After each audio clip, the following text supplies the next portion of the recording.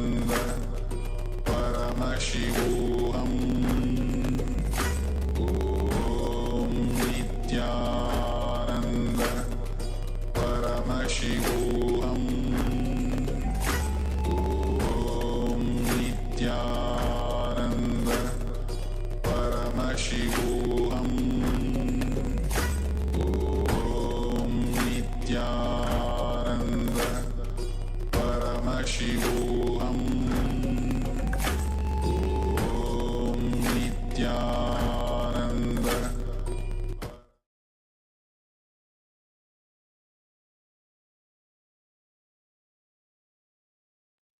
Yes, you can relax now. And let us now take a second measurement of the water, of the temperature of the water.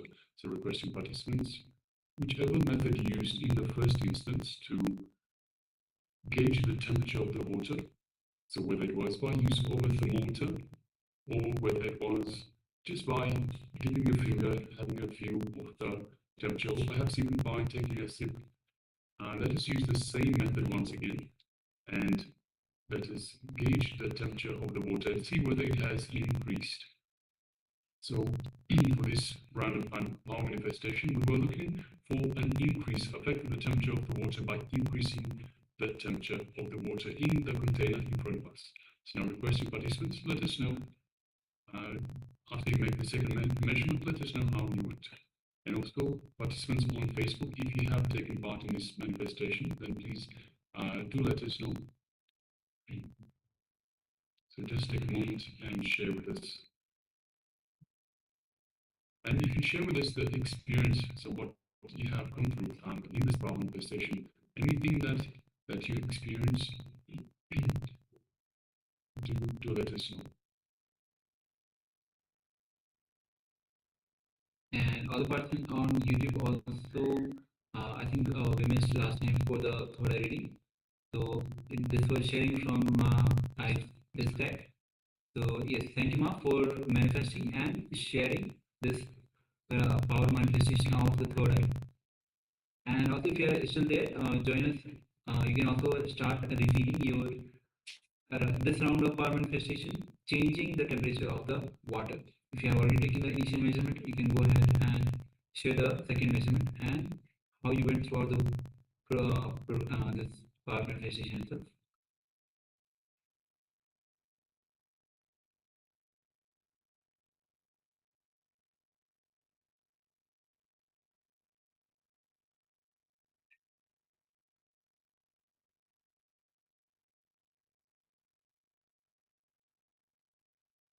All right. So if you're still sharing, please go ahead. We will have a look at the results in a little while. Meanwhile, let's now get ready for the next segment in our program for today, which is once again a revelation by the Supreme Pontiff of Hinduism. It is on quantum spirituality. So requesting all participants, let us sit comfortably with the head, neck, and spine in a straight line, and come to the space of listening. Bring your full awareness as the Supreme Pontiff of Hinduism makes these revelations on quantum spirituality. Let us begin. We'll start with a small story.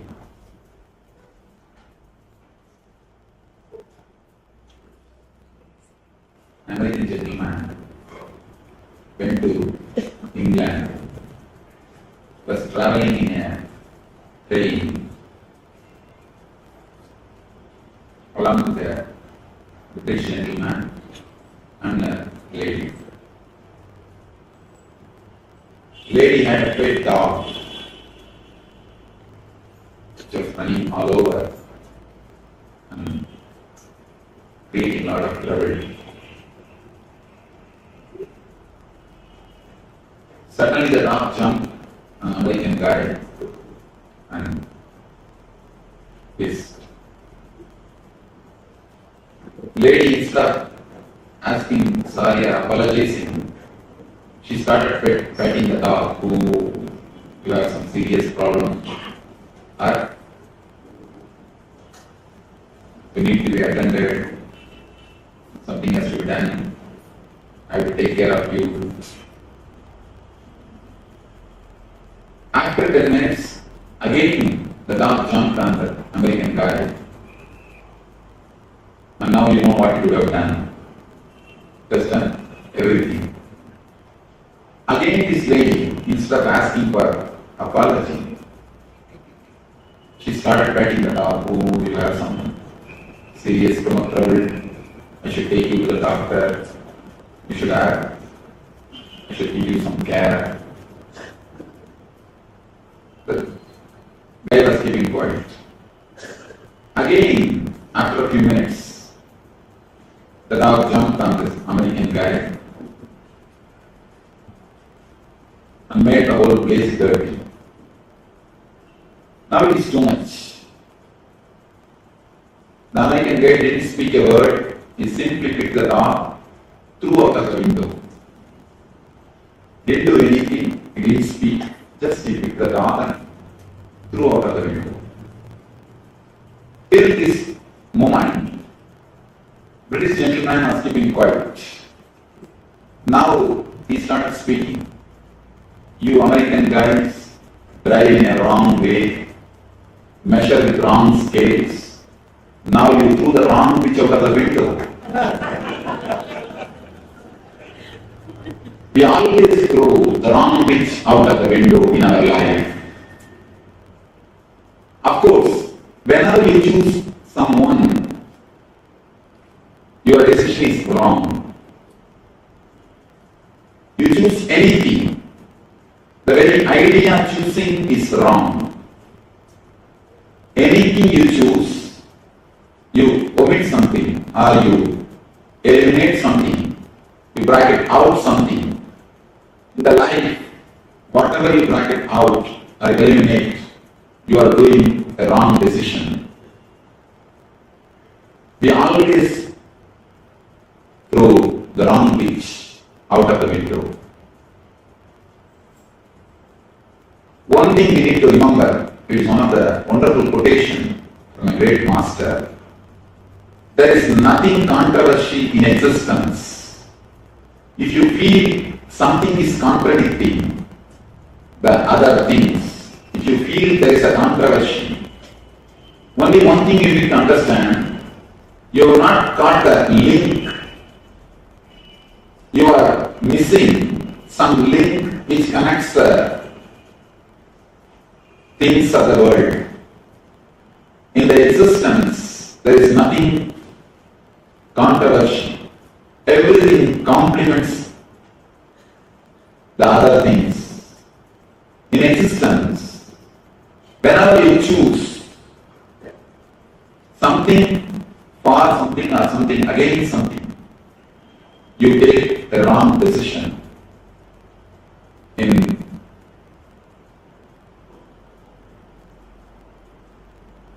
life, we always have a big problem, conflict, whether to choose a spiritual life or a material life, whether to do this or that.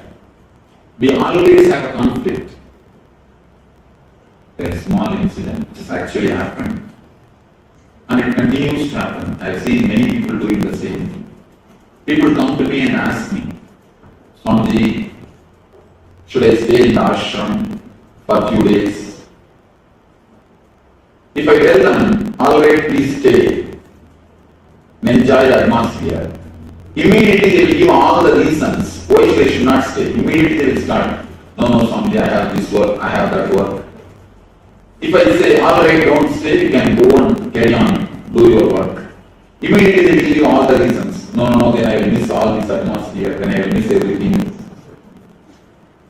I have always seen, if you give any decision, immediately your mind, other part of your mind, is ready to support the other side. The whole life, we live in dilemmas. If you choose some one part, always the other part is waiting. If you choose this, then you start thinking, oh, I missed that. If you choose that, you start thinking, I missed this. Before the idea of quantum, in science also, there was a big clash between the matter and energy.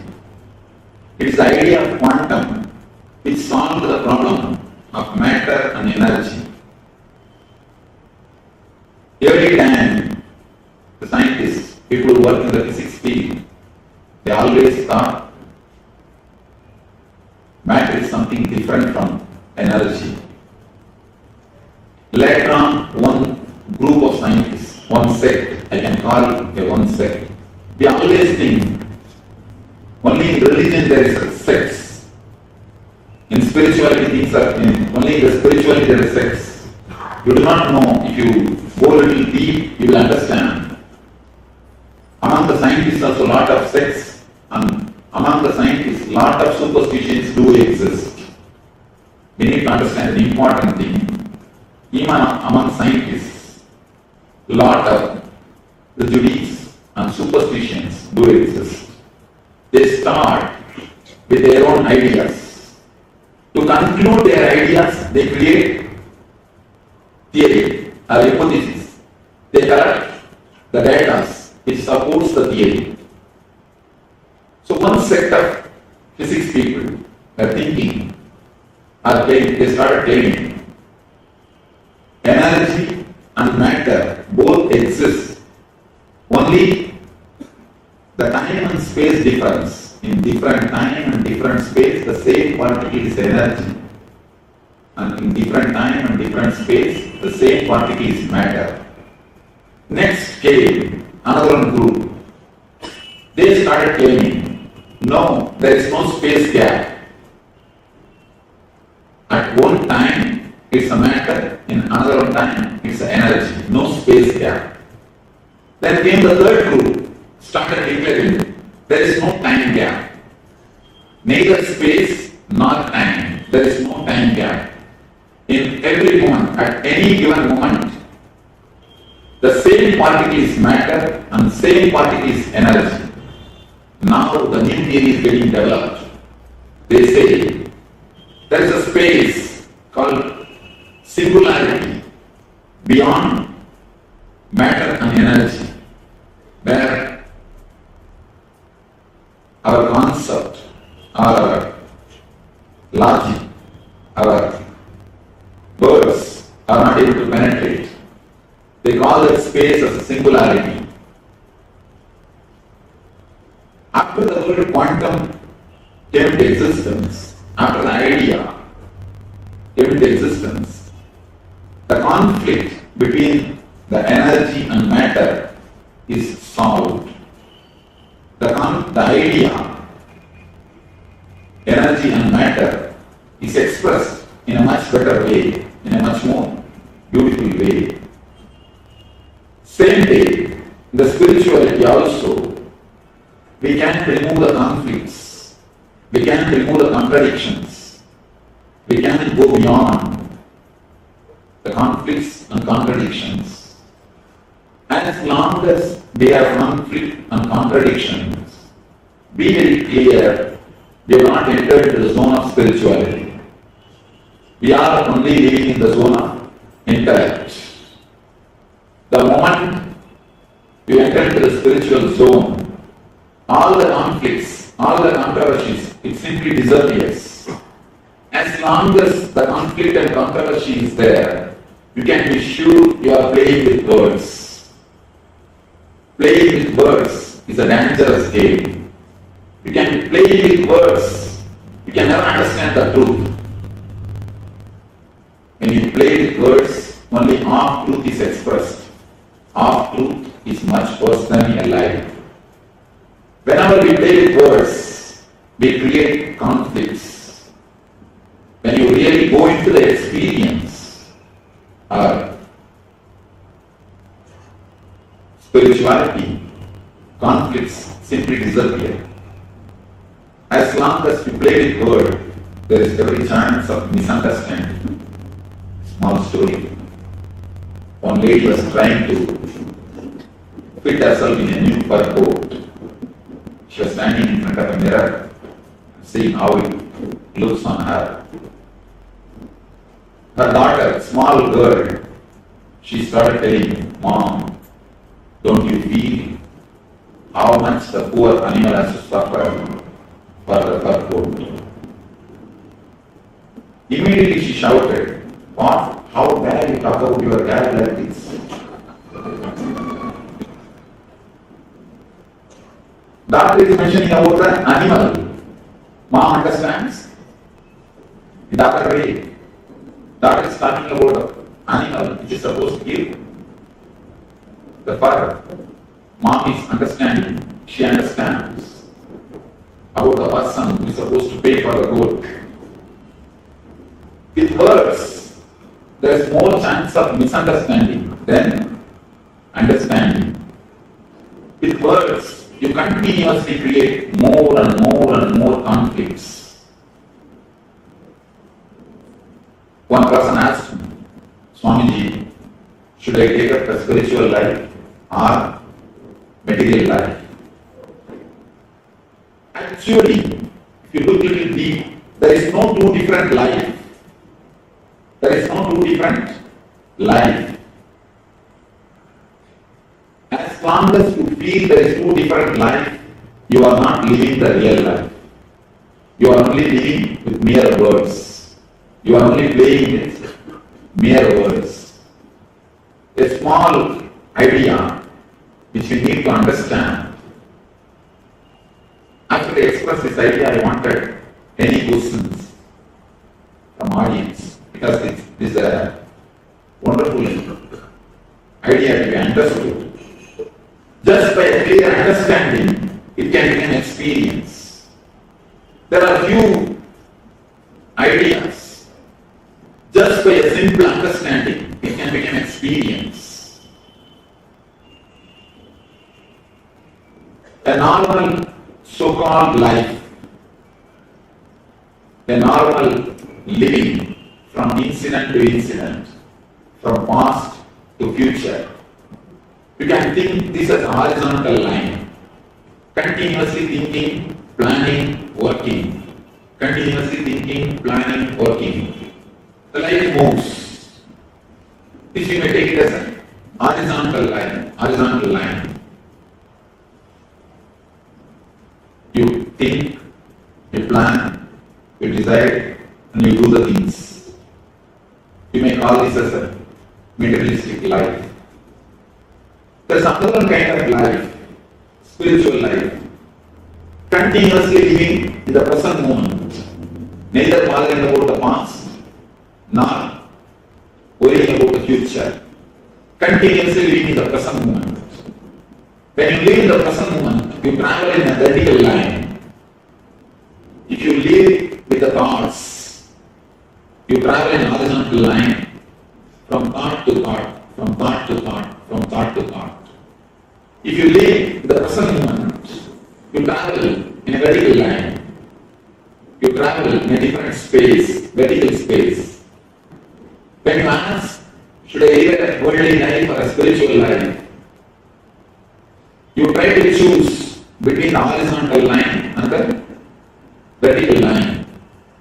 You ask, should I take this kind of life or should I take this kind of life? If you look a little deep, if you understand a little deep, if you penetrate your consciousness, if you have even one glimpse of the present moment, you will understand life is neither horizontal nor vertical. As long as you think you can travel either horizontal way or in a vertical way, you are with mind. Only when you understand you can travel horizontally and vertically in the same time, in same space. Not only you can travel horizontally and vertically, you can explore in all 360 degrees. 360 degrees this way and 360 degrees this way. If you understand, you can explore in all the directions, in all the possibilities. You will not have a conflict between the horizontal line and vertical line. As long as you understand, as long as you accept, you can explore. You don't have to travel. You can explore through in horizontal line and vertical line in all directions. Till you understand that, you will continue to have a conflict between the materialistic life and spiritual life, between the horizontal line and vertical line. The mind keeps you as a slave by making you believe you can travel only in horizontal line or in the vertical line. You will be slave of your mind as long as you believe you cannot travel in all the direction. As long as you believe you can travel only in the horizontal line or in the vertical line, mind will keep you as slave. That is why even the so-called spiritual sadhana, you don't grow, you don't experience the transformation. As long as you decided spiritual practice against the worldly life, you cannot grow into the life. Please be very clear. Whenever you choose spiritual life against the worldly life, be very clear, you can never grow in the spiritual life. As long as you are staying in a plane of making choice, be very clear, you are in a worldly plane. You may get a new coat to your worldly life as a spiritual life. Most of us don't want to transform our whole being. Just we want to show we are struggling for transformation. If you look a little deep, you will understand we have a deep fear of transformation. We don't want the transformation, but we don't even want to say that we don't want the transformation. It's a wonderful game between our mind and the consciousness. You are kept as a slave as long as you believe you can travel only in the horizontal direction or in the vertical direction. The moment you understand, you start believing, you start having trust in your being, you can travel in horizontal direction and vertical direction simultaneously without the gap of space and time. There is no need for space and time gap. If you think, if you travel in horizontal, you can't travel in vertical. Naturally, you will share your life. Some portion for spirituality and some portion for worldly life. That's what I call holiday religion. Holiday religion. In holidays, we go to some discourse, a little bit of meditation, some puja, some ritual. As long as spirituality is a part-time job for you, please be very clear, you can never become spiritual. You may give title spirituality for your acts, but you can never become spiritual by your being. If the spirituality is your part-time job, you can be sure it is just a skin deep. It cannot transform your life. As long as spirituality is a part-time job, be very clear, you will continuously have hypocrisy and guilt. Hypocrisy and guilt. Either you will know that it is not going to help and you will be doing, or you will think it is going to help and you will have the guilt you are not able to do. Either you will know the meditation is not going to help you, but you will try to do just to show for the people in a hypocritical way. Most of us don't believe in some rituals. We do it just for the sake of social prestige. So hypocrisy or guilt. Sometimes you start believing in some ritual, some meditation. Even a meditation is a ritual as long as you believe you can travel only in horizontal line or vertical line. Meditation is also a ritual as long as you believe it can be done only some portion at some part of your life. If you do it at some part of your life, if you do it in particular time, be very clear, your so-called meditation is also nothing but a ritual. Only when it becomes your life, only when it becomes your consciousness, you can be sure you are meditating. Till that moment, till that time, It's only a ritual.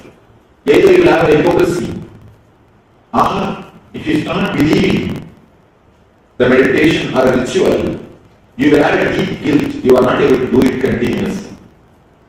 Be very clear. Here I am making a bold statement which is a little controversial.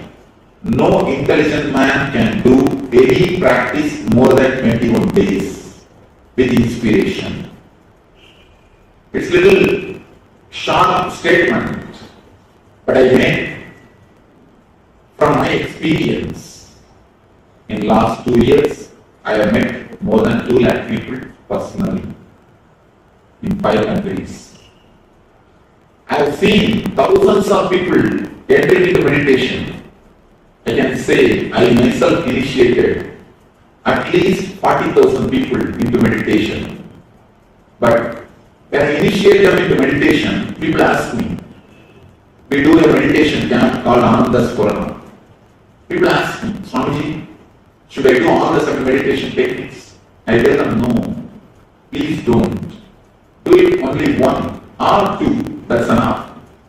They say, no, Swamiji, it's so nice, I want to do all the 7. Can I do? I tell them, all right. Just after a month, if I meet them somewhere and ask them, have you started? Always the usual reply, no, Swamiji, I have to start. I'm searching for a right time. I'm searching for a good day. It's the usual thing. At least from my experience, I can say, no intelligent man can do any practice more than 21 days with inspiration. If it becomes more than 21 days, it will become a dead ritual. I have seen the people doing puja. They will just wait when they can come out of the puja room after finishing the puja. They will finish with such a speed and hurried mood. They will never enter into the puja room again. See, the same way meditation. When you do it as a one-time job, as a part of your routine, always you have a hypocrisy or a guilt. I have seen the people. They come to me because they suffer with some guilt. And I tell them, don't bother, don't worry, relax, and understand some good ideas. I give them some consolation or some idea. People don't feel that they have been attended. So they ask me, no, Swamiji, please give me some meditation. I tell them, there is no need for meditation for your mental setup. Please just understand these few ideas, that is more than enough. But they don't feel fulfilled. They again ask me, no, Swamiji, please give me some meditation. Finally, I give them some meditation technique just to console them. After a month, if I ask them, are you following the technique? I find they are now one more guilt. Apart from their usual guilt, now they have one more guilt that they are not able to do the meditation. Whenever you make anything as part of your life, be very clear, other party is going to take revenge on you. As long as you think meditation is the quantity to be added to your routine, you will have conflict. You will have conflict. Meditation is not the quantity to be added to your routine, it is the quality to be added to your routine. Only when you understand, you don't need separate time for worldly life and separate time for meditation, you enter into a real spiritual life. What the scientists call a singularity, that is what I think. I feel the word Brahman can be translated with the word singularity. The space beyond the matter and energy, the space beyond the conflict of worldly life and spiritual life. That is what I call quantum spirituality. When you understand, you can travel in horizontal level and the vertical level, both in the same time, in same space. Little difficult concept to understand. a little difficult concept because verbally you can't express. When I say the word horizontal line and a vertical line, I myself make a difference between the space, different space, difference in height, express difference in space. But again I say, you can travel in horizontal line and vertical line the same time in same space. It's little difficult to understand intellectually. It's little difficult to express verbally. But experientially, if you go a little deep into your being, a little deeper than a word, a little deeper than your inner chattering, you can really understand the idea. You can travel in horizontal line and vertical line simultaneously. Let me make a small sketch for you to understand this idea, because I am bored of giving the public discourses.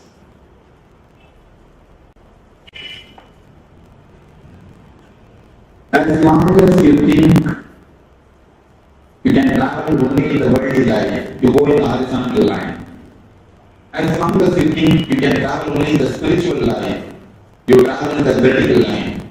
You escape to Himalayas, or you go to Basana, you do only the techniques. As long as you travel in the horizontal line, you just plan for your life, work, and go to the success or the result. Horizontal line and vertical line. Whether you travel in horizontal line or vertical line, you are under control of the mind. But only when you understand, you can travel in all these directions simultaneously. You can explore in all the directions at a time. You go beyond mind. You go beyond mind.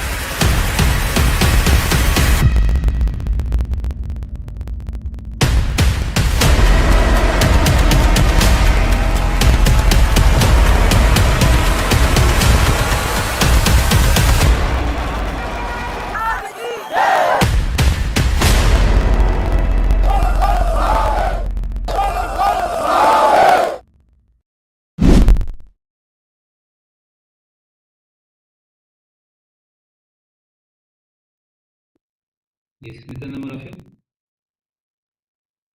Yes, Nitin, all of you. So, the quantum is spirituality. If you think you are if you are traveling only in horizontal line, you are material, and if you are traveling in the vertical line, you are spiritual. But only if you, even if you think that you are traveling in both the lines, that is also not complete truth. Only when you travel in multiple dimensions, then you are having the spiritual quantum is spiritual. You are living that quantum is spirituality. Whether whether you are traveling in horizontal line or vertical line, you are living you are not living a spiritual life. Only when you live in the various dimensions, you live a spiritual life, the quantum spirituality. So with this, many times people, as someone said, that people who travel in the materialistic life, horizontal line, they think they are not spiritual, they cannot be spiritual. And those who are traveling in the vertical line, they just isolate themselves and totally dedicate themselves for the spirituality and isolating themselves from the material.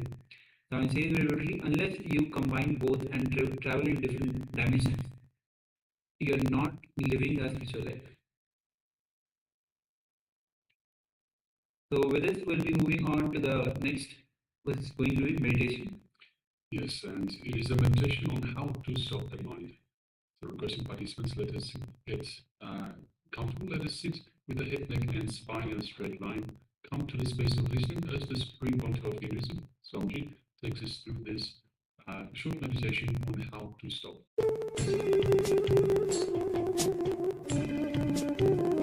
Sit straight. Close your eyes.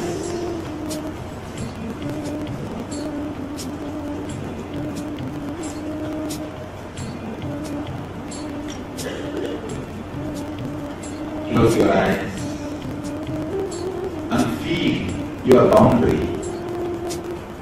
Feel where your body ends and the universe starts, where the existence starts.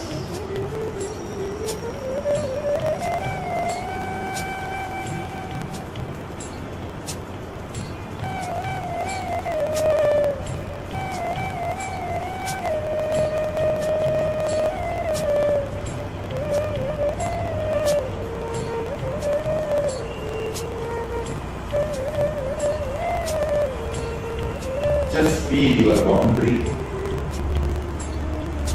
and witness whatever is happening inside your boundary. Don't move out of your boundary. Drop whatever you see and you heard. Just be inside your boundary, inside your body. Witness whatever is happening inside your boundary, inside your body.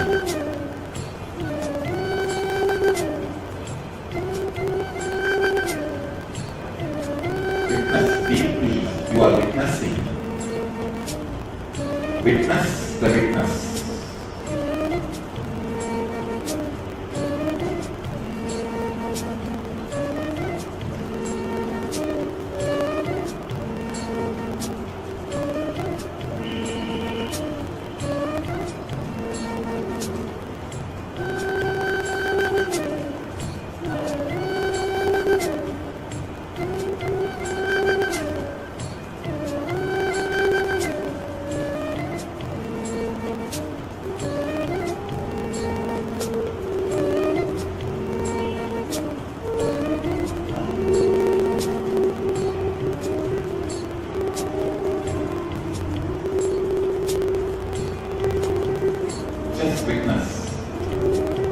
Where you are hearing the music inside your body.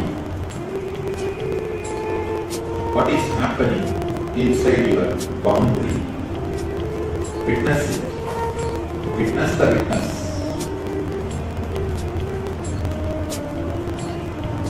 Come down to this present moment. Be here and now.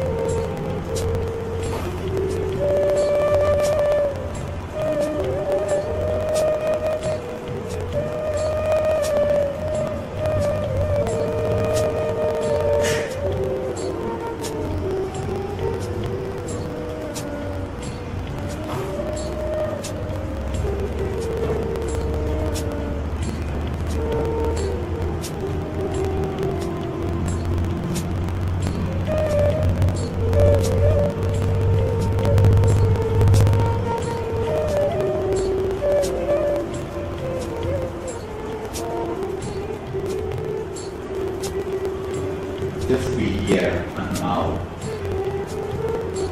Witness the witnessing consciousness. Go deep into the present moment. Penetrate the present moment.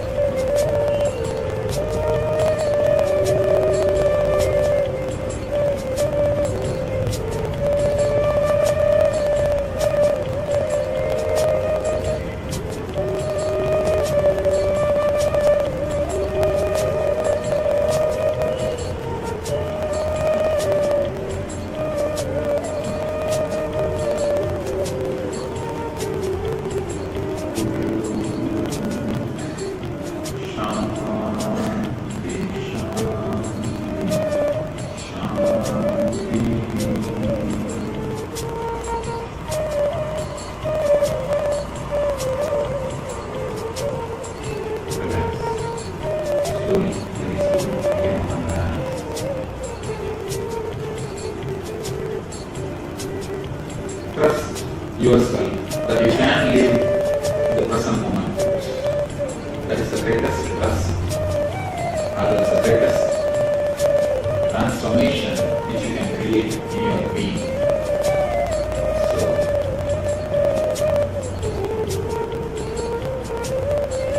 let these great ideas enter into your life. Now, let us give our thanks to all the great masters who created these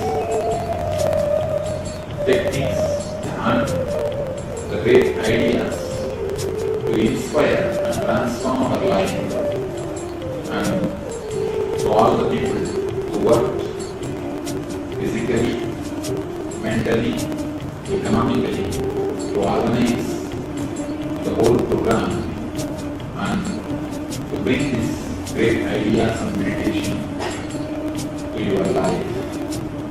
So let us give our thanks to all of them and let these ideas enter into your life, and let the quantum spirituality and quantum meditation happen in your life. Let you realize, experience, be in one beginning.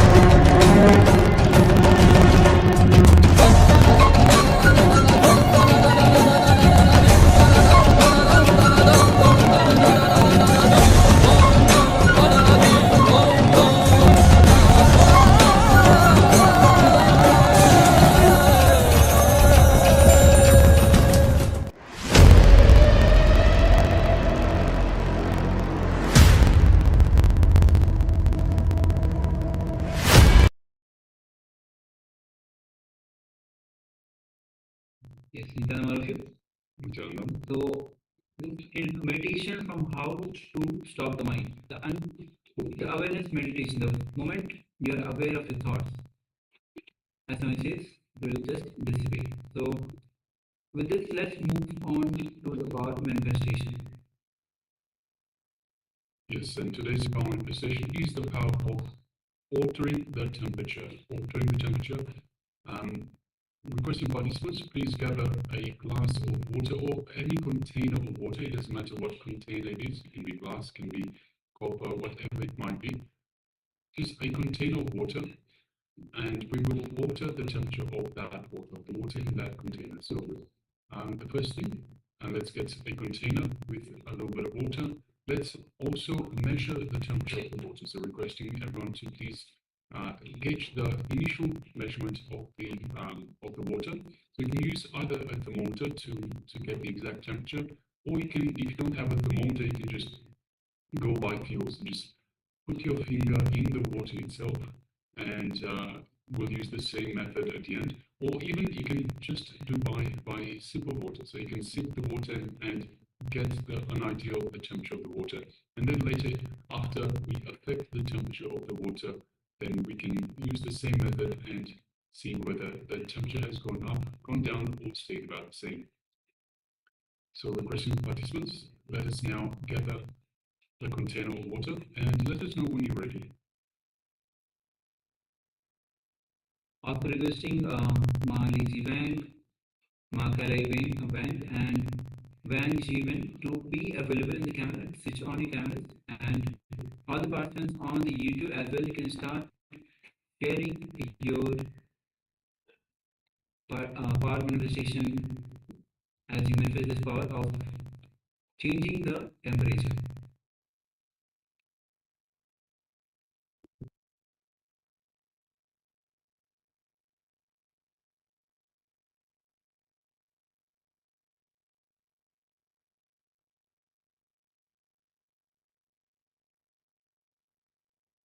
Right, so if you've already got the container of water in front of you, let us now sit comfortably with the head, neck, and spine in a straight line.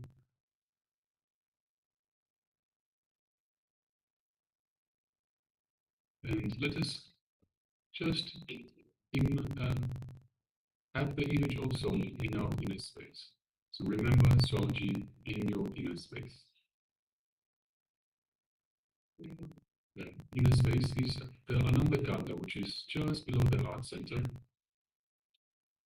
And just the visualization, the remembrance of Swami in your inner space involves Swamiji.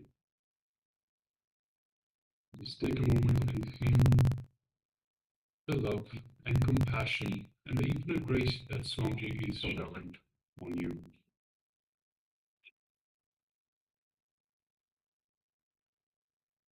Take a moment and feel the space of oneness with Swamiji in your inner space, as his superconscious energy is permeating your entire body, from head to toe. Every cell of your body is feeling rejuvenated and alive with this superconscious energy that Swamiji is radiating. Unclutch from any external thoughts, worries, emotions. This is your time with Swamiji. You and Swamiji in your inner space. Feel that space of oneness. You are one with Swamiji.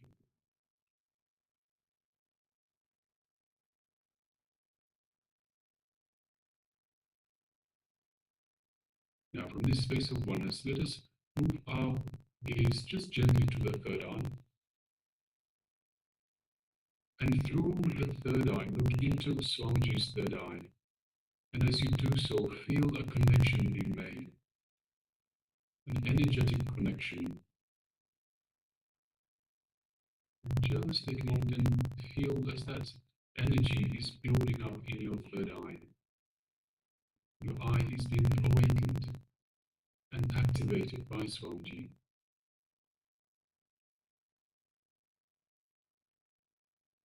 Now let us make a strong intention, strong declaration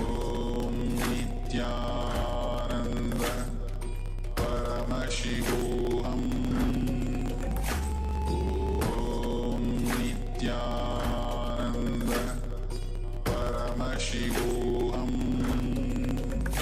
Om Nityananda Paramashivoham Om Nityananda Paramashivoham Om Nityananda Paramashivoham Om Nityananda Paramashivoham Om Nityananda Paramashivoham Om Nityananda Paramashivoham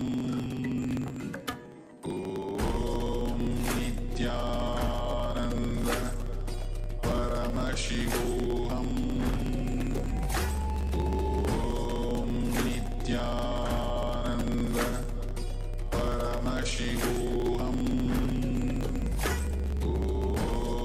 Nityananda Paramashivoham Om Nityananda Paramashivoham Om Nityananda Paramashivoham Om Nityananda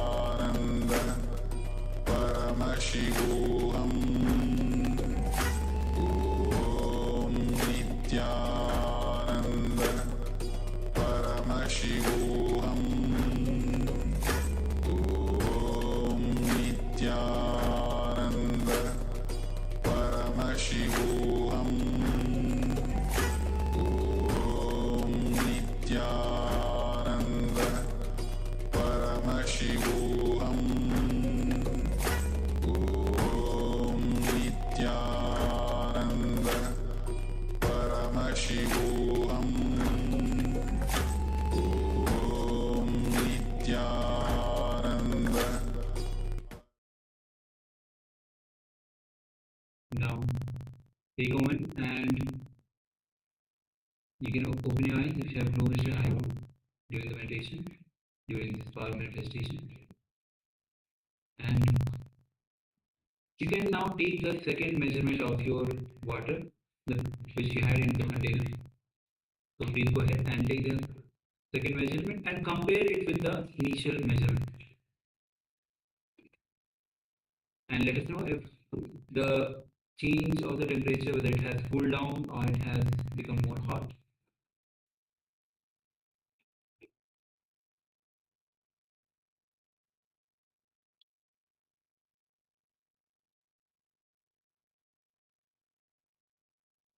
Or even if there was no, if you don't have any device, as Maharaj already mentioned, that you can have just put your finger and just check the temperature and let us know the difference, how you feel.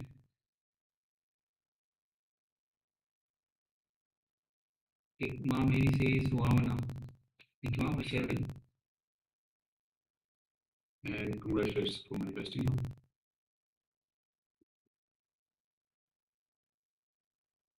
All right. So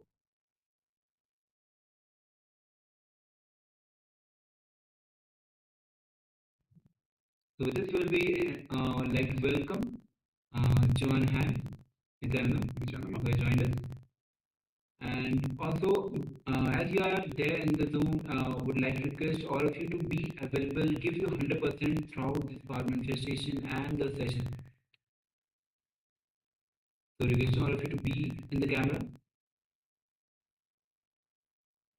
Alright, so next we are going to be entering into the next segment, which is going to be workings of the mind. So Sanji will be repeating on this. So please come to the space of listening and let's enter into this revelation.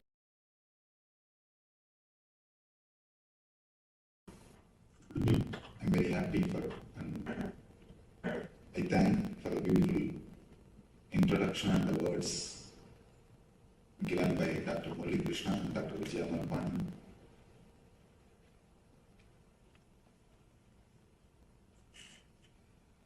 The topic is art of meditation. present few ideas from our ancient wisdom. Then we will analyze these ideas with our questions and try to internalize them through our question answers. Then we will have a practical meditation technique to practice. Last 4 days, we had 4 different sessions.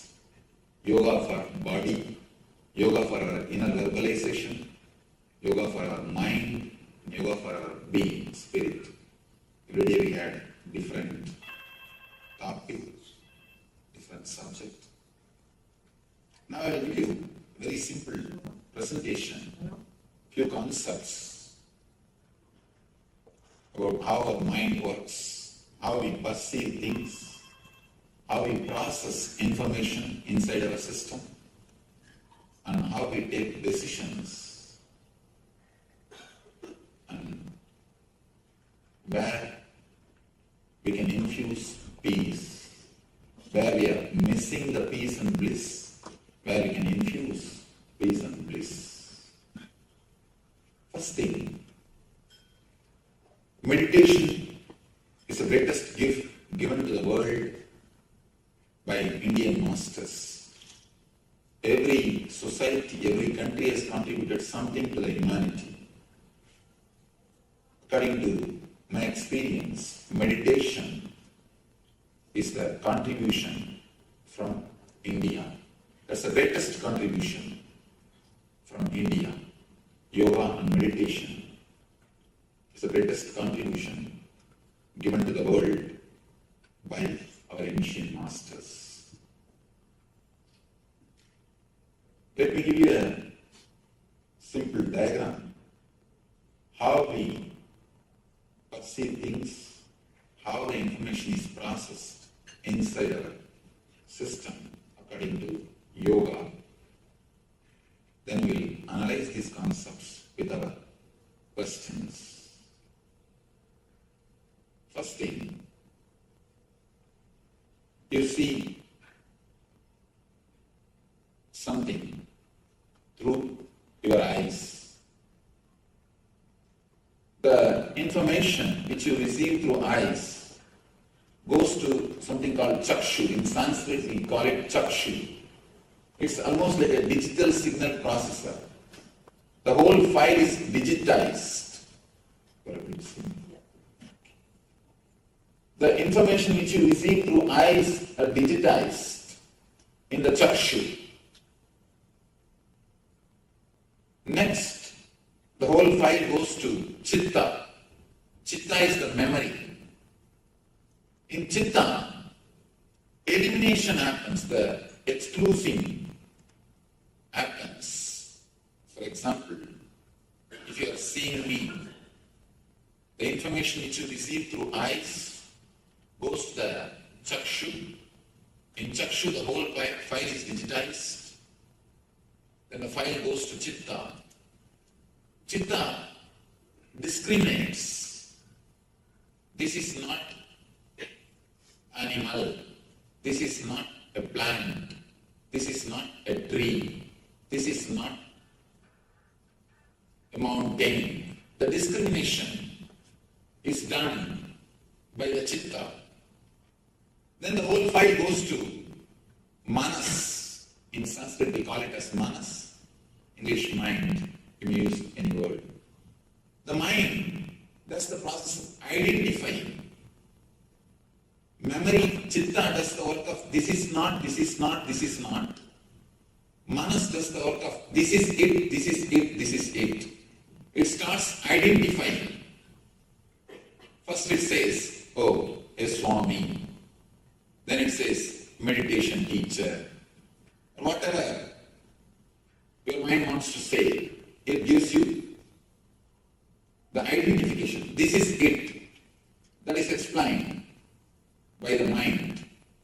Next, the whole file takes a quantum leap, goes to your ego. The whole file completely takes a quantum leap, goes to your ego. There you decide how I am supposed to respond to this moment or to this file. You decide what is there for me with this information. For example, you are seeing me, the file, you are seeing me through the eyes, the file goes to Chakshu, the whole file is digitized. And then the file goes to Chitta. Chitta says, this is not this, this is not this, this is not this.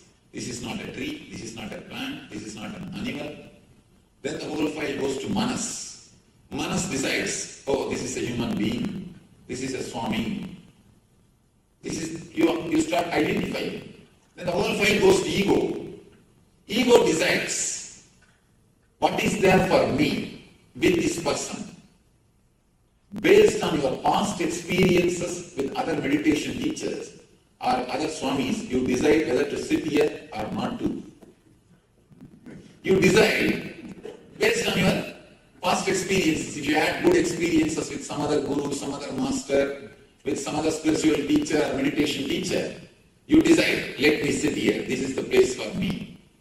I should learn something. If you had some bad experience with somebody who was wearing the same orange robe, immediately you decide, no, this is not a place for me. I don't want to sit here. That what is there for me, that connection is given by the ahamkar, ego. Then the command comes back to the mind. The command is executed. You start doing what you want to do. One thing, if this whole process, if it is straight, clear, as I explained now, there will be no problem. But it is not completely conscious or straight, as I explained. At one point, you take a different path. Only from I to mind, the process is conscious, straight, which is under your control. As I explained now, it is straight, logical. From I to mind, it is completely logical, no problem. But from mind to ego, it is unconscious. It is not under your control. That is why, logically, if you analyze, you know smoking is injurious to health. According to the information which you receive through senses, according to the process of Chakshu, Chitta, Manas, you know smoking is injurious to your health. But suddenly you decide to smoke. Why? If it is straightforward conscious process, when you know it is not good for your health, naturally you will drop. But we say, no, I know it is not good. But it's a small story. One guy came to me and said, Swamiji, a week ago I read a book which explains the negative impacts on our being by smoking. After that, I stopped. I asked him, oh, you stopped smoking, that's nice. He said, no, Swamiji, I stopped reading like these confusing books. You know, many times you know which is right and wrong, but we are not able to decide with our straight logical data, the data which you get logically. If you decide based on that, your whole life will be conscious. The conscious life is what I call spiritual life, integrated life, holistic life. But we are not. In many places, we do make unconscious decisions.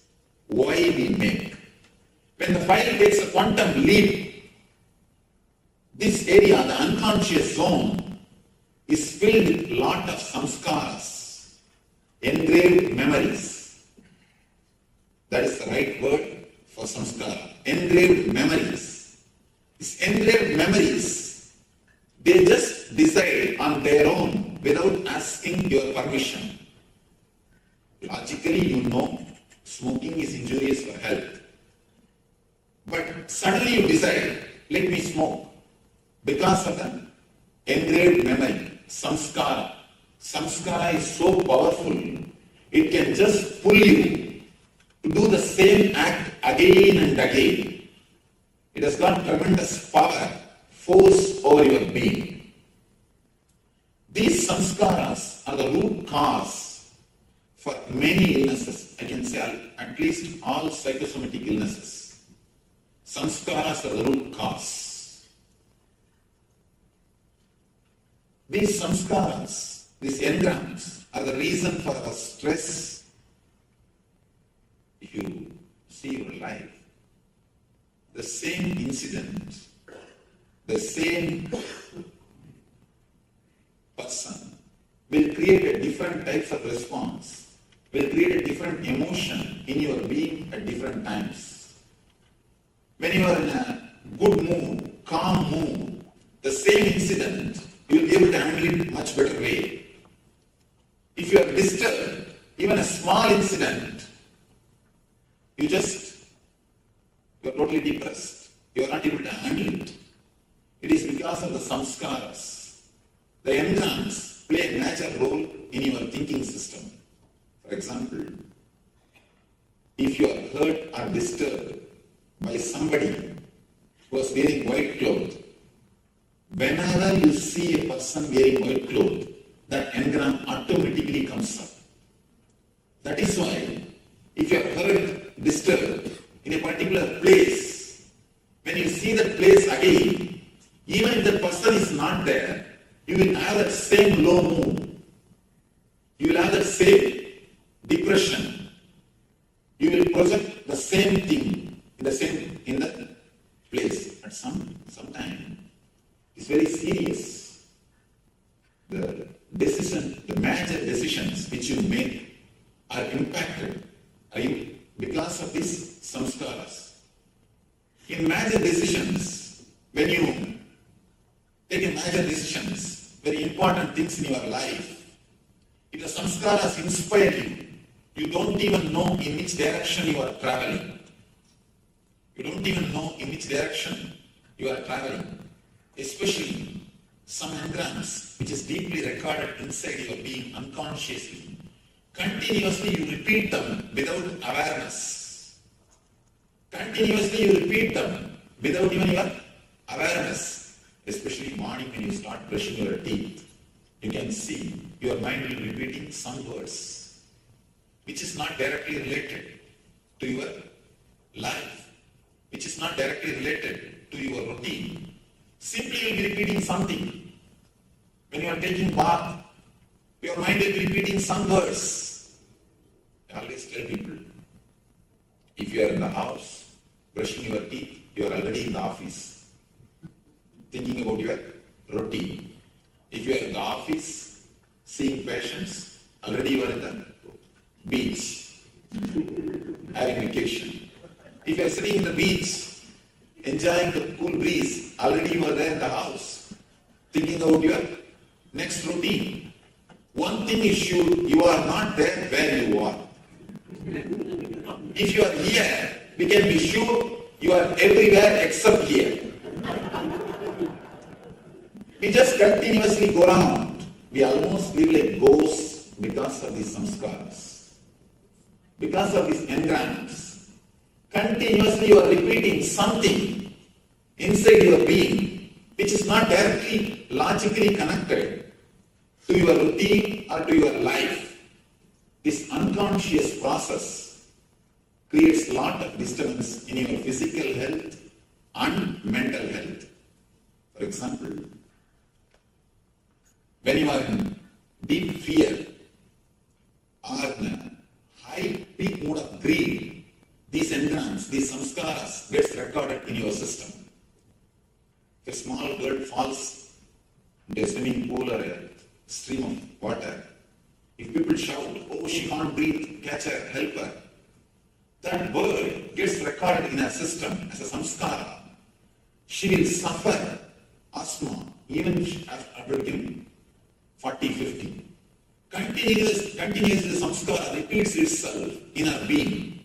I have seen hundreds of cases like these people suffering because of samskaras. I work with patients we heal through meditation. At least in the last 2 years, more than 200,000 people had a spiritual healing, touch or meditation through our institution. I'm working with lakhs of people. I tell you from my experience, many of the psychosomatic illnesses has got their roots in samskaras. If we can heal this samskara, we can do a very big service to the humanity. The meditation heals the samskaras. Meditation helps you to come out of the samskaras. Apart from the physical health, the mental health also. The stress, the main root cause for stress is the samskaras. Actually, these samskaras, when they are sitting in this unconscious zone, they will not allow any file directly to reach the ego. More the samskaras, more the file will be distorted. Everybody will sign their opinion on that file. Understand? The file is supposed to move from this table, this person to that person. Between, if there are only 2-3 persons, the file will move quickly and file will go as it is. If there are 300 persons sitting in between, everybody will write their opinion. By the time the file reaches the last person will not know what decision to make. He just says something, decision is made, and it is executed. More the engrams, more the samskaras, more confusion and more stress. And the process also takes more time. That is why many times you will not be able to decide for 10 years. Simple decision, we will not be able to take even for 10 years because more engrams, more samskaras. By the time people decide whether to get married or not, already the life is over. Many times you can't decide. Why? Because too many engrams, too many samskaras. The process takes too long time. So many persons writing their opinions. What will happen to the file? You will never be able to decide. It becomes a complete confusion. Too many engrams create many psychosomatic illnesses and confusion in our day-to-day life, whether it is relationships or it's a profession. It will be very difficult to take any decision. Even small decisions look like too big. You feel that you are not able to take the decisions. You feel insecure continuously even to take a small decision. People are not able to do any change in their life because of these engrams. Too many samskaras. You will not be able to move in your life. The whole courage or the power to move in the life is completely disturbed. The unconscious process or the engrams is the root cause, the single root cause for many of our problems. If we can infuse peace, silence into this unconscious zone, the whole unconscious zone becomes conscious zone. Because the moment you remove the engrams, the moment you remove the samskaras, the whole process will be under your control, will be under your awareness, will be under your consciousness. Only because of the samskaras, the process goes to the unconscious zone. If the samskaras are removed by infusing peace into the unconscious zone, the whole thing will come under your awareness. Removing the samskaras by infusing peace into the unconscious zone is what I call meditation.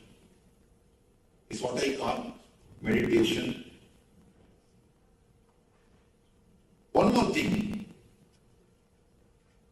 the time taken for the conscious process and time taken for the unconscious process.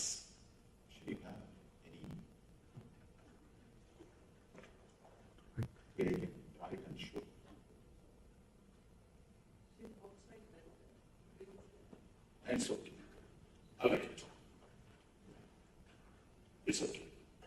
The time taken for the conscious process and the time taken for the unconscious process only decides whether you are in an instinct level or intellect level or the intuition level. If the time taken for the conscious process is more than unconscious process, for example, for unconscious process, if you take less time, you are at instinct level. Immediately you choose. Of course, the file goes very late. Because you can't wait for file, you just decide something. File never reaches even the ego.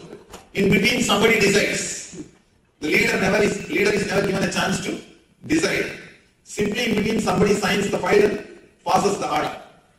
You start executing it. If the time taken for the unconscious process is less, means you are an instinct level, animal level. If the time taken for conscious and unconscious, if it is equal, then we are in the level of intellect, man, human level. If the time taken for unconscious, if it is more, means we are more peaceful inside our being. We are more silent inside our being. We are more integrated inside our being. We are calm inside our being. Means we are in the level of intuition, in the level of God.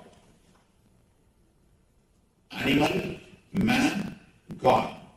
Instinct, intellect, intuition.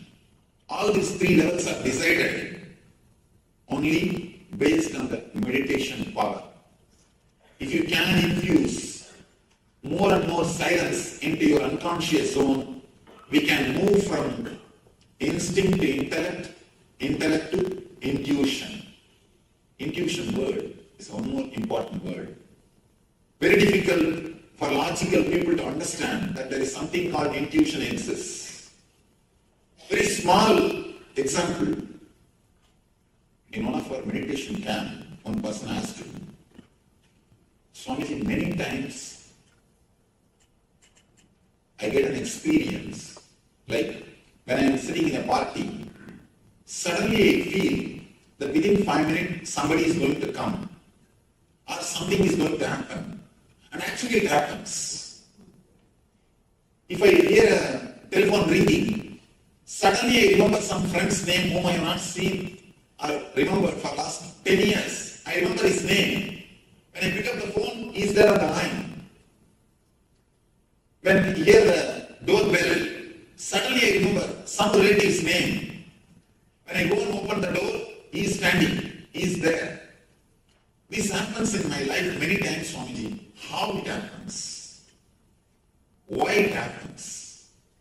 I asked the whole crowd, how many of you experienced like this at least once in your life? The same moments. She told one more thing.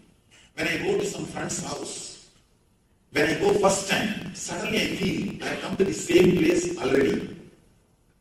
And I am able to tell in which room what things are there. And it is exactly there as it is. When I ask the group, how many of you had this type of experience at least once in your life? More than 80% raised their hands. Now let us analyze, how many of you had this type of experience at least once in your life? See, now we should understand, analyze something. If it is in one person's life, once or twice, we can reject it in the name of coincidence. Oh, it's just coincidence. We can reject. But when it happens in so many persons' lives, so many times, how can we reject it? Just with a simple word, coincidence. We can't reject this. Just with a simple word, coincidence. There is something more. We can't use just one word and remove or put this whole thing aside. There is something more than our intellect. We need to look into it. We need to analyze it. Of course, a lot of research are being done. I do not know much about the other things. But one thing is sure. According to yoga, I can explain this phenomenon. At At that moment, fortunately, knowingly or unknowingly, you come to the present moment.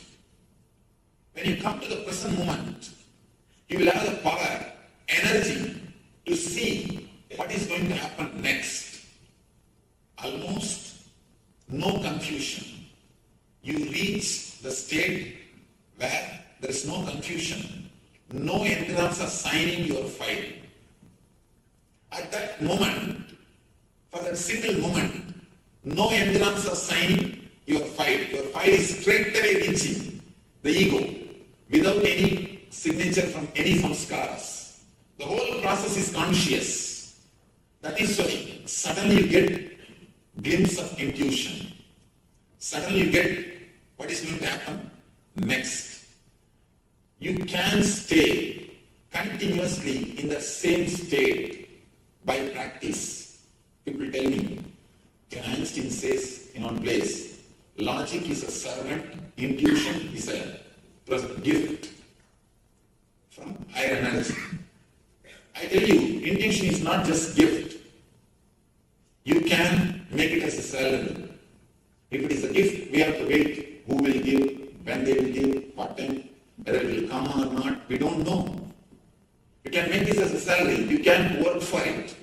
You can achieve it. You can make it as your life.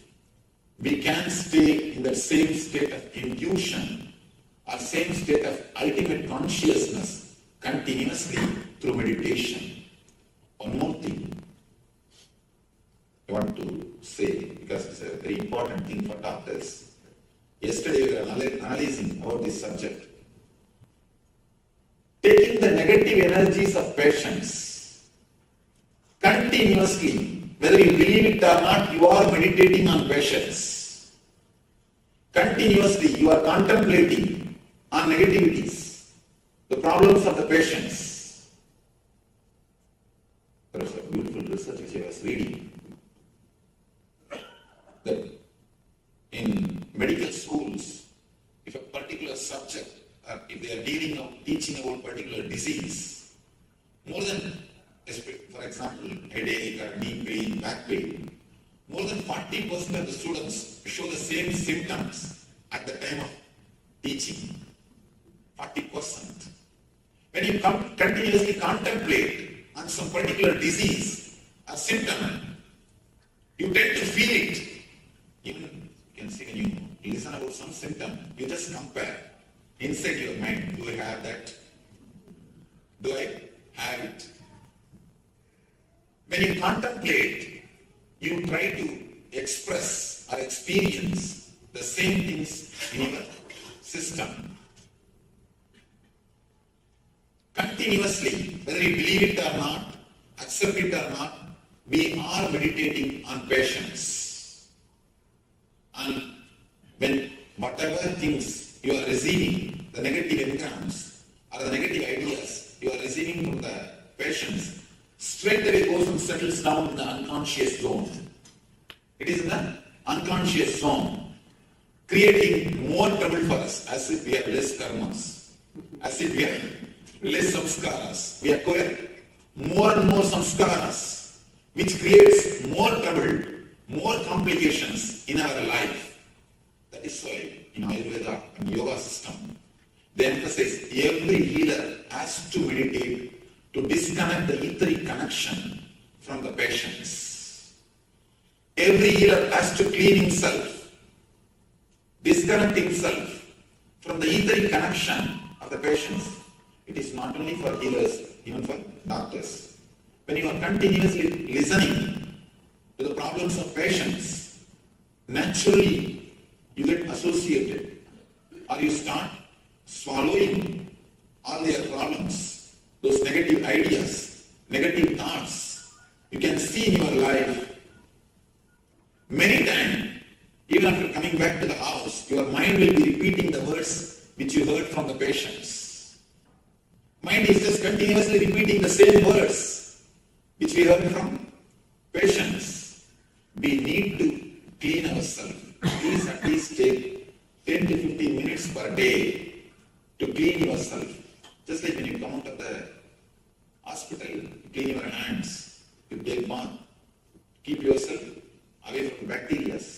Same way, you need to meditate and disconnect ourselves.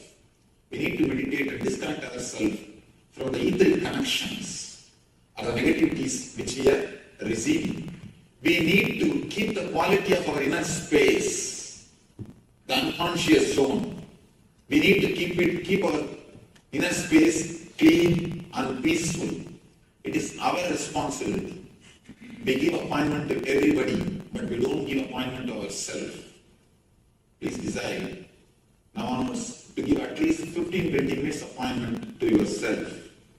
To keep your inner space peaceful, happy, and healthy. These are the few concepts which I wanted to express. Thank you for all.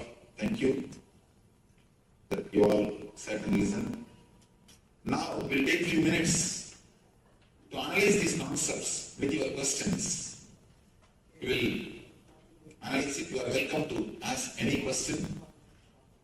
After the question answers, we'll see a simple practical meditation technique through which you can keep your inner space peaceful and blissful. You are welcome to put any question. Yes. Do you believe in next life? It is too big theory, ma. See, let's bother about this life. I always tell people ask me, Swamiji, can you teach me the technique to get the past life memory? I tell them, this 30-40 year life memory itself is haunting us. It is making us mad. We are going crazy. Just these 30-40 years of memories. If we get 60 or 70 more years of memory, what will happen to us? She's here, she's not here. So, I request, better not to bother about these esoteric things of next life, past life. Let's bother about this life, man. We are not able to live happily this life. Then when we are not able to live happily this life, what are we going to do? By what? Knowing that past life or the next life, people come and ask me, Swamiji, please teach me some technique. I wanted to do the Vashya of the 1800 Kali. There are some big devatas. I wanted to see the devata. I wanted to have wounds for the devata. I wanted to see. They come and ask me. I tell them, first learn the technique of how to live happily with the 200 wives, 200 women.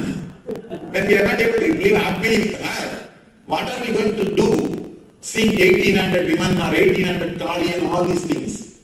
So I always tell people, better drop too much of esoteric things. Let's come to the day-to-day life.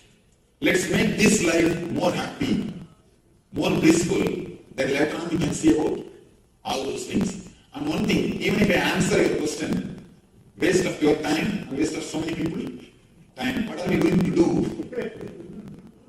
Next. Yes. I think that we need to understand how the meditation helps, especially with your talk and the purification of stuff, and thank you for sharing that experience. I think kind of the gastroenterologist like those how this can be useful. But I wanted to ask, how does the healing touch come into us? Can you explain that? How does that? Oh, that's not a good question. We have 7 energy centers inside our system. Of course, all not only the yoga according to Hinduism, even according to yoga according to Buddhism, Tantra, everybody speak about the 7 chakras. I don't think it is exactly the glands which they speak. Maybe the energy related to the gland, the 7 gland. Maybe some way through energy may be relating with the gland. Of course, the traditional belief is that these chakras are only controlling and managing our physical, mental, emotional and spiritual activities. If some of these chakras are disturbed, we fall or we get diseases. If we can heal those chakras, activate those chakras through meditation, naturally disease disappears. We become healthy. If you can do by your own meditation, it is called self-healing. If you take the help of a master who meditates, it is not healing. One question comes here. How can somebody else give energy to us? Of course, in the modern day, a lot of researches are done about this Kirlian photography and all those things. They prove very clearly the energy can be shared. And even if you study deeply Einstein's theory, he says there is no such thing as matter and energy in the end. In the end, he speaks almost like a mystic, as Murali Krishna was mentioning, Dr. Murali Krishna was saying, he's a rishi. Einstein is a rishi. The end of his theory, what he says, E equal to mc square. The same thing is expressed by Isavasya Upanishad. Isha vasyam idam sarvam. Whatever exists is energy. It's almost like a rishi. In the end, he says that there is no such thing as a matter, energy, separately. So when you can give a matter to somebody, why not energy? All you need is a right technique to share. Of course, still we are not able to quantify how much of energy is shared and all those things. That's the reason we are not able to give something like across the table. But one thing is sure, energy can be shared. That much I can be sure. How much it can be shared, how better way we can share, through what techniques, all those things, we have to do a little more research. If you do it by yourself meditating, it is called self-healing. If you take the help of a master, it is called healing. And it is possible from time immemorial in India. This practice is, of course, it was practiced and it is in the practice. You can see even, of course, your own villages. If you go to your villages, you can see some kids fall sick. They will take the child to the village priest, and the village priest will take the neem leaf and beat the kid with some mantra, some words, and this kid will cry like anything. Within 2-3 days, he will become all right. And you can see this as a regular phenomenon. It is not that once or twice. Somehow, in India, the healing is a regular phenomenon which happens in every village. I can say India has got at least 2-3 million healers. 2-3 million in every village is the regular thing.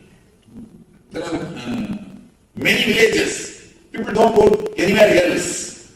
Somehow, even though we are still yet to come up with a clear-cut data to present the whole phenomenon across the table, even though we are not able to completely objectify it, completely present in the objective form, the whole thing. But there is something behind this whole healing system. That much only I can say. Yes, next. What about continuous internal japas like I remember, for example? Yes. Of course. The japa is a beautiful technique to reduce the power of engrams over your thinking. To make the whole thing into conscious. Japa is one of the beautiful technique. But one more thing, there is a danger. When you do japa, it should not become one more unconscious process. I have seen many people, one side they will be saying, Rama Krishna, Rama Krishna, Rama Krishna. Hey, what happened to the Prince? Did you attend the phone call properly? What happened to your work? Did you get ready? Hare Rama, Hare Rama, Hare Krishna, Hare Krishna. Then it becomes that one more unconscious process. Please don't allow the japa to become one more unconscious process. If it is done consciously with awareness, then it helps you to come out of the engrams. It helps you to be more aware, more conscious of your thought process. You will be liberated from samskaras. If it becomes unconscious process, there is a big danger that itself will become one more engram and will continuously create a fear if you don't do. Continuously create a fear if you don't do. Please just be careful. You need to be conscious when you do japa or meditation. Where should our awareness be? See, when you repeat some mantra, when you repeat a particular word, just see from where that word is raising in your being. In your inner space, when you close your eyes, you have an inner space. In your inner space, from where the word is raising, just see the root. Just concentrate on the root of the word which you are repeating. Then naturally, you will enter into the source of japa, which is your consciousness itself. Yes.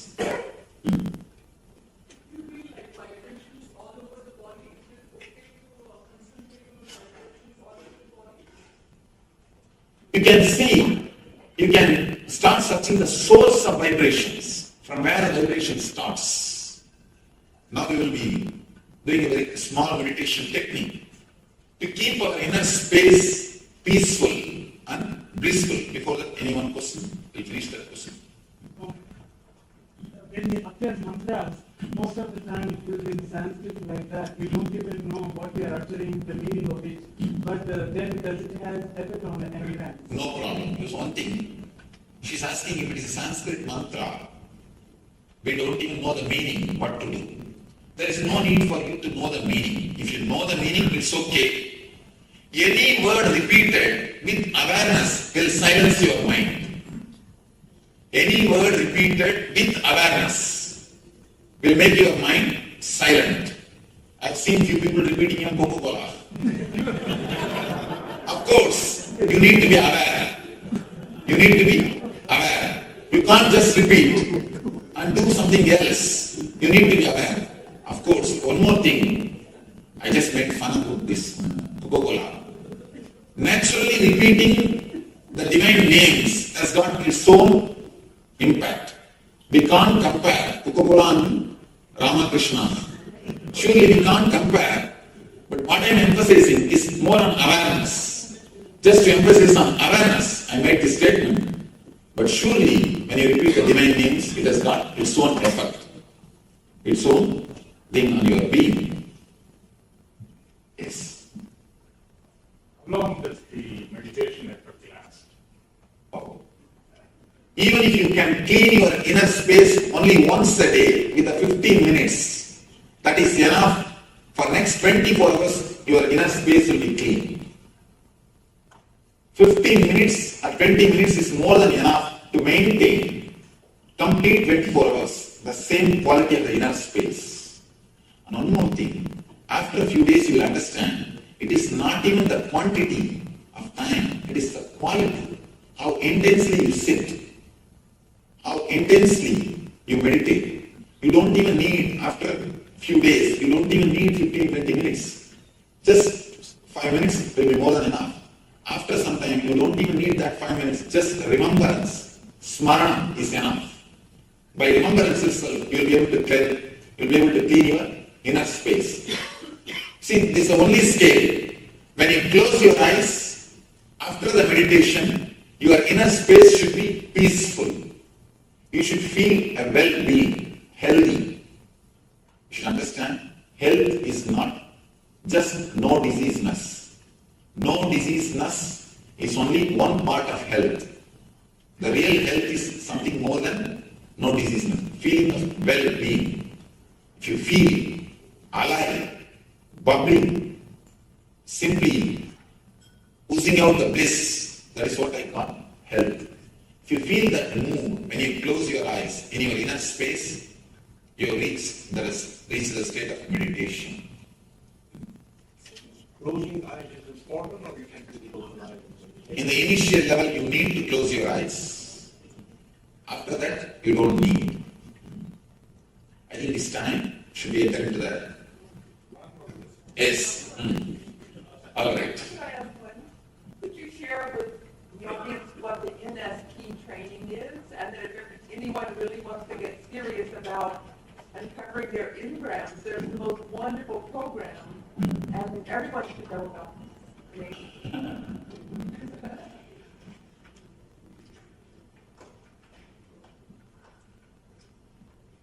Of course, she is asking about our program. We do a 2 days workshop, meditation workshop, to clean these engrams recorded in our system,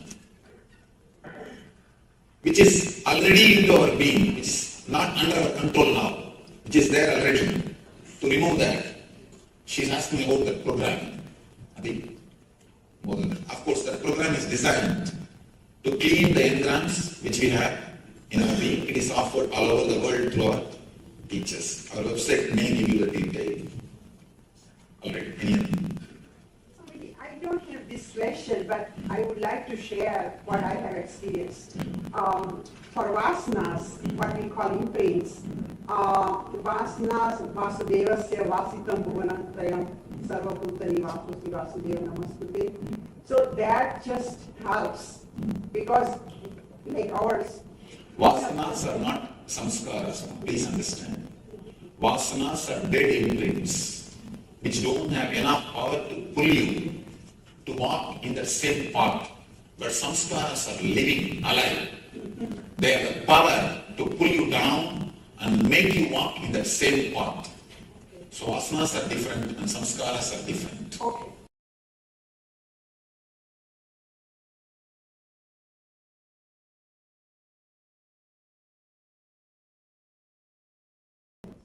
I think I'll give the instruction, we'll do it only for a few minutes.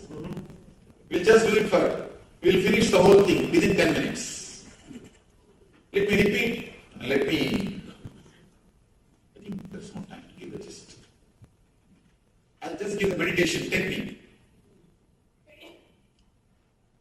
4 instructions, this is from Tibetan Buddhism. This technique is very powerful technique.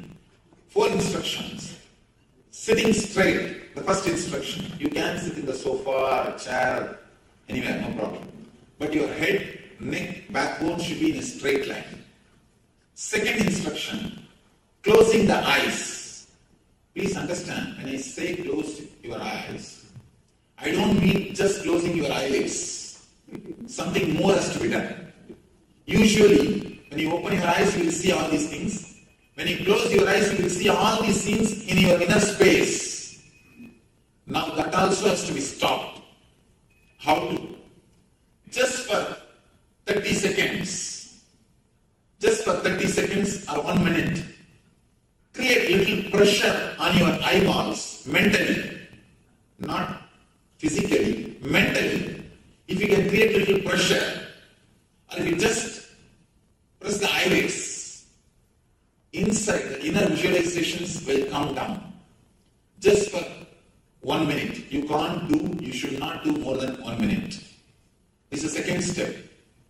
To disconnect yourself, to purify the inner space. Please don't do it physically through your hands, by your hands. Do it mentally. This is the second step. Third step, please understand. First, you can listen the instruction, then we can do it. Third step, creating a loud humming sound. Loud humming sound in your inner space. Don't allow any thought to come in your inner space. Just create loud humming. The humming itself will take care. Automatically thoughts will disappear. Just create loud humming sound. Let me show you how.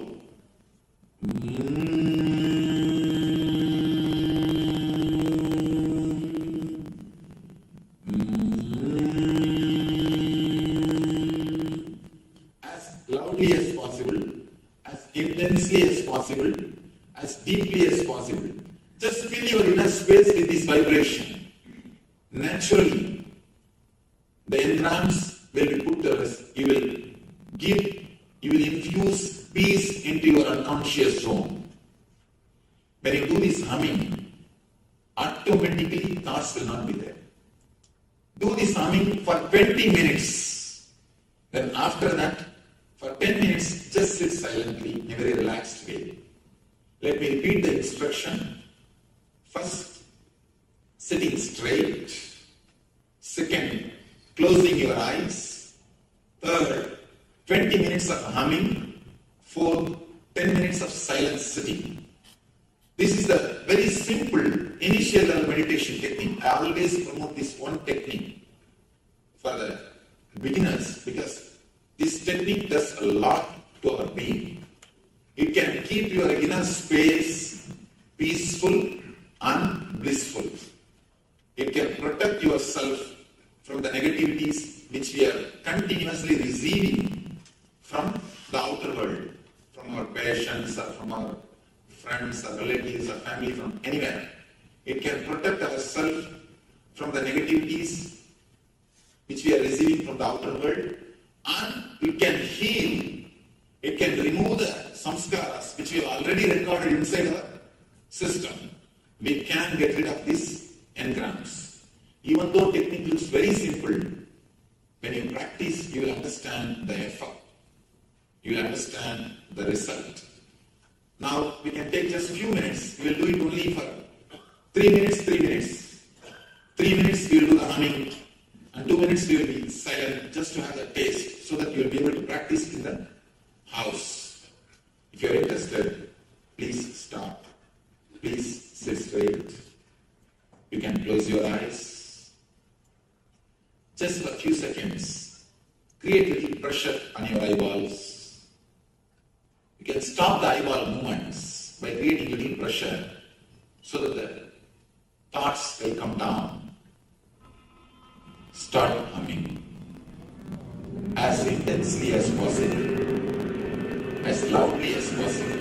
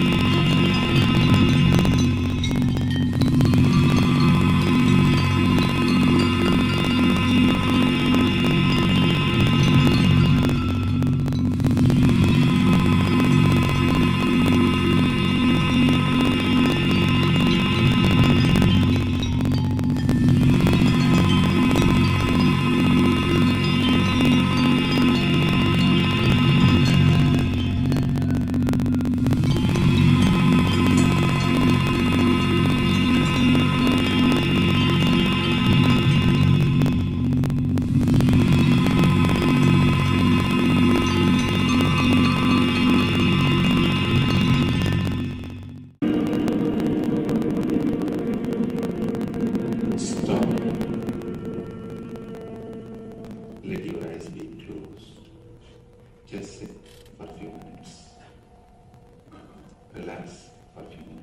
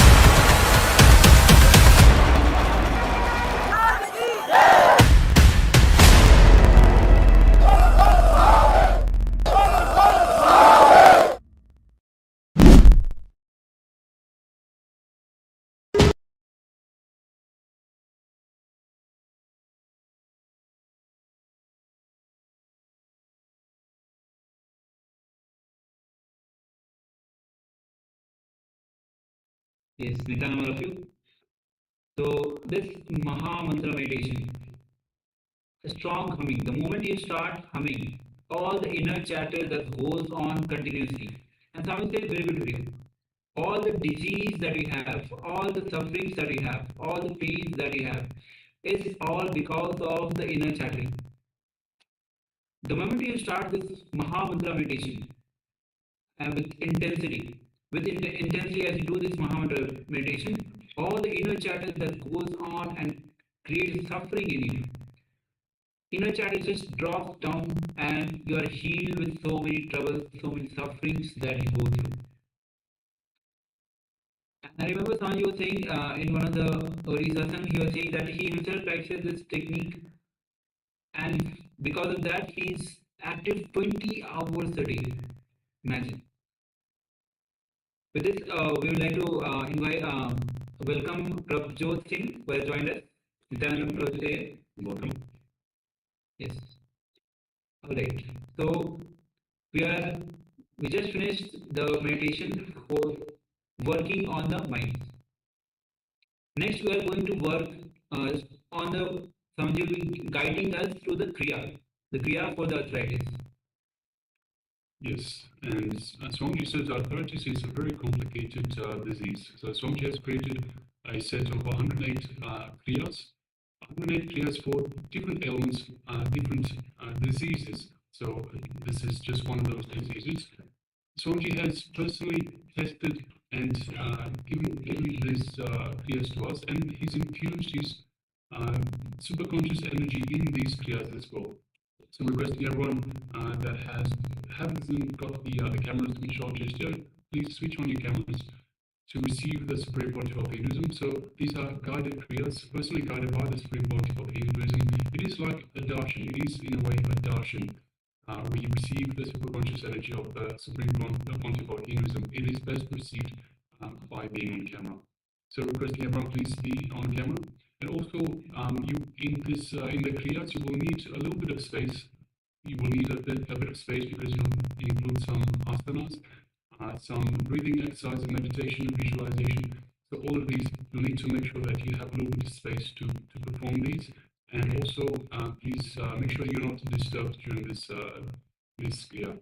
And of course, the kriya for arthritis, as Swamiji said, it is a complicated disease, so it requires quite a little bit of work. So it's a little bit of longer kriya, but it is not just for arthritis, because there are so many benefits of performing this kriya. So it's not just if you have arthritis, you should do this kriya, although you should if you do have the arthritis. But even if you don't have arthritis, it brings so much health and well-being to the body. So let us all get ready for this kriya, and let us first of all sit comfortably with our head, neck, and spine. Swamiji will guide us further, and bring your entire awareness, your full attention to this kriya. Let's begin.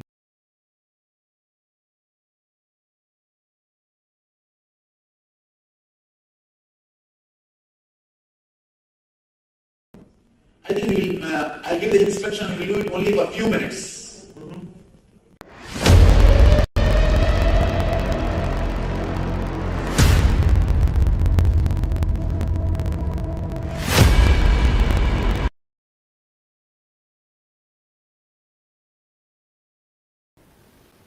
Please understand, this is a powerful kriya, cure for arthritis.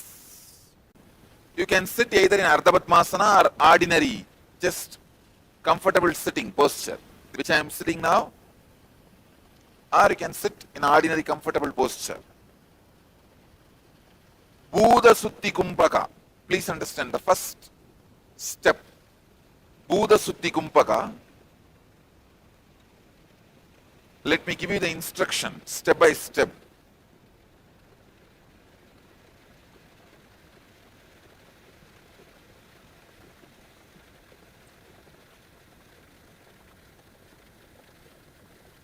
Inhale as slowly as possible. Hold the breath judiciously as long as possible. If you are a heart patient or having high blood pressure, Don't do this holding. Don't do this kumbhaka holding part. All others can do this. Exhale as slowly as possible. Please understand. Inhale as slowly as possible. Hold as long as possible.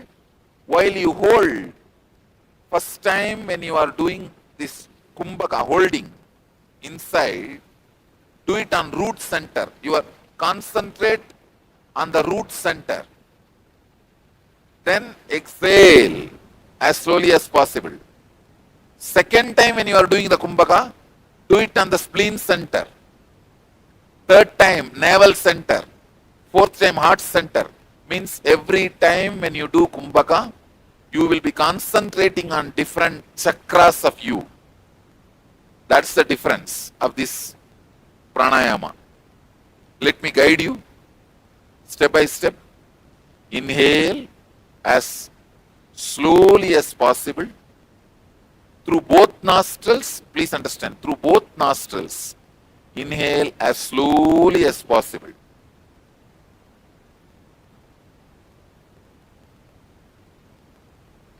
When you feel full, hold using your fingers, both nostrils. Concentrate on your root center, end of the backbone, spine.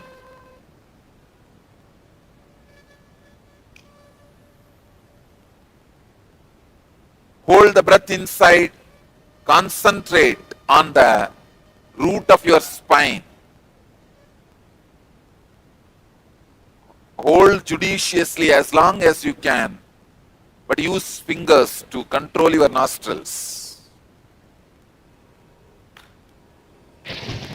Let the Kundalini energy in you all be intensely awakened.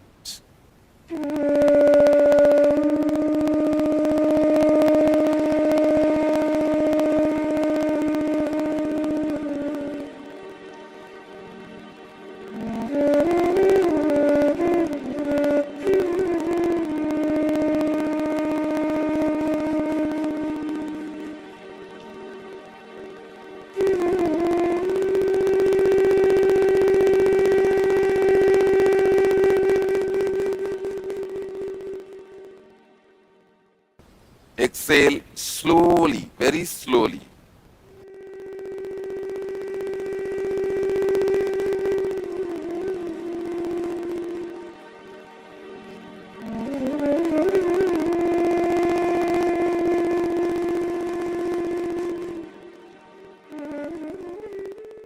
Just on the root chakra itself, do at least 3 more kumbhakas. Same thing, inhale, hold, and concentrate on the root chakra itself. Do this 3-4 times so that your energy in the root chakra is awakened. Then we'll go to the next center. Do this 3 times.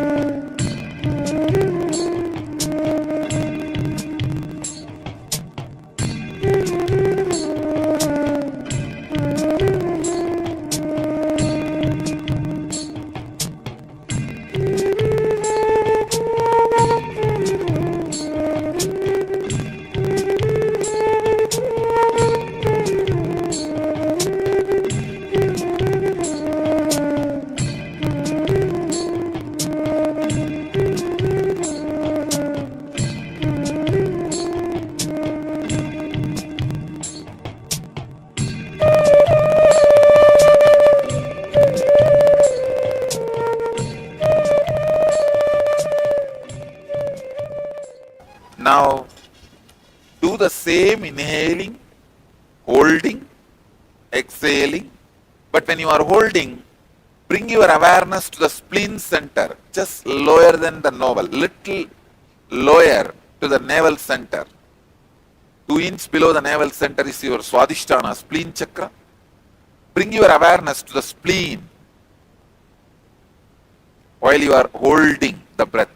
Do this at least 3 times. Start. Inhale as slowly as possible. Hold the breath and bring your awareness to the spleen center.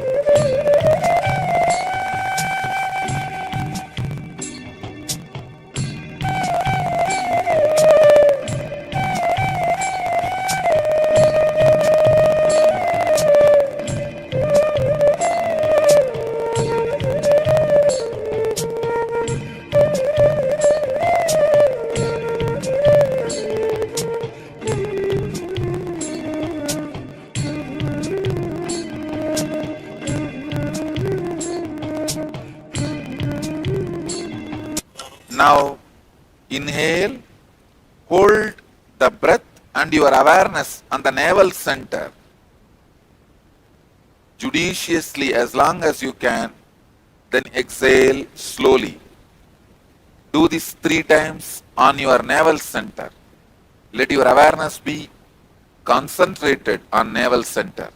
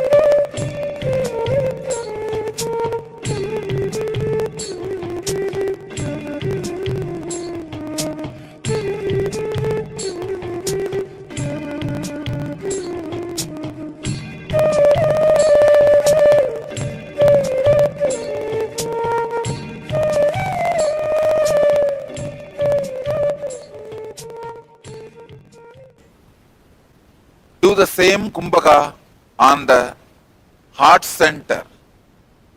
Bring your awareness to the heart. Inhale, hold in your heart center, your awareness during the holding. Let it be on your heart center. Then exhale as slowly as possible. Do this 3 times.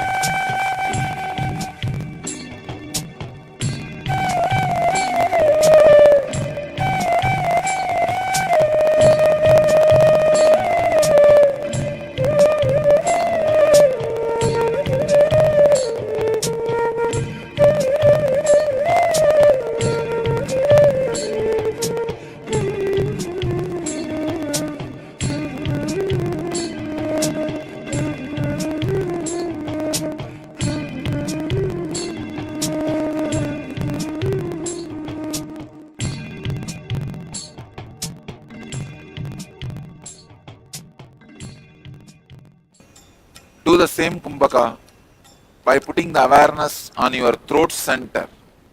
See, arthritis is a very complicated disease. That is why you need to work on all energy centers, and long kumbhakas are required. Please do it.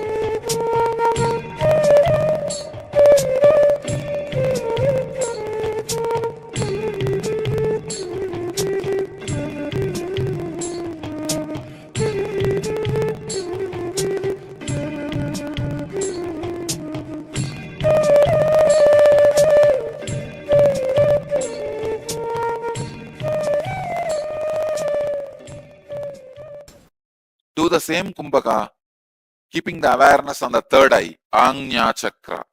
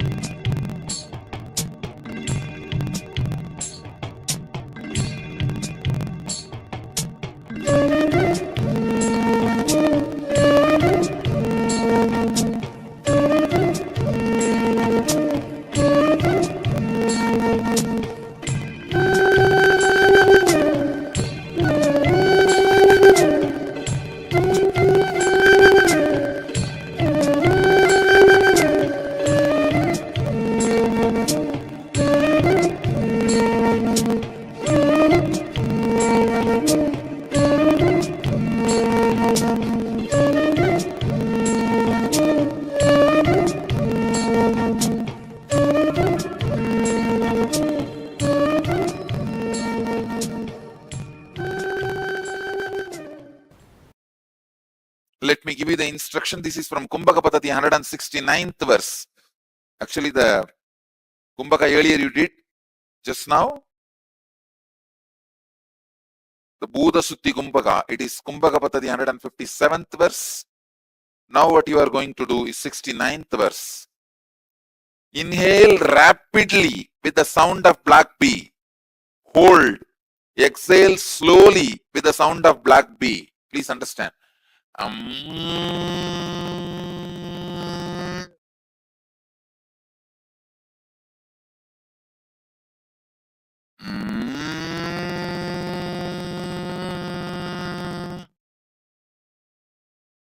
Inhale rapidly with the sound of a black B. Hold as long as you can judiciously, and then exhale rapidly with the sound of black B. Do this Pramari Kumbhaka 21 times. It will awaken your every muscle. Your every muscle will be awakened.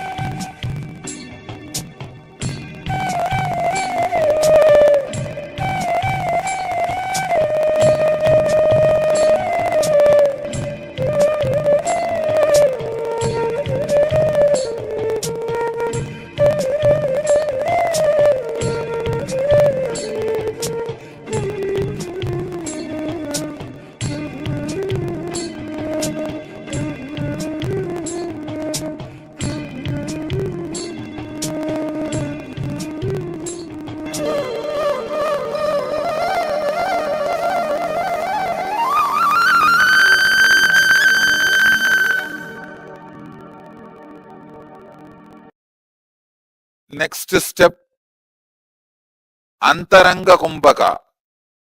Hold the breath after suddenly exhaling, then hold the breath after suddenly inhaling. This is from Kumbhaka Paddhati, 168th verse. Let me show you.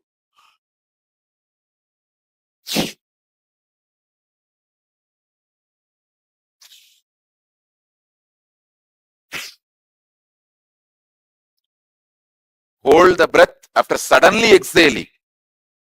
Suddenly exhale and hold as long as you can.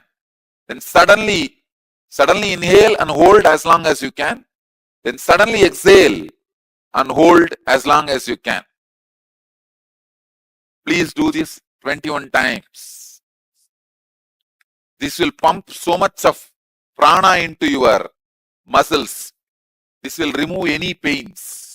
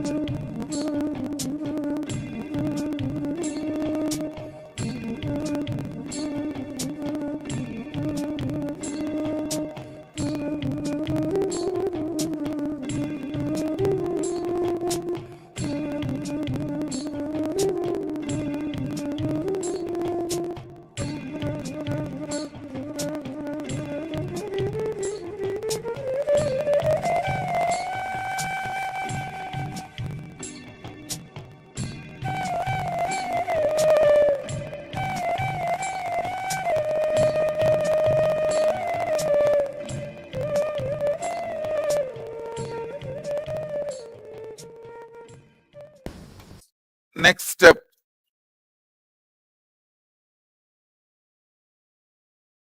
Bastrika. This is from Garanda Samhita, 5th Upadesha, 75, 6, 7 slokas.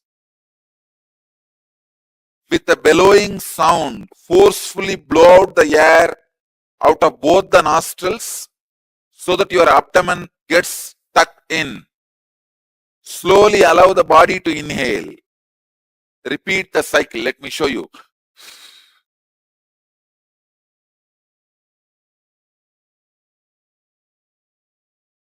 See, just pull your abdomen in and up. Naturally, there will be a heavy exhaling. Then slowly inhale. Again, heavy exhaling. Then slowly inhale like this.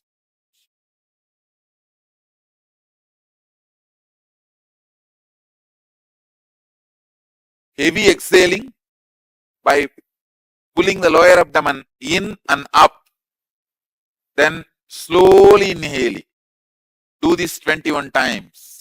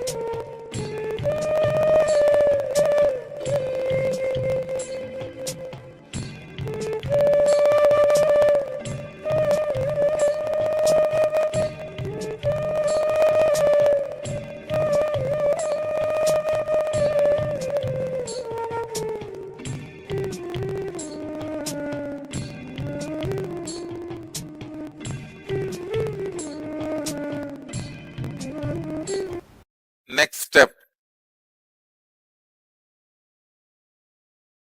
Just sit silently for a few seconds in unclutched mood. Now is the time you will experience intense Kundalini awakening and levitation.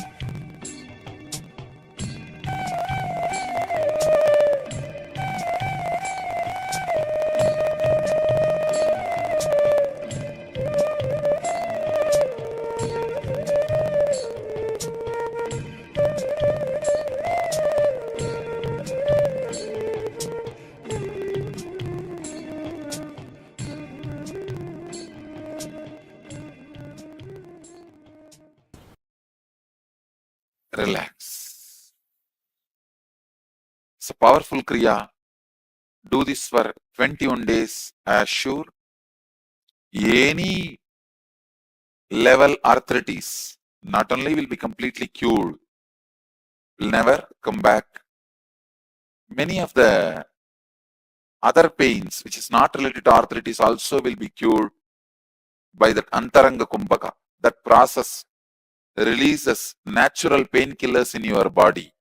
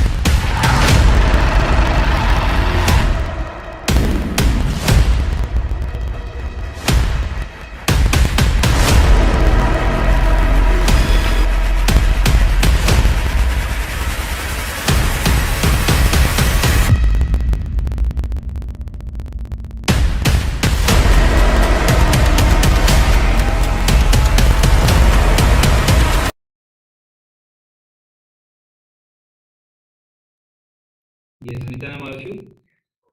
So the kriya for arthritis, Swami says very beautifully, it's very powerful kriya, and all of you, even this kriya is powerful even if you don't have arthritis.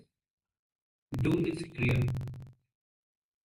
Yes, so which beautifully tells us that it heals the arthritis, it won't come back, but more than that, it because of the endorphins that it releases, the chemicals that it releases as part of this kriya, it cures a lot of pains. So anything that is related to pain for the body, it cures a lot of these diseases and pains. All right, so next, let's move on to the next segment in our program today, which is once again the power manifestation segment. And today's power manifestation, of course, is the power of changing temperature.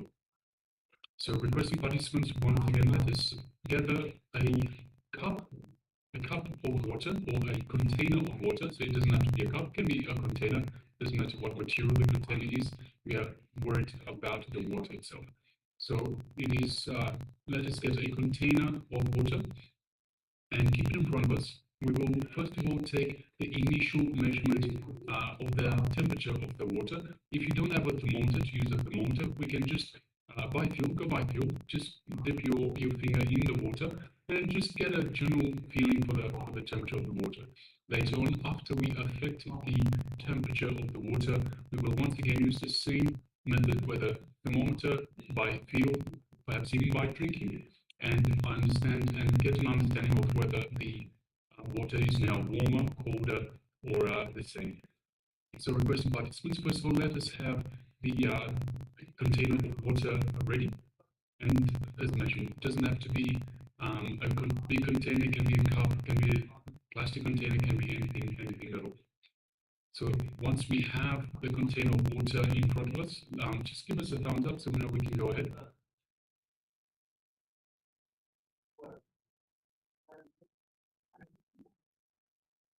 And also it's important to start participating in the power manifestation round, because it is when you start manifesting this power, you know that yes, Paramashiva is alive and he is manifesting through you. And that peak possibility to have that super conscious breakthrough exists for me also. That you start to feel by experience when you start to manifest this power. Otherwise, Paramashiva is there, but when you start manifesting, you know that yes, even I have the possibility, I have that big potential to manifest, to let Paramashiva flow through you. So go on manifesting the power. And this is another one of those exciting power manifestations that you can actually see, you can actually touch. So by touch, you can feel if the temperature has increased or decreased. And of course, you can use this in practical applications in life. Let's say, for example, you're feeling feverish, you have a fever, high temperature. You can always use this power to reduce the temperature of the body. So there's applications that you can use in everyday life. All right, so let us move ahead. Once you have the container of water in front of you, let us sit comfortably with the head, neck, and spine in a straight line. You can keep your eyes closed or keep them open as you wish. Let us just bring our awareness to our inner space, the Ananda Ganda, located just below the heart center.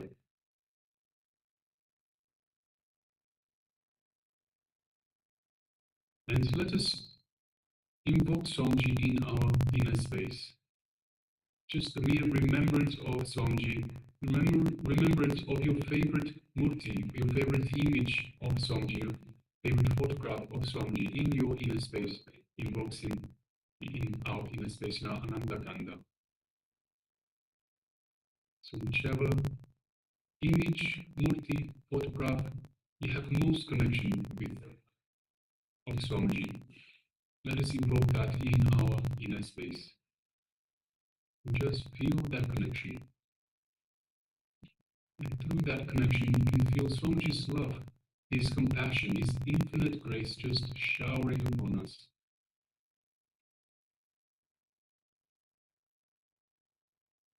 Just sit and enjoy this feeling as you are being showered by Swamiji, in love and compassion.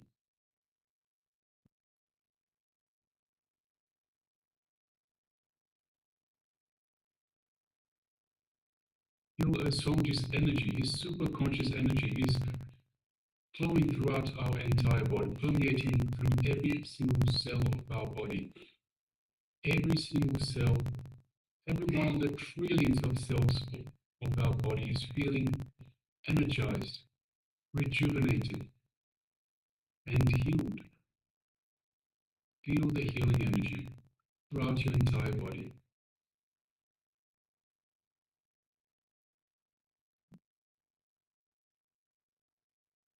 Feel the space of oneness with Swamiji. You are one with Swamiji. You are in oneness with Swamiji in your inner space. That is the only truth. Anything else is not reality. Unclutch from anything else, any other ideas, distractions, thoughts. It is just you and Swamiji in your inner space, in oneness.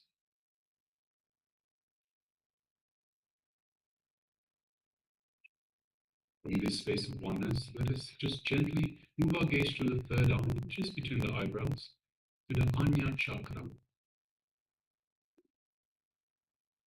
And let us just slightly gaze through our third eye into Swamiji's third eye. Just visualize Swamiji's third eye and create that connection to Swamiji's third eye. As you do so, you feel an energy build up in your third eye. Don't concentrate, don't strain yourself, just enjoy the light energy build up in your third eye as Swamiji is awakening and activating your third eye, your Anya chakra.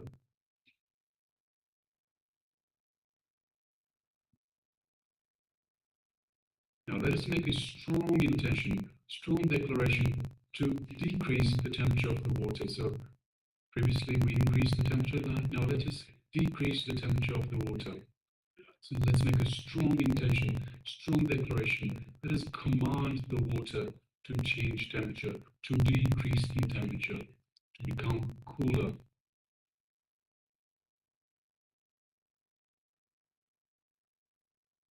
And know that this is the only reality. Your intention is the only reality.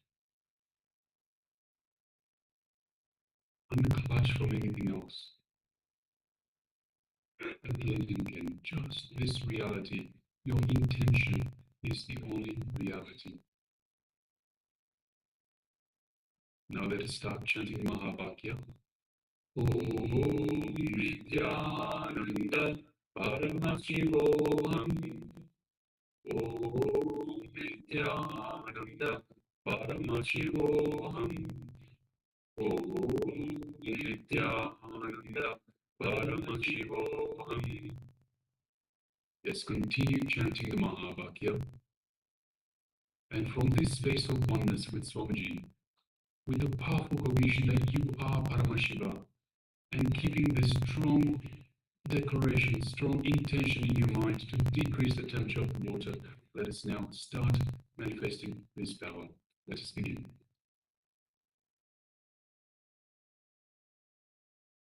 Om Nityananda Paramashivoham. Om Nityananda Paramashivoham. Om Nityananda Paramashivoham. Om Nityananda Paramashivoham. Om Nityananda Paramashivoham. Om Nityananda Paramashivoham. Om Nityananda Paramashivoham. Om Nityananda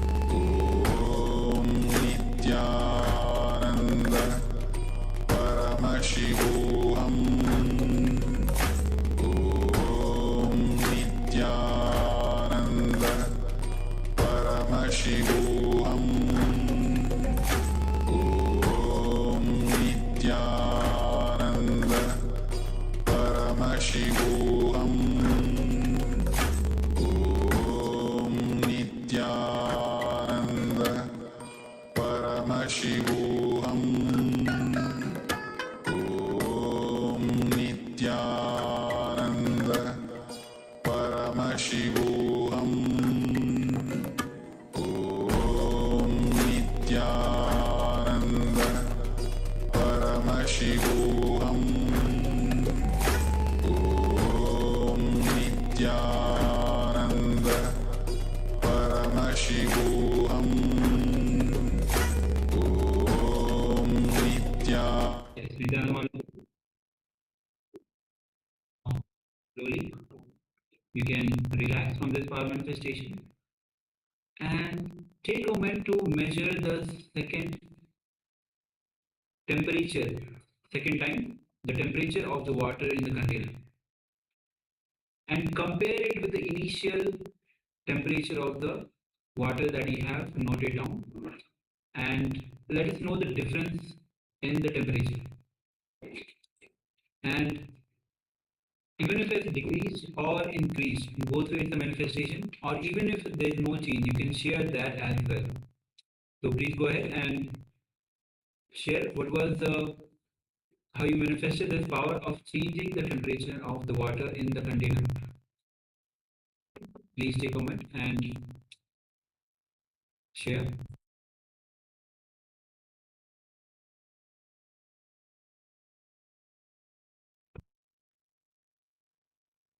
And also understand some says very clearly, or even if you some say that the more and more you manifest the powers of third eye, the more restful awareness, and the more restful awareness means the worries that you are facing, the struggles that you have, the fears that you have automatically will have no power over you, no control over you, because you are growing oneness within you. You are growing that unclutched space within you. The more unclutched space, the more less worry. Means you are the pain shaft that create by clutching to thoughts. That will not be there. The moment you are in the space of unclutching.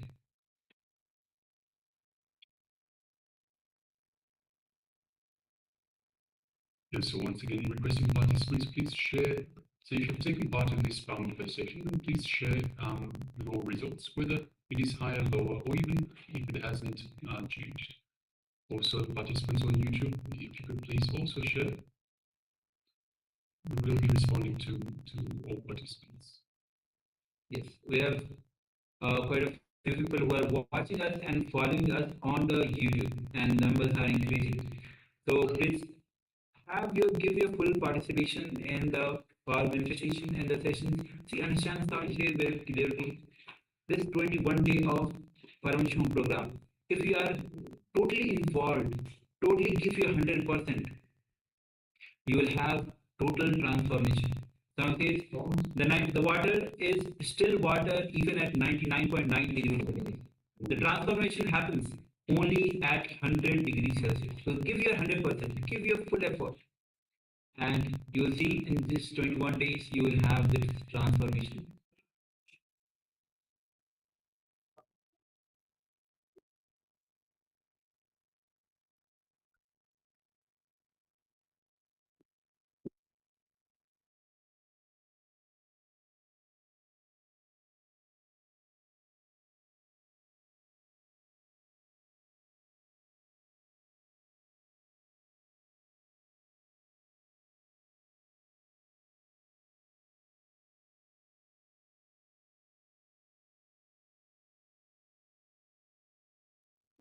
All right.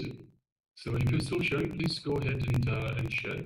Meanwhile, let us get ready for the next segment, another powerful revelation by the Supreme Pontiff of Hinduism, which is yoga for verbalization. So requesting all participants, let us sit comfortably with the head, neck, and spine in a straight line as we welcome the Supreme Pontiff of Hinduism, Swamiji, for these great revelations.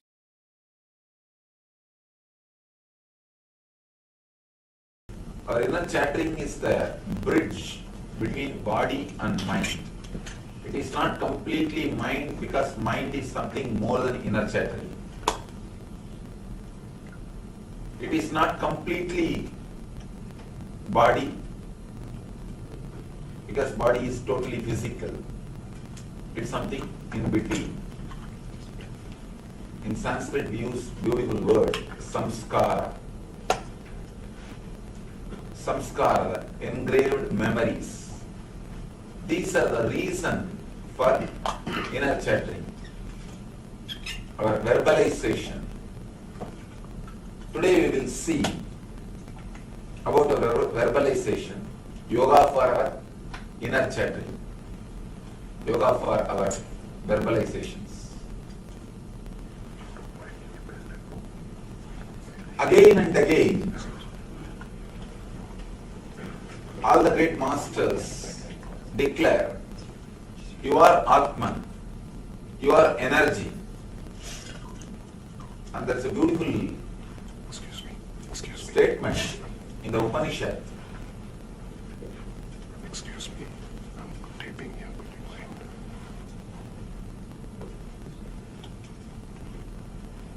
Whatever you think can be realized. That's a beautiful statement. In the night, in the dream time, you create your own world. Nobody else is creating your world. What you are seeing in the dream, the whole thing is your creation. If you can create in the dream state, why not in the waking state? If you can create the complete world in the dream state, why you can't in the waking state?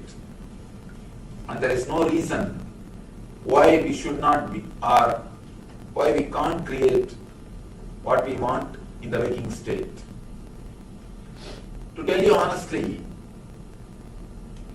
if you look deep into your being, you can understand this world is made of the same stuff in which your dreams are made. It's very shaking statement, difficult to believe. But anybody who has got any question to argue or to raise against this point, you are welcome. Later the session, the question answer session, we will analyze. Please understand, I am making a statement. This world is made of the same stuff in which your dreams are made. Anybody has got any question against this statement, you are welcome. We will analyze it more deeply. Now let me continue. Again and again, Upanishads ask us, when you can create a big world in the dream, why can't in the waking state? And you can. You can create. Whatever you create inside your space, that only you express it. You create it in the outer world. Any discovery, whether it is scientific, or in the field of medicine, or in the field of physics, or anything, or in the field of machineries, any discovery, first it has to be discovered, created in the mind of a scientist. In his inner space, he has to create it. Only then can be created in the outer space, in the outer world. In the dream world, you do the same thing. You create something in your inner space and you project it in the outer space. In the waking state, in this world also, you create something in your inner space and you project it in the outer world. But when you create a model in the inner space, you do some mistakes. You do some, not even mistakes, I can say blunders. After the mistakes, we project that same model in the outer world. Once the result comes, we start asking, how can this be my creation? If I wanted to create, I would have created much better way. But we don't look into the mistakes which we do when we create the model, when we create the mold. If you can work on the mold, if you can correct the model, you will be able to project what you want to project, first thing. And then you will have the tremendous understanding the whole world is your projection. When you correct the mistakes which you are doing in your inner verbalization, you will achieve two things. First, the Shakti to realize your dreams, the Shakti to make your dreams into reality. Second thing, the Buddhi to realize the reality itself is nothing but your dream. Shakti to make your dreams into reality, and Buddhi to realize that reality is nothing but your dream. Even once, if you can create a model and project it in the inner outer world clearly, you will realize you can create. When you realize you can make your dreams into reality, immediately you will realize whatever you think as reality is nothing but your dream. You will realize these two at a time. Now let us see what are the mistakes we are doing in our inner chattering, inside our mind. Why don't you put your camera here? Get a good shot, sir. Or put the chairs in such a way that people must be able to walk the other way.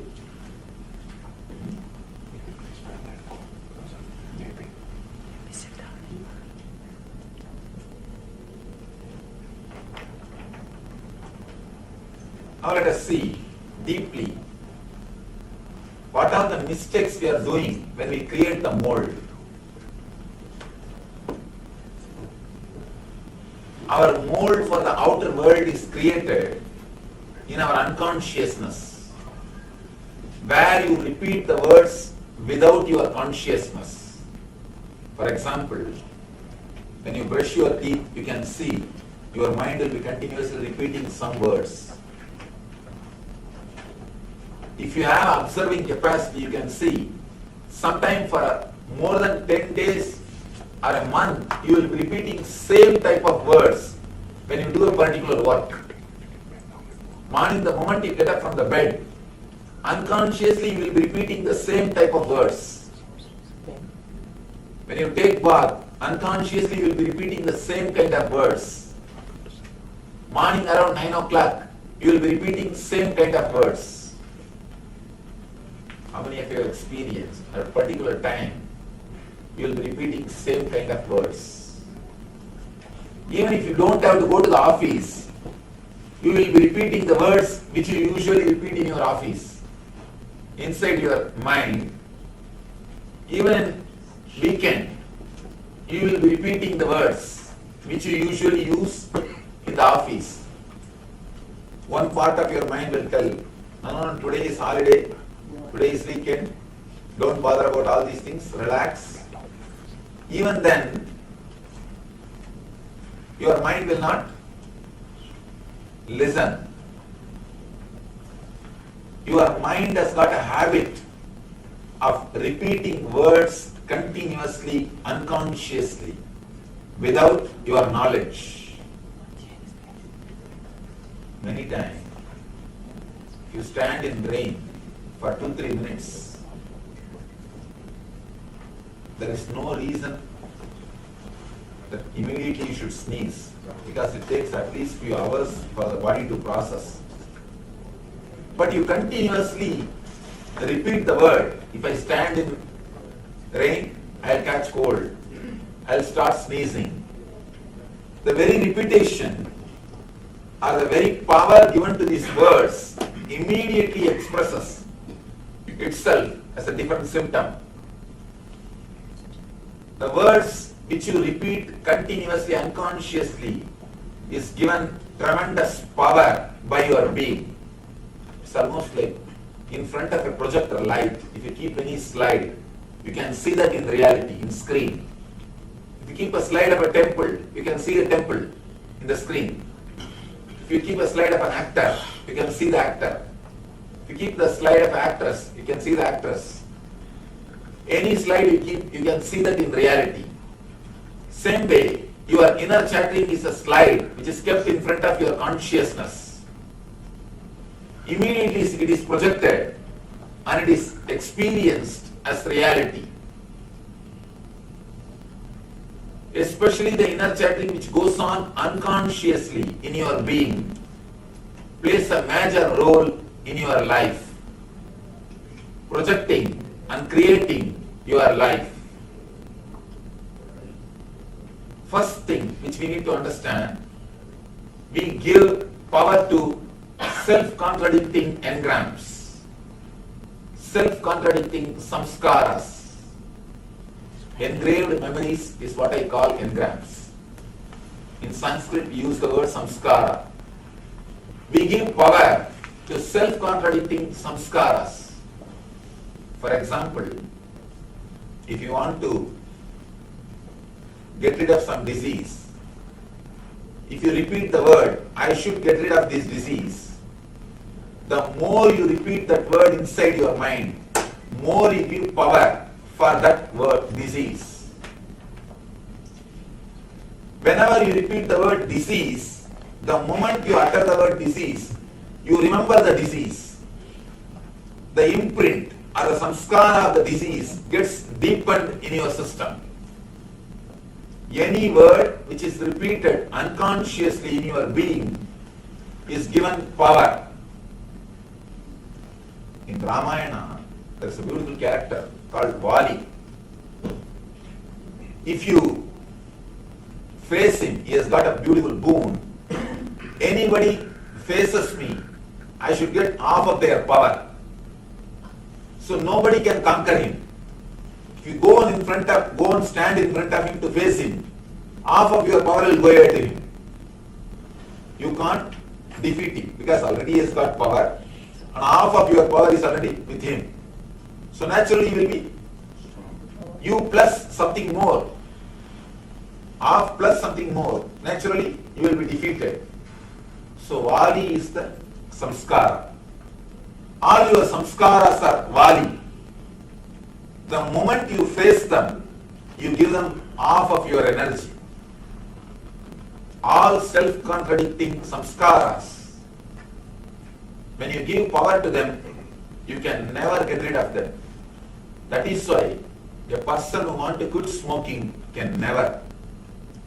Try your best. Again and again create a word. I'll quit smoking, I'll quit smoking. Never. It will never happen. Because the moment you create that engram, you give power to smoking also. You give enough power to disease when you say, I'll get rid of this disease. The samskara which you need to create, which you need to repeat, or to which you should give power, should be straight. Means instead of saying, I should get rid of this disease, you should repeat the word, I should become healthy. Words which are straight, words which will create only positive memory in you.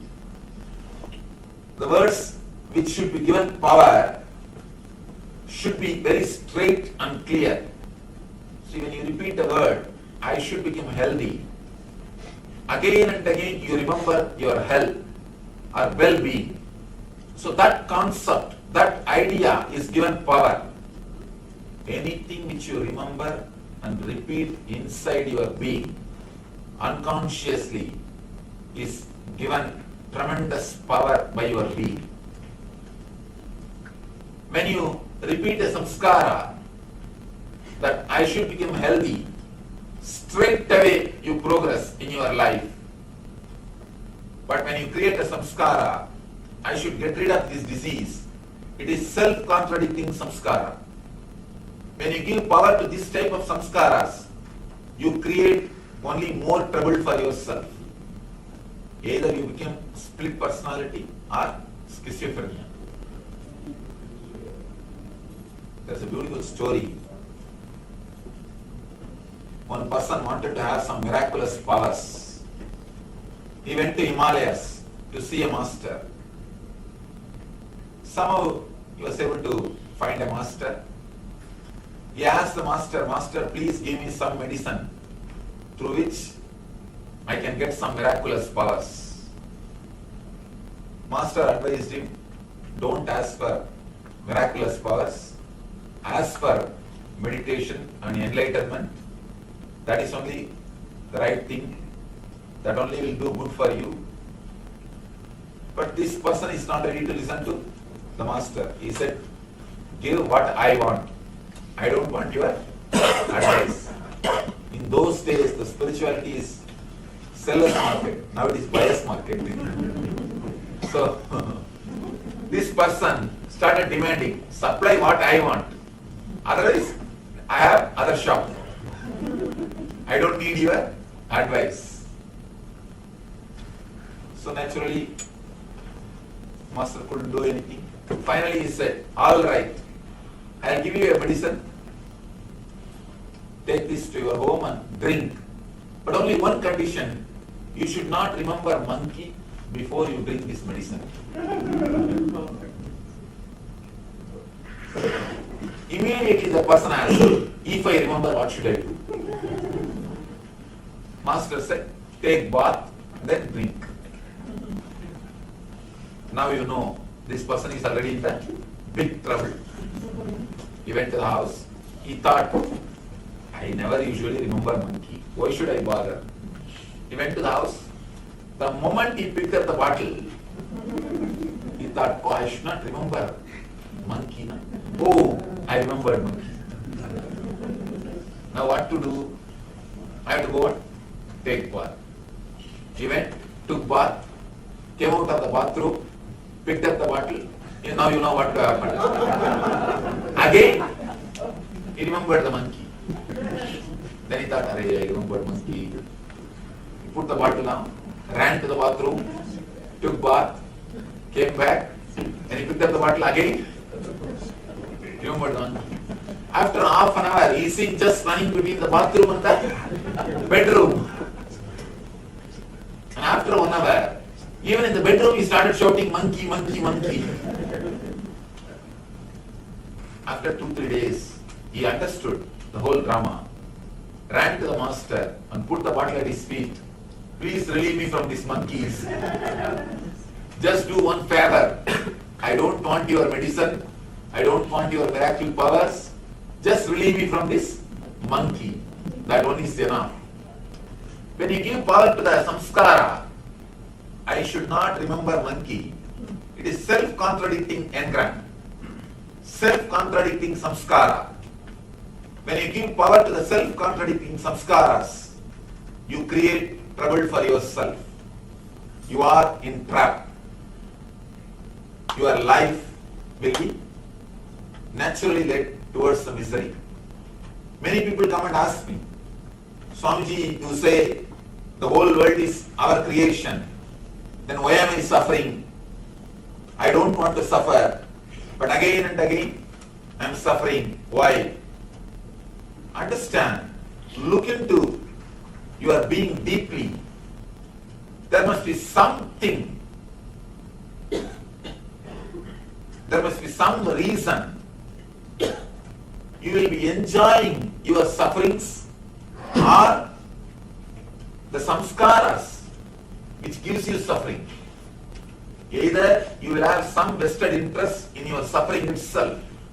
Many times when you suffer, you get attention from others. When you fall sick, people attend you. When you are happy, people attending you. You understand unconsciously, if I fall sick, people will attend me. I can enjoy that attention. If you are seeking attention, you will continuously create small problems to yourself.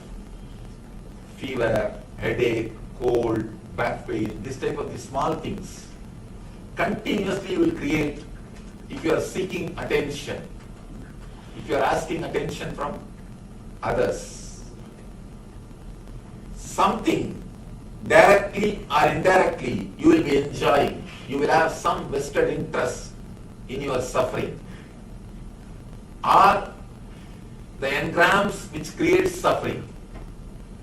Some engrams you will be enjoying. You will be keeping it for some benefit. As a side effect, this suffering will come. When the suffering comes, you say, no, I have not asked for suffering. Small story.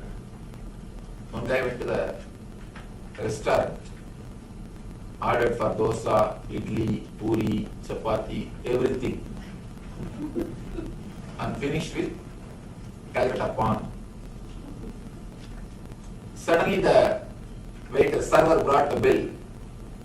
This guy asked, I have not ordered for it. Why did you bring? He asked, I have not ordered for the bill. Why did you bring? But you should know, if you order for food, naturally you will receive the bill. Many times, without even understanding, without even realizing what will be the side effect of this engram, you enjoy the engrams. You enjoy the samskaras. You pamper those samskaras. You allow them to grow in your being without knowing the side effect or the after effect. Only when the after effect happens, you start condemning. No, I have not asked for this. How did I get this? I did not ask for this. How I got this, I don't know. If you look into your being deeply, you can understand wherever you create the root cause of suffering, either you will be adding a self-contradicting samskara or the samskara which you created for some purpose, creating misery also as side effect.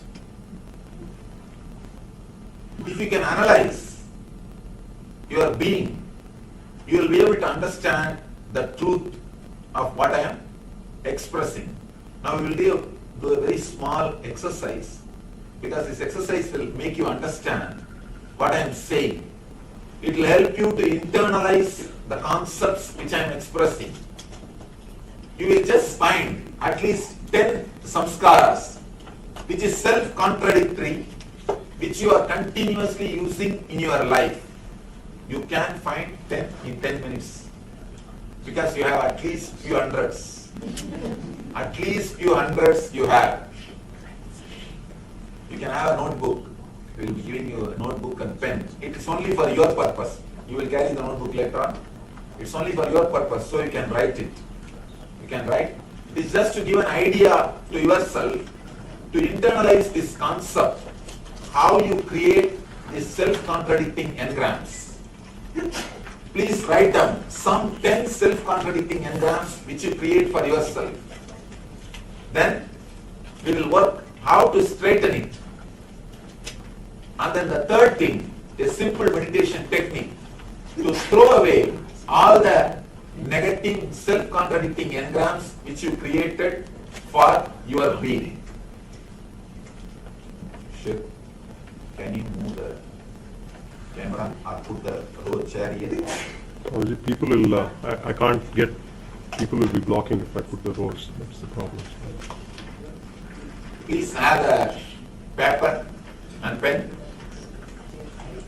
Volunteers. Please write a paper and pen.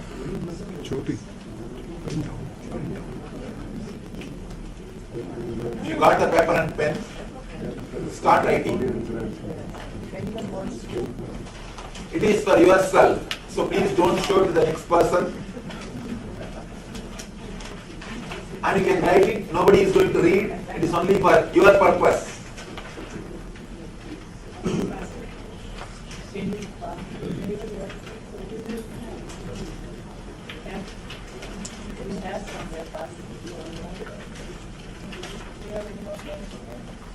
If you have any doubt about this word, self-contradicting samskara, you can ask.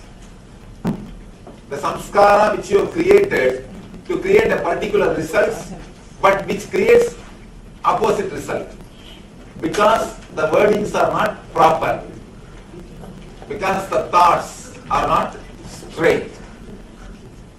Please write any 10 self-contradicting engrams which you have created inside your mind, which you repeat unconsciously, continuously. For example, I should get rid of this disease. I should get rid of this back pain. I should get rid of this problem. I should get rid of this addiction.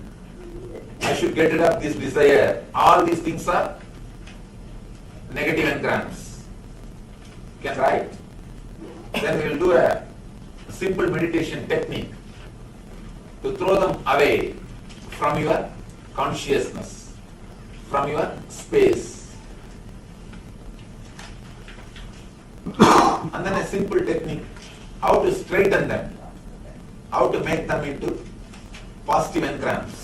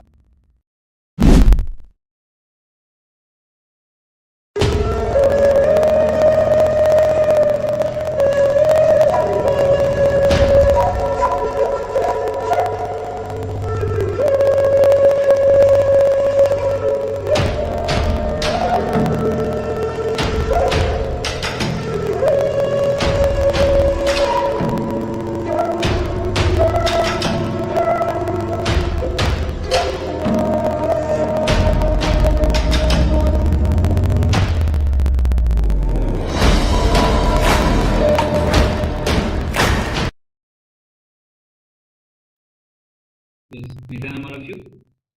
So, as you can see, this is a grand celebration of Kumbh Mela that is going to happen in January and February. Kumbh Mela is the grand festival in Hinduism where millions of people gather. It's the most largest gathering in the human history that happens every year. It's a spiritual, yes, actually 4 years, every 4 years, and Mahakumbh Mela is every 12 years. So, with this, if you are interested, actually, Swamiji himself is giving the opportunity for anyone who wants to be part of this grand event, Kumbh Mela. They can register, they can be a part of it. So, if you are interested, let us know.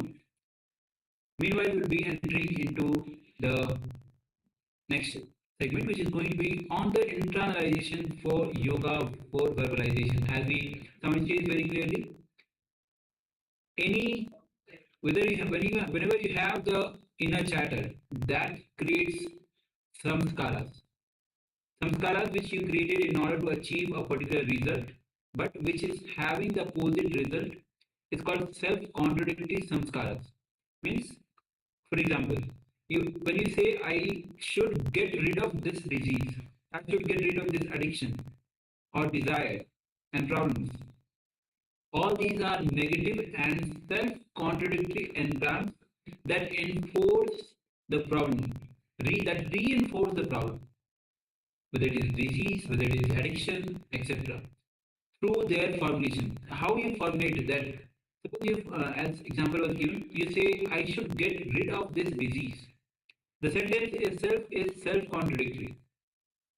On one hand, you don't want the disease, and on the other side, you utter the word, get rid of this disease.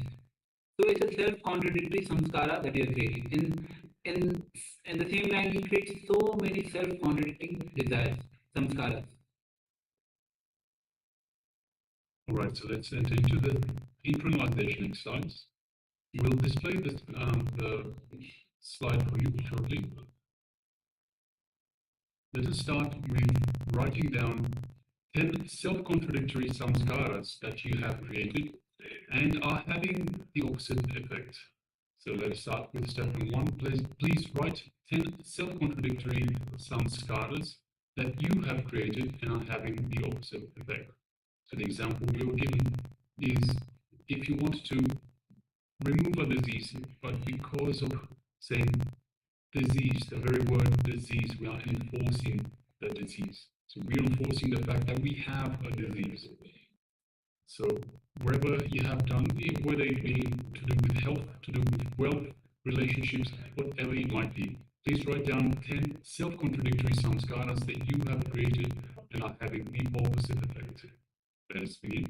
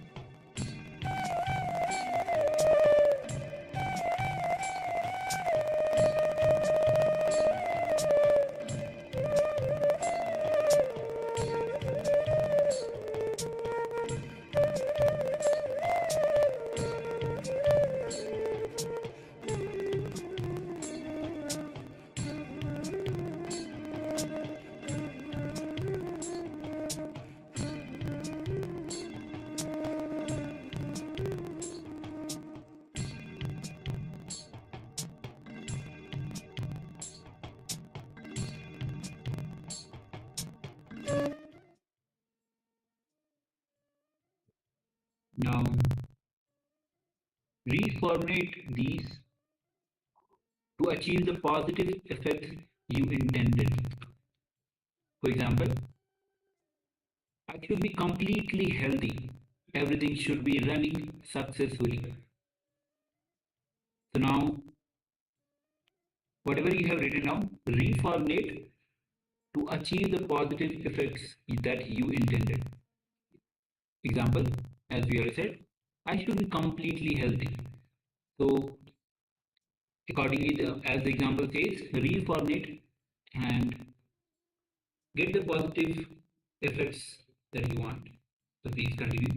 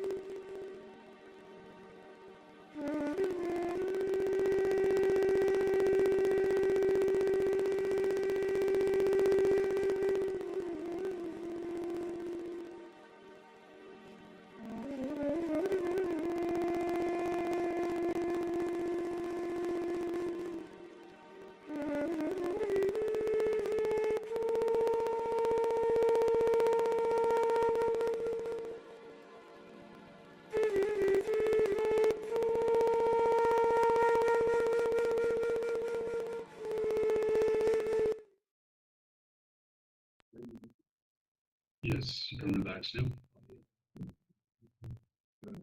So let us know how you went. If you have any issues, any trouble in formulating these samskaras in the right way, do let us know. You can share with us.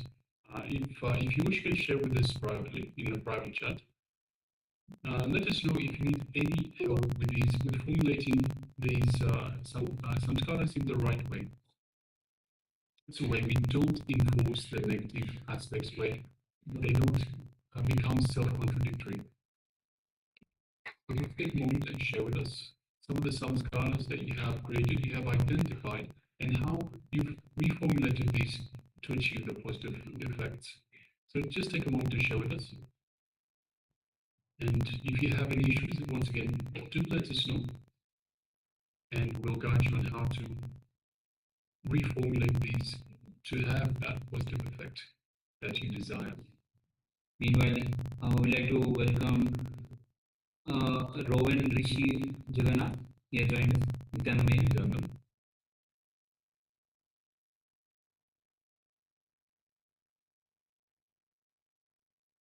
And all the participants on the YouTube who are following us.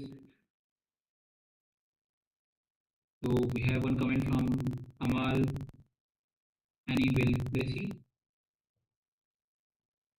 So if you are following us through YouTube, you can also put your powerful cognitions, your revelations, what you understood, what you click with that, and your manifestation, the power manifestation, as and even in this intranation exercise, how you reformulated the words that you utter to achieve your goal. Yes, so please take a moment and let us know.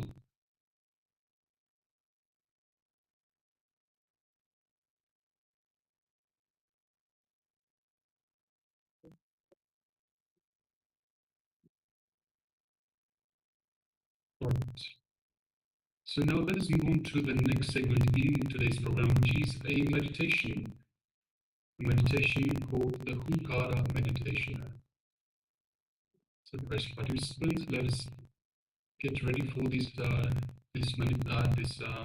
meditation. Let us get ready to receive the Supreme Pontiff of Hinduism as he guides us through this meditation, the Ugana meditation. Let's begin.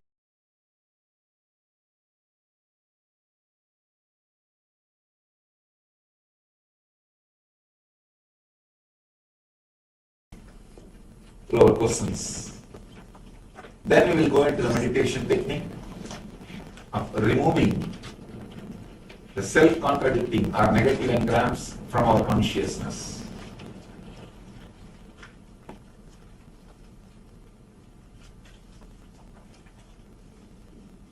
You are welcome to put any question.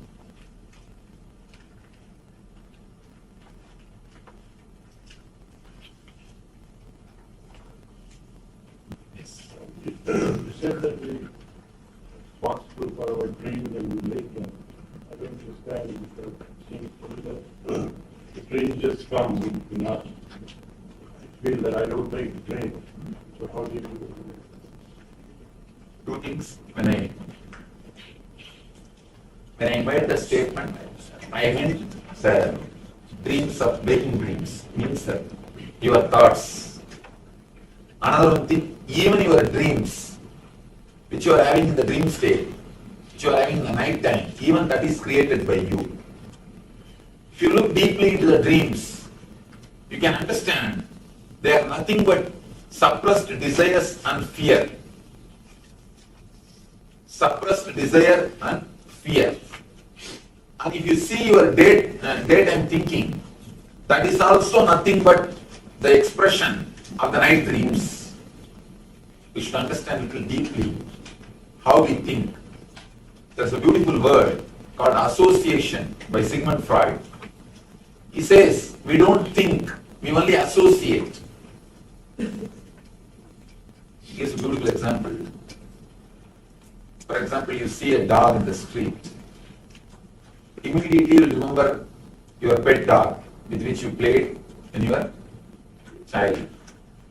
Then you will remember your teacher under whom you studied. Then you will remember the place where your teacher used to stay or where your school used to be. So just your thoughts will move. There is no logical connection between the dog which you have seen in the road and your teacher. Just your mind is moving through mere association. When your mind is moving through mere association, you don't even know what you are thinking. Suddenly you realize simply thoughts are going. Even your thinking is association. So naturally your dreams also will be association. But the root is always created by you. The root is fear and greed, suppressed desires and suppressed fears. That's the root. From the root, different combinations are created. It's like a rainbow colors or 7 colors. They are the root. From that you can create thousands of shades. Your dreams are like thousands of shades, but the root 7 colors are created by you only. From that, thousands of shades are created. Every day, every night, you see different shades. You can't say, no, this shade I have not created. Root of those shades are created by you only. It is you who created all the 7 colors. Out of that, these different shades are created. You are seeing the different shades. The root thoughts, the root engrams are your creation. Whether it is daydreaming or night dreaming. If you have little awareness, you can understand the daydreaming and the night dreaming are very closely related. If you fast for just 2-3 days, samvrata, Ekadasi vrata, samvrata, just fast for 2 days, 3rd day in the night, dream you will have feast. In the dream you will have feast. How many of you experienced? Anything you suppress, you will experience or enjoy that in the dream. Whether it is fear or greed, if you suppress, you will have it in the dream. So naturally, directly or indirectly, it is you who is creating the root of night dream and daydream. When I say daydream, this world. When I say night dream, which you see in the night time. For both, it is you directly responsible. You said you should create level words like big body, rather than get rid. What are other words that you could use? You can tell me what are the negative engrams you created. For that, then we will be able to. Okay, I tell myself tonight I have to sleep because I know I have to do something else. Of course, the I have to sleep is a straight away positive engram. It is no negativity. Okay, but I say, oh, I have insomnia. So I should say that. No, you say I have not. I have insomnia. Oh, then naturally it's a negative engram. So I should say that. Yes. I should say I will sleep. Yes, I will sleep. That's all. And especially when you unconsciously repeat without your awareness, those words have got 1,000 times more power than the words which you repeat consciously. Because you never believe your consciousness. You have all your faith only on your unconsciousness. So be careful Be aware. You never allow even a single negative engram, negative word in your unconsciousness. Yes. You can. Sometimes people might be afraid to say something positive because they might not get it in the time that they're expecting it, and so they're afraid that they will then. That fear only they continuously repeat negative words, and they get the negativity. See, understand, whether you get it or not is secondary. But by repeating the negativity, you are not going to, not only you are not going to get the positive thing, you are going to create more trouble for yourself. You understand? Negativity is not the substitute for not getting the positive thing. And one more thing, at least with positive engrams, you have a hope. May not. That hope is there. The hope itself will give you enough energy to move in the path, to pull your life. But with negativity, the hope itself is over. So there is no way moving. You are just stuck. That's what we call tamas, inertia. So it is better to be in rajas than in tamas.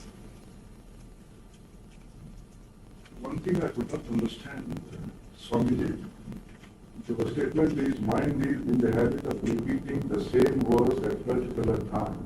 But in my life, I have not experienced it. For example, if you are addicted to coffee, exactly at the time of 7 o'clock, even if you don't see the clock, inside the bell will go coffee. Have you experienced this? Yeah. Yes. Yeah. This is what I call continuously the engrams are getting repeated inside your being. You may not have experienced the example which I gave, but naturally you will have this type of experience. This is what I call continuously your mind repeating the words. Swamiji, there is always a struggle to become a vegetarian. Now, let me analyze this. We come from East and live in the West, and there is a high incidence of diabetes here. In a family trait of diabetes too. We know by reading the books, as you said, Rajasika, Kamasika, Sattvic qualities are more in the vegetarian. And that's one of the beliefs that we do. We try to become vegetarian, but it creates more of carbohydrates. My struggle is, do I become a diabetic and I don't get the fundamental, that's the negativism I always have, but I want to practice a vegetarian. How do you get rid of those? I think before starting practicing vegetarianism, you should get rid of that idea that carbohydrate, these measurements. To tell you honestly, I work with patients. As of now, in the last 2 years, more than 1.5 lakh patients I've touched. We do the healing, the meditation healing. Only when a person comes to know he has got a problem, or he will get a problem through particular food, he gets a problem. Of course, what I am saying is very difficult to understand, because for your lifestyle, for your education, according to your education, according to your understanding, it will be totally different.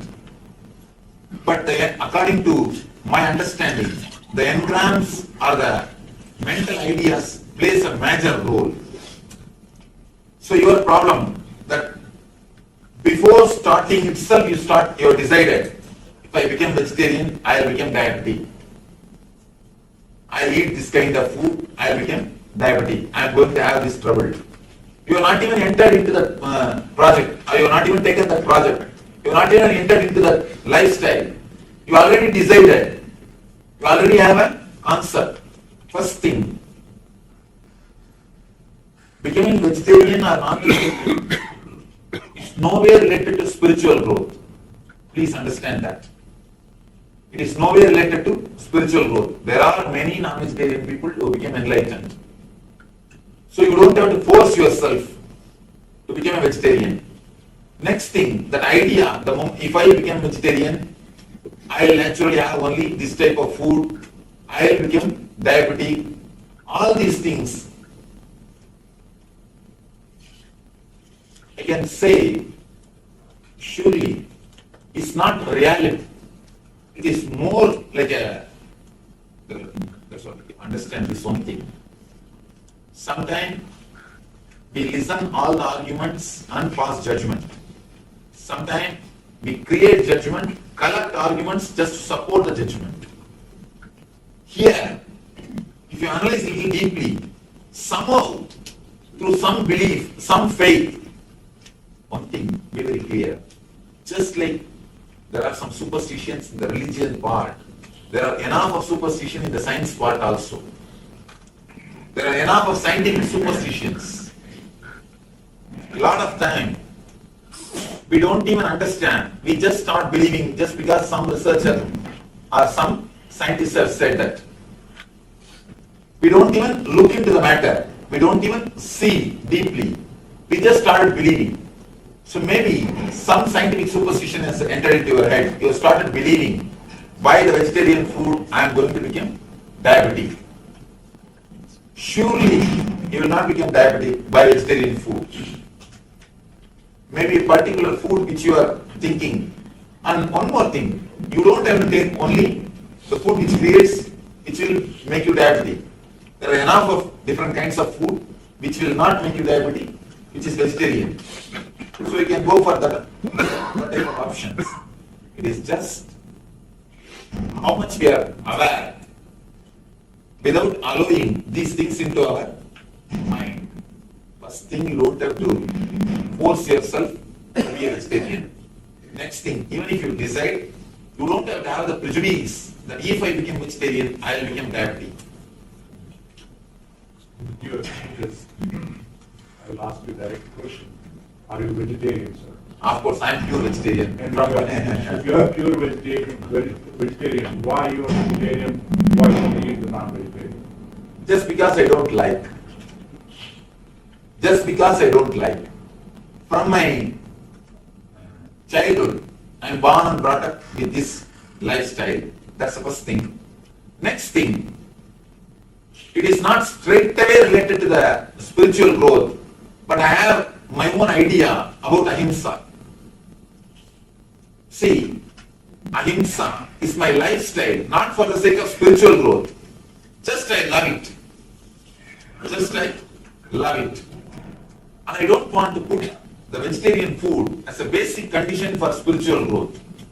If we put that as a basic condition for spiritual growth, more than half of the humanity we are editing, we are removing, or we are, what to say that, eliminating half of the humanity from the spiritual life.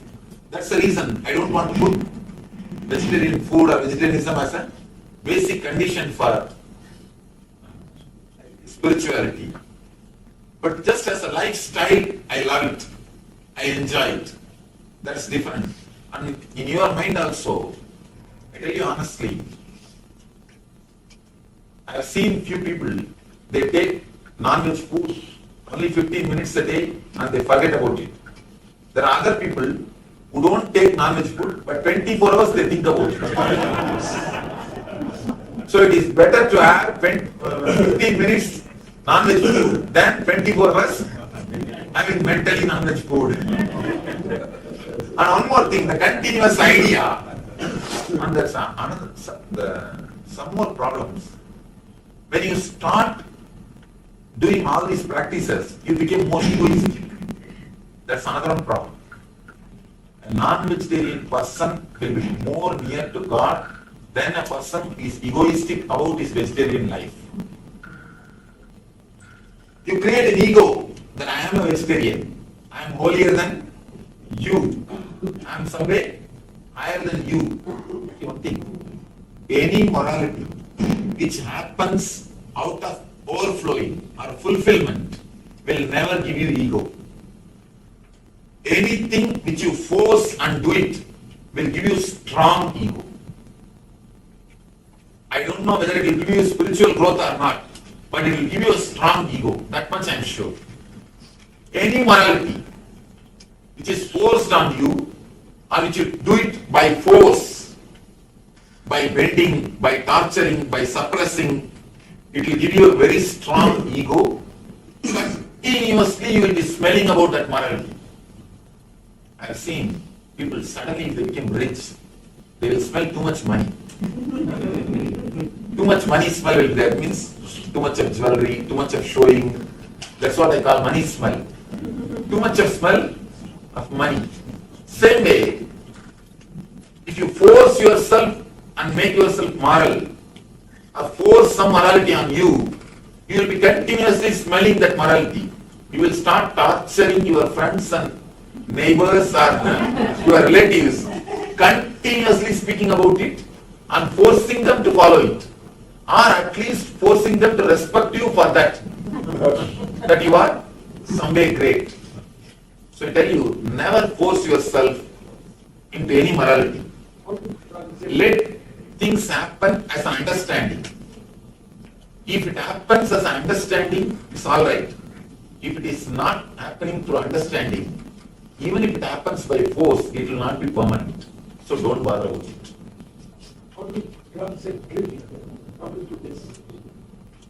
Okay. One thing, only two things. Either you understand and drop, or you will continue. Even if you force yourself and drop, you will drop 11 times a year. I have seen one person came and told me, Swami, in last 1 year, 11 times I have stopped smoking. Means what?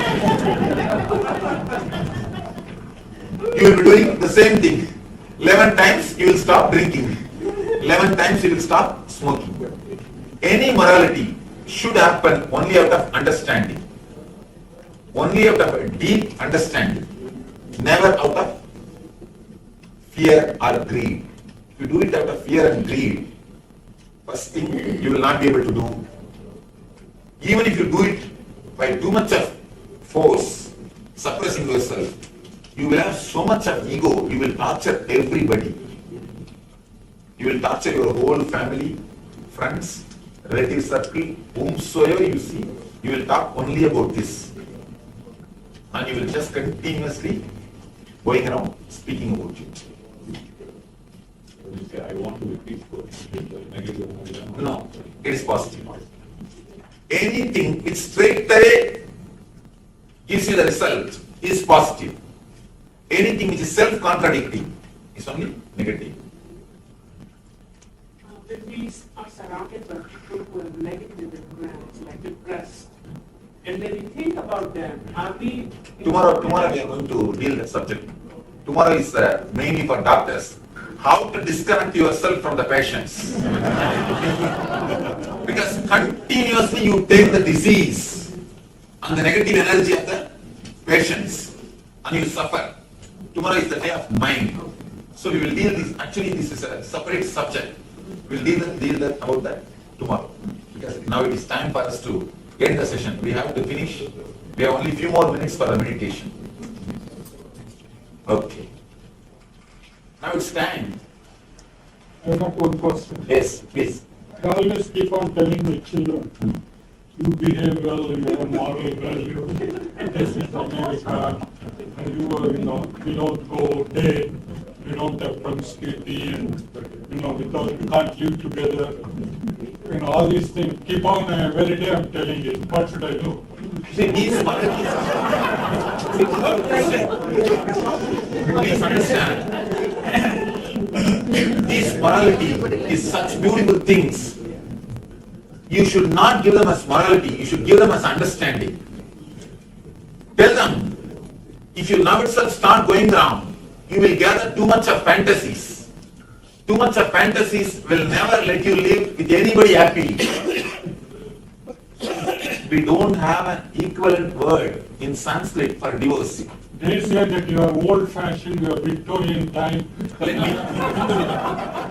me finish what I am saying. See, let me finish what I am saying. In Sanskrit, we don't have an equivalent term for divorce. The reason, in those days, we are not infused or bombarded with fantasies. When you are flooded, bombarded with fantasies, you can't live happily with anybody. Even if you get the Miss World or the Mr. World, you can't live with them. You can't live happily with them. Tell them the reason, tell them the result. See the whole India, complete, if you read the survey reports, only 1% of the Indian population takes any depression medication or any medicine related to mind. You know, in this country, I don't have to tell you, you know the statistics. What is the reason?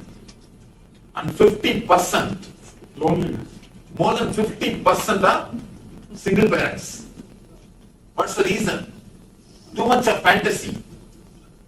Lack of acceptance. In That's India, what, we don't accept. Why lack of acceptance? Too much of fantasy. No. Lack of acceptance that you are depressed in India, here they accept and take medicine. So there is depression there also. In India? Yes. They don't accept it. See, one thing, let me be very clear. Please understand, I work with villages. I work with villages of India.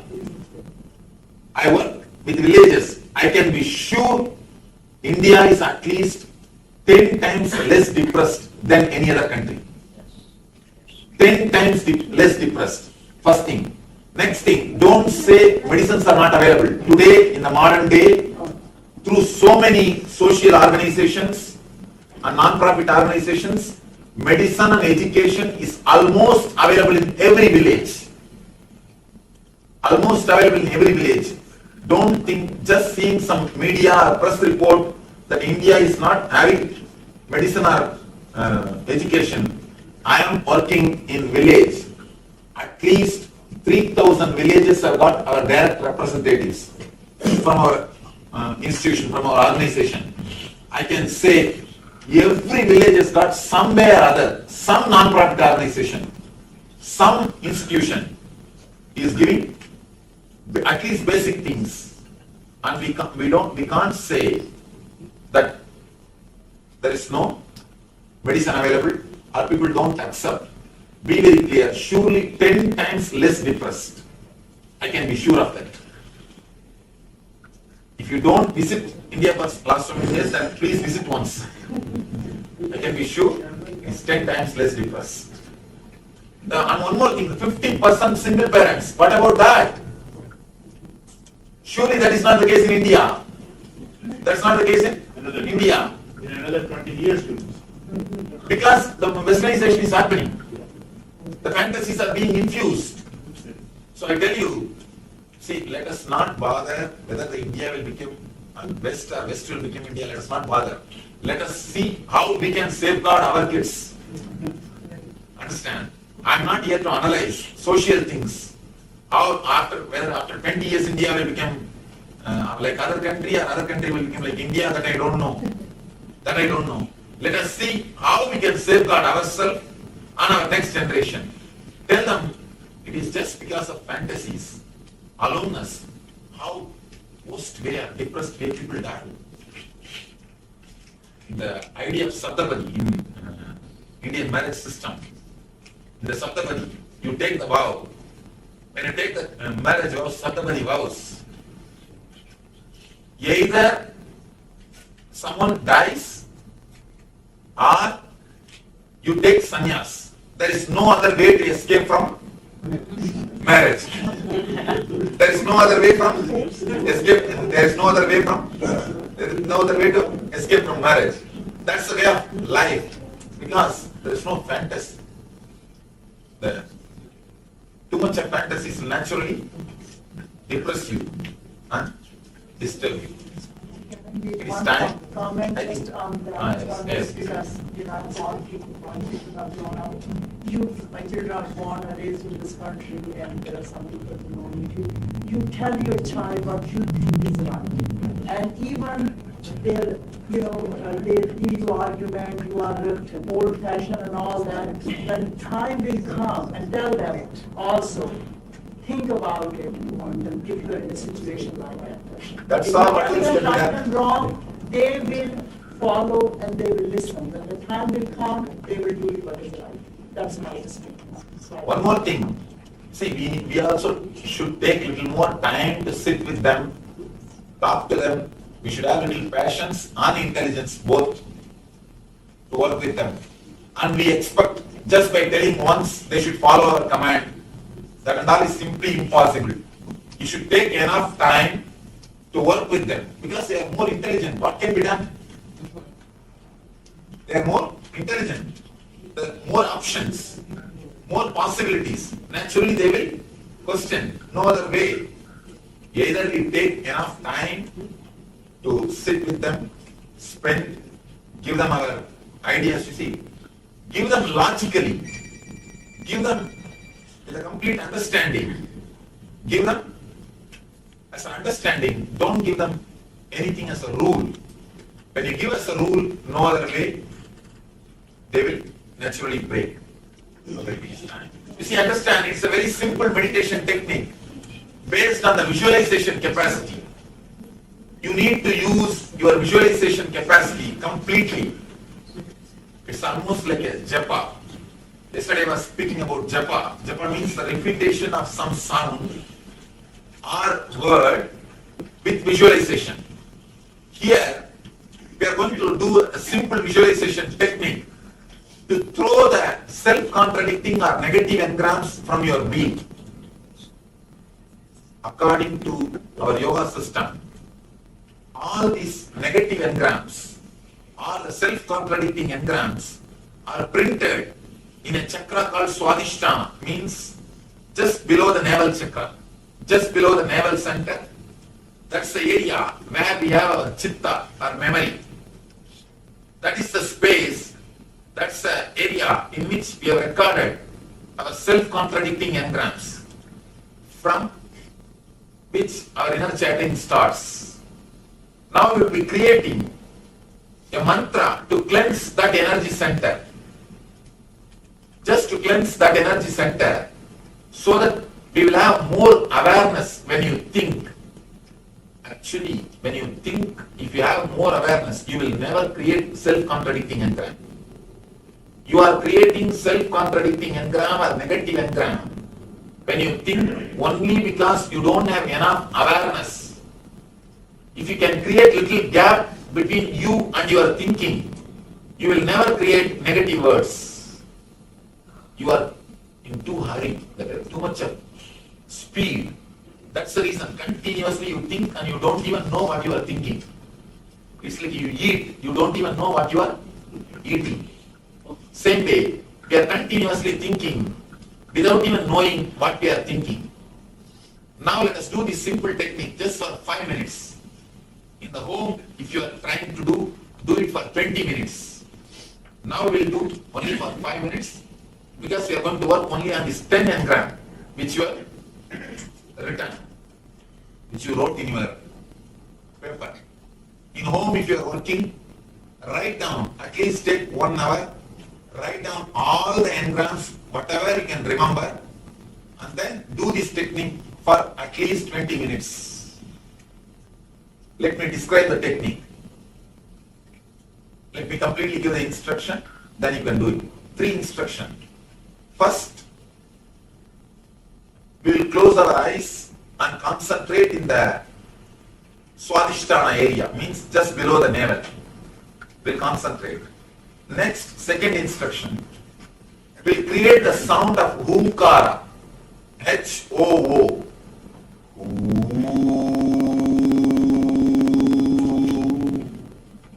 Humkara is the sound to cleanse the Swadhisthana chakra. The third thing, when you create that sound, visualize you are exhaling all your negative engrams. Understand? Here you need to engage both the capacity, verbalization capacity and visualization capacity to cleanse your being. You will verbalize and visualize together. You will verbalize the Humkara, H-O-O mantra, and visualize you are throwing away all the negative engrams. Now we will do it just for 5 minutes. Before entering into meditation, you can read the paper which you have written. Because you have to visualize you are throwing away all those things. Please read it.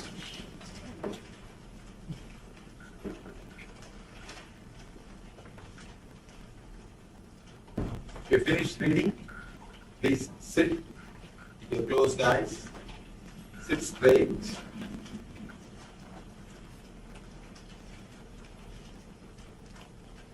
Sit straight, close your eyes, concentrate or remember Swadhisthana area just below the navel. Close your eyes. Please close your eyes.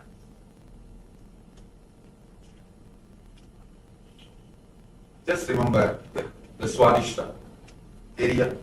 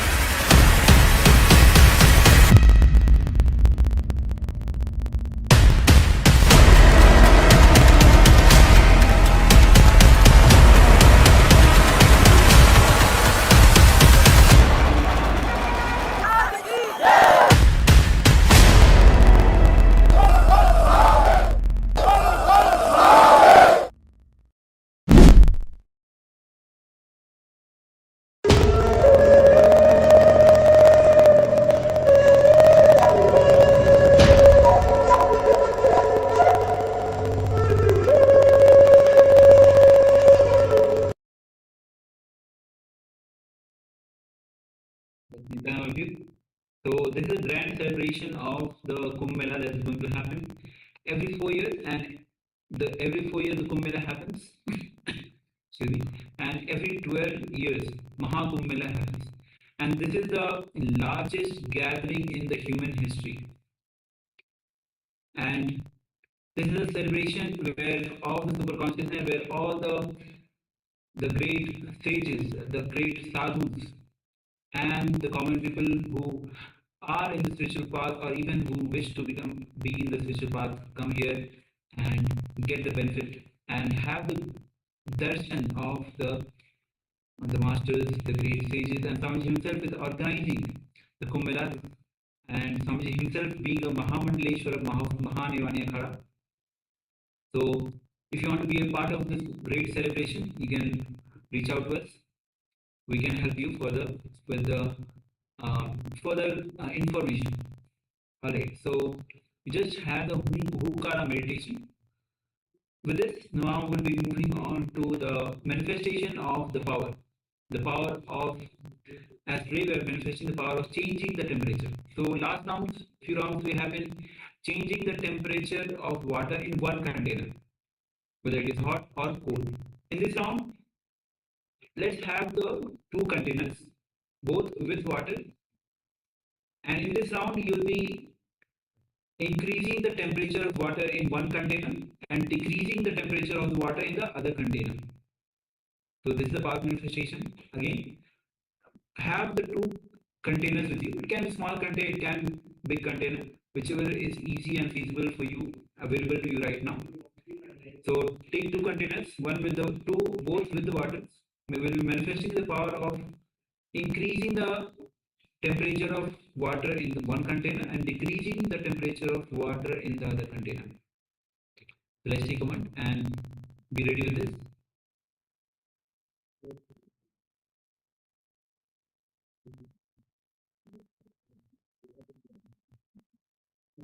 And once you are ready, let us know. We'll be moving on to the next step.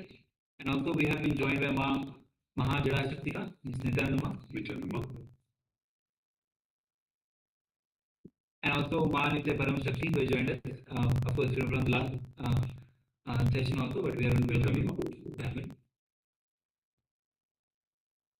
And Mahajada Shaktika. So we're just about to move into the power manifestation. So we're just about to start. Today's power manifestation is the power of increasing or decreasing the temperature. And we are increasing and decreasing the temperature of water in this round, where we have two containers of water with the same temperature water. And in one we will be increasing the temperature, in the other container we will be decreasing the temperature. So if you'd like to take part in this power manifestation, please gather a couple of containers of water, cups, whatever, just something small, it doesn't have to be too big. And let us get ready for this round of power manifestation. Yes. And also Nitanama, Sarishan, who have joined us. Yes, Nitanama, welcome. Alright, so once you are ready with the two containers with water, you can, if you have the temperature measuring device to measure the temperature, you can go ahead, or you can just have a dip of your finger and measure or feel the temperature. And take a moment, do so, and then we'll move on to manifesting the power. Alright, so if you have actually already taken the measurement, sit with your head, neck, spine, and straight line, and visualize Swamiji in your inner space. His energy overflowing through you.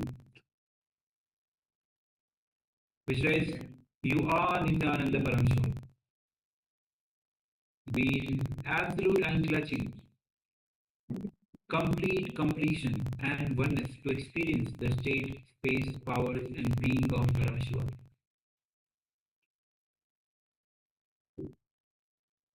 As you bring your awareness to your third eye, Nangya Chakra, through your third eye, gaze to Swamiji's third eye. And let's start chanting the Mahavakya. Om Nityananda Paramashivoham. Om Nityananda Paramashivoham. Om Nityananda Paramashivoham. As you vibrate the Mahavakya, with that strong and deep, intense declaration, give the command to the water to increase in one of the containers, to increase the temperature of the water in one container and to decrease the temperature of water in the other container. With that strong declaration, let's manifest this power, the power of changing or altering the temperature of the water. Let's begin.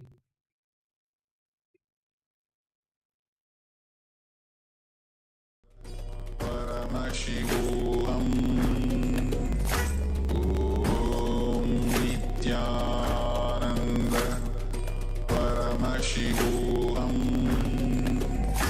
Om Nityananda Paramashivoham Om Nityananda Paramashivoham Nityananda Paramashivoham Om Nityananda Paramashivoham Om Nityananda Paramashivoham Om Nityananda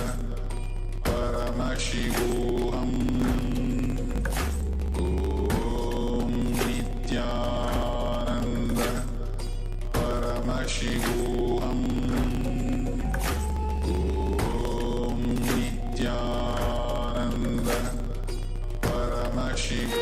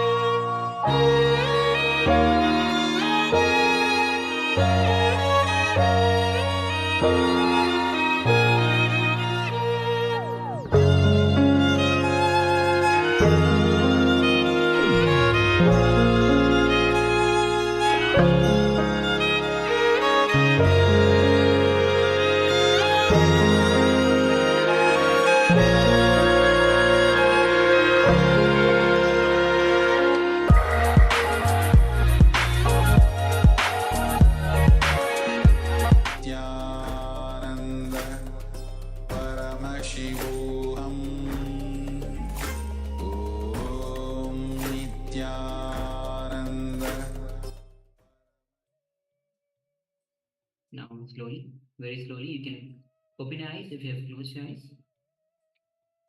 And take a moment to check and measure the second measurement of the temperature of the water.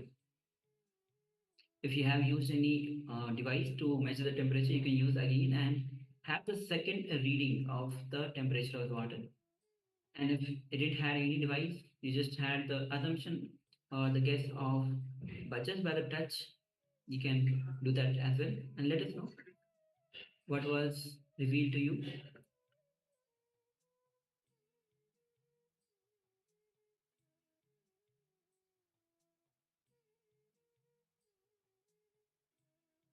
Yes, so requesting all participants, please take the second measurement now and share with us how you went in this power manifestation round.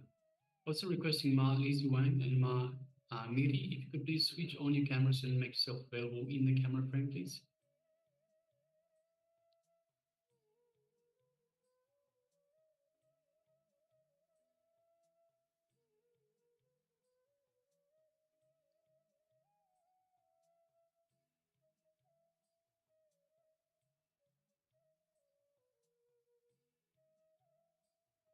Just take a moment and share.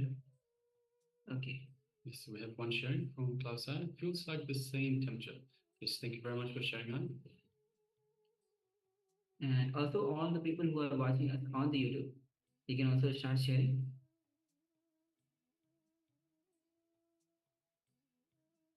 So Klaus, so in terms of the temperature, in terms of the power manifestation, so how are you experiencing the power manifestation? Is there anything that you feel, anything that like, are you unclutching? Do you find that you are fully unclutched when you are performing the power manifestation? Is there anything that is happening in you, both mind, body, as you are doing the power manifestation?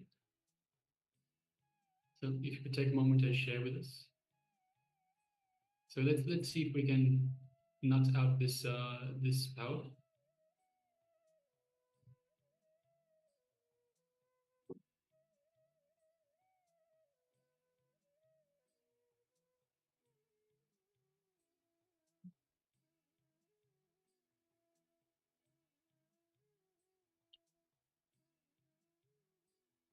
Because outside, because you are manifesting the power of third eye, and of course the power of third eye is usually the first power that is the easiest for people to get a hold on, to get a handle on rather. So you are manifesting the powers. So let's just identify, see where it is that we're falling over. Where is it that we are feeling there's a blockage, there's something stopping us from manifesting, from this power coming.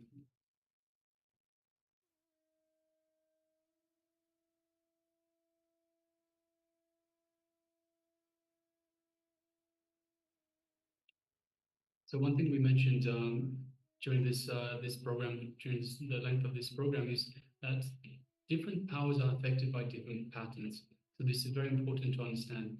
So by continuously doing the power manifestations, we are continuously working on these very patterns. So it won't be the same pattern. So the pattern that gets in the way, for example, for our consciousness of the matter, where we roll the coconut out of our hand, will be different to the power, the pattern that gets in the way of, for example, it's affecting the temperature of water, of things. It'll be once again different to the patterns that will get in the way for third eye vision. So it's important to understand this. So every time we do power manifestations, we are working on all these different dimensions, different levels of our being. We are working on, so we have gone through the seven layers of our bodies. There are patterns, there are incompletions that are set in these 7 layers, and it is important that to understand that different powers work on different layers, different samskaras, different patterns within us. So just reading your message, Aya.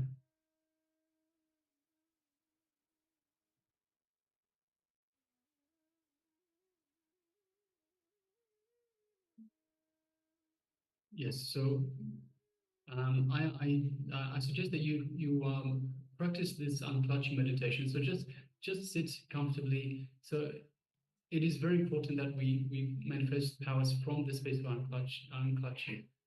See, when we unclutch, as we mentioned a number of times, what we're trying to do is we're trying to increase the gap between the two thoughts. So this is called the Akshana, K-S-H-A-N-A. So what we're trying to do is we're trying to increase this the space between two thoughts.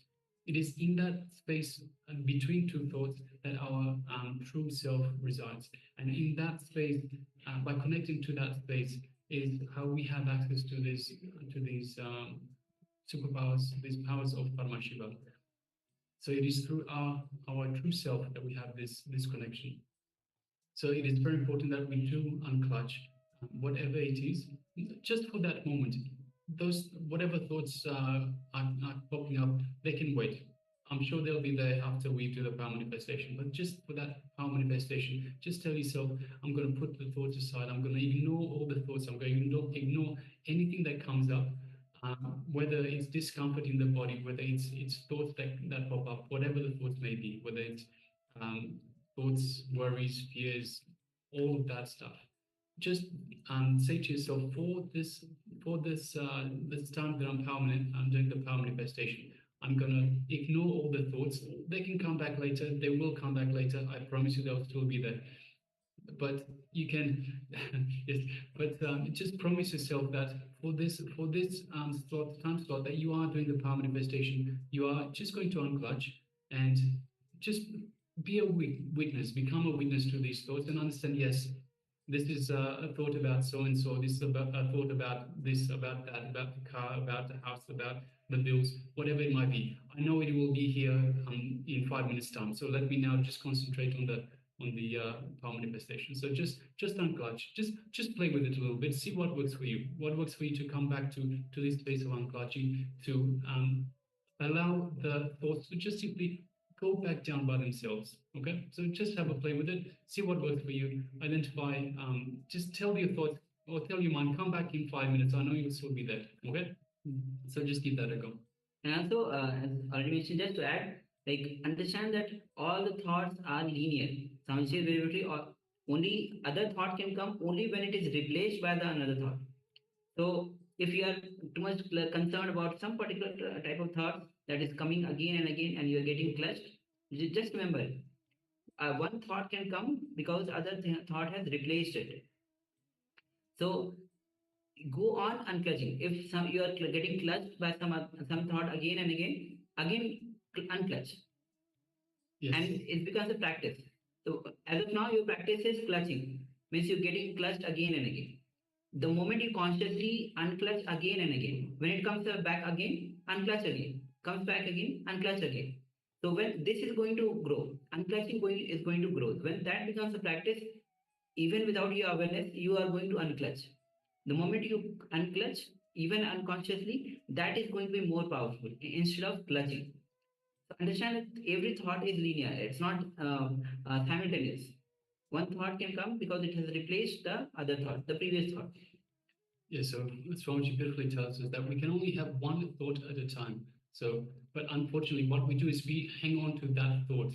So we feel pain. So this is related to the pain shaft. We feel pain related to that thought. So we hold on to it, even though we replace it again and again.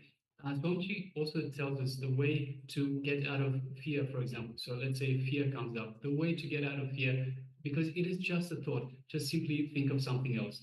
Swamiji says, just think of coffee. You want a cup of coffee. So the moment fear comes up, the moment you have a thought of fear, just replace it with a cup of coffee. I would love a cup of coffee right now. And the fear will just go away, just like that. So that is another technique that you can use. But of course, this is to use in thoughts that are persistent, thoughts that keep coming again and again. So just similarly, when you think of, when these thoughts come up, things that you worry about, things that are powerful, that you feel you can't hold on to, that you really feel they are painful, just remind yourself in these moments to think of a cup of coffee. So fear comes up, coffee. Worry comes up, coffee. Just replace it each time. Just think, cup of coffee would be really nice right now. Okay, so you can play with that technique as well. Yes. All right. Thank you, Ayan. And meanwhile, we have a couple of participants that have just joined us. We have Ma Agamapriya, Nityananda Ma, and welcome. And we also have Queen Zen Wang, who has joined us. Wang, yes, Nityananda, and welcome to the Paramashivoham Level 1. This is we have just gone through the power manifestation. This is day number 20 of 21. So we're almost at the end, but don't worry, we will start again from the next day.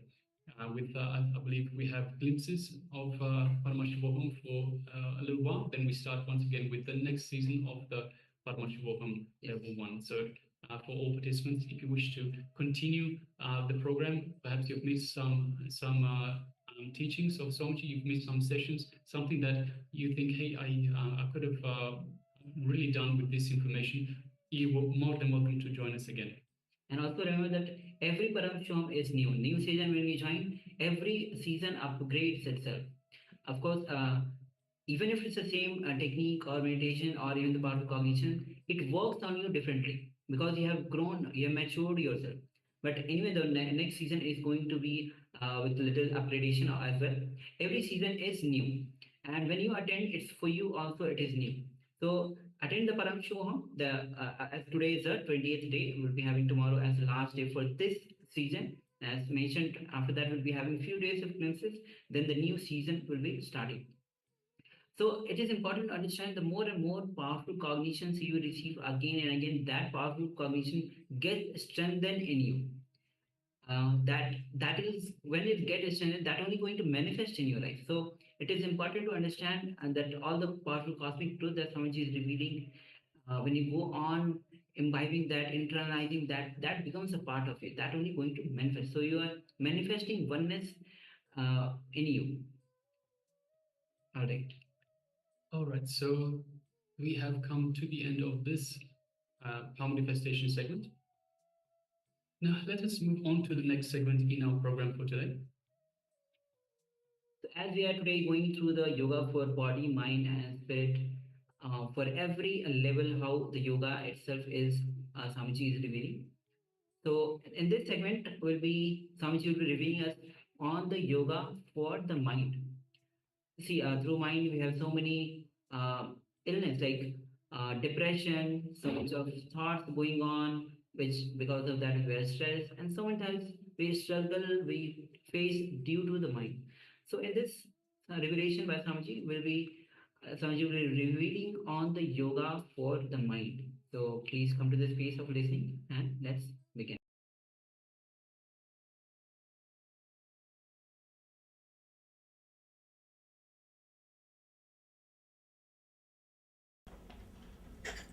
We'll start with a small story.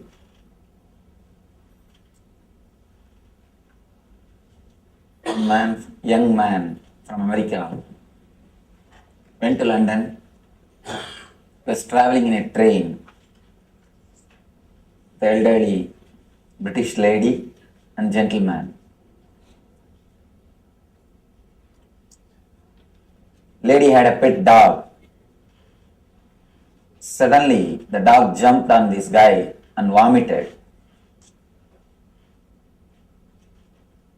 This lady, instead of apologizing, he started patting the dog. Oh, what happened to you? I don't know. You have bad stomach. I should take you to the doctor.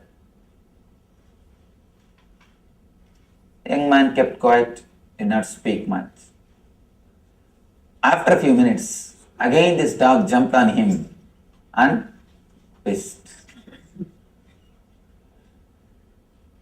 Again this lady, instead of apologizing, she started saying, oh, I should take you to the doctor immediately. I don't know what happened to you today.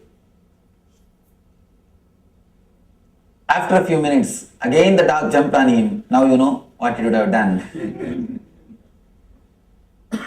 Again this lady did not even care to say a word sorry.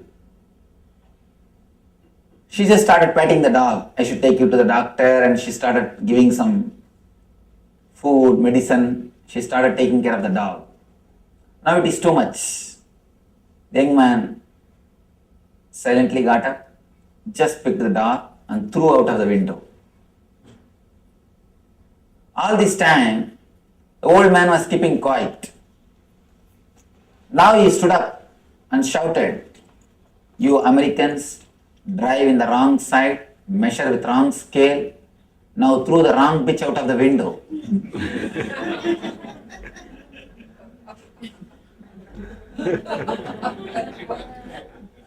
Whenever you throw, you always throw only wrong bitch out of the window. All our choice, all our decisions always end in dilemma. This dilemma is what I call mind. Dilemma is the straight, direct explanation or a definition for mind. There are so many definitions for mind. But from my experience, I can say this is the right word, dilemma. Continuously moving from this extreme to that extreme. Continuously seeing the other side. Continuously thinking, I should have done that, I should have done this, I should have taken that type of decision, I should have taken this type of decision. Continuously not accepting the present moment is what is the root of the mind. When you close your eyes, whatever happens in your space, whatever you think and whatever you can think, whatever you visualize, whatever you can visualize, whatever you experience, whatever you can experience, everything, the whole is what I call mind.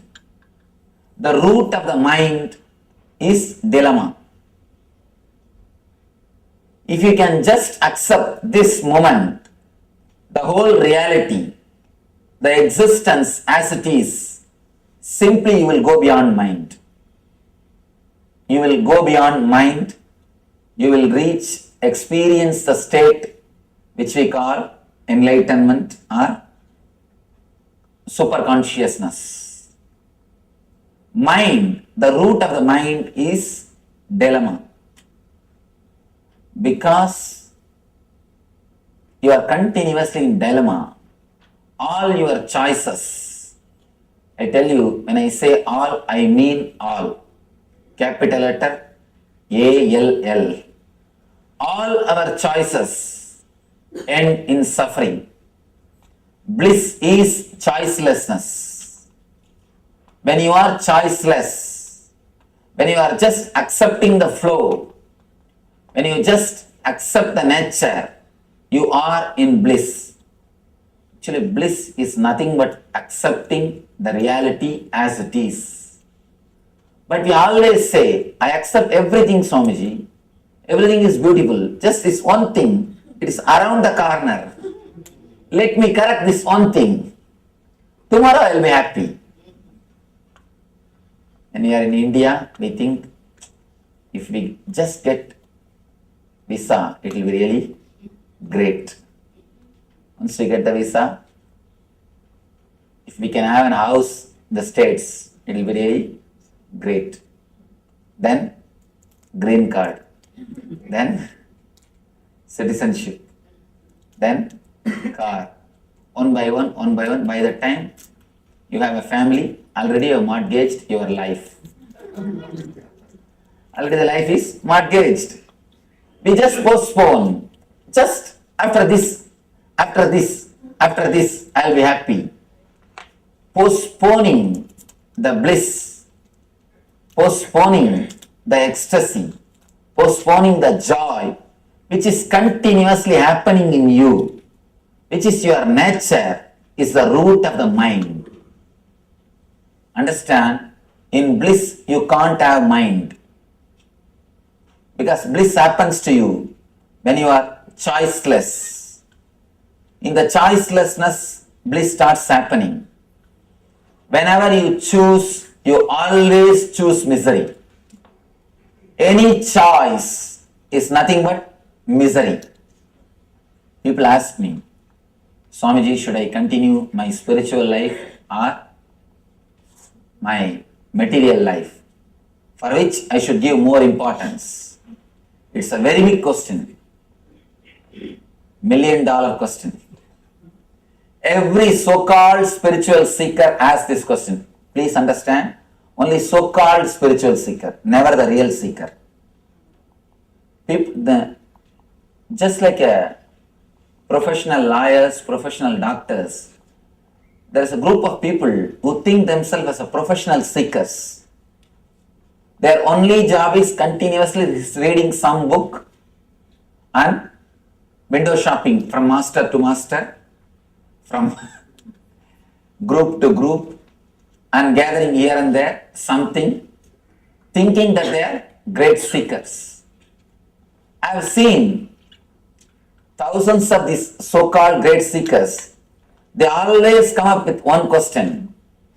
Should I put more energy, more time on my material life or in my spiritual life? I tell you, the moment you choose, you have started suffering. The moment you choose, you have started suffering. Whether you choose spiritual life or material life. If you choose the material life, you will always feel, oh, I am missing the spiritual life. You will be visualizing what you are missing. If you choose the spiritual life, you will always miss the material life. I tell you, there is no need to choose. Material life is horizontal line. Spiritual life is vertical line.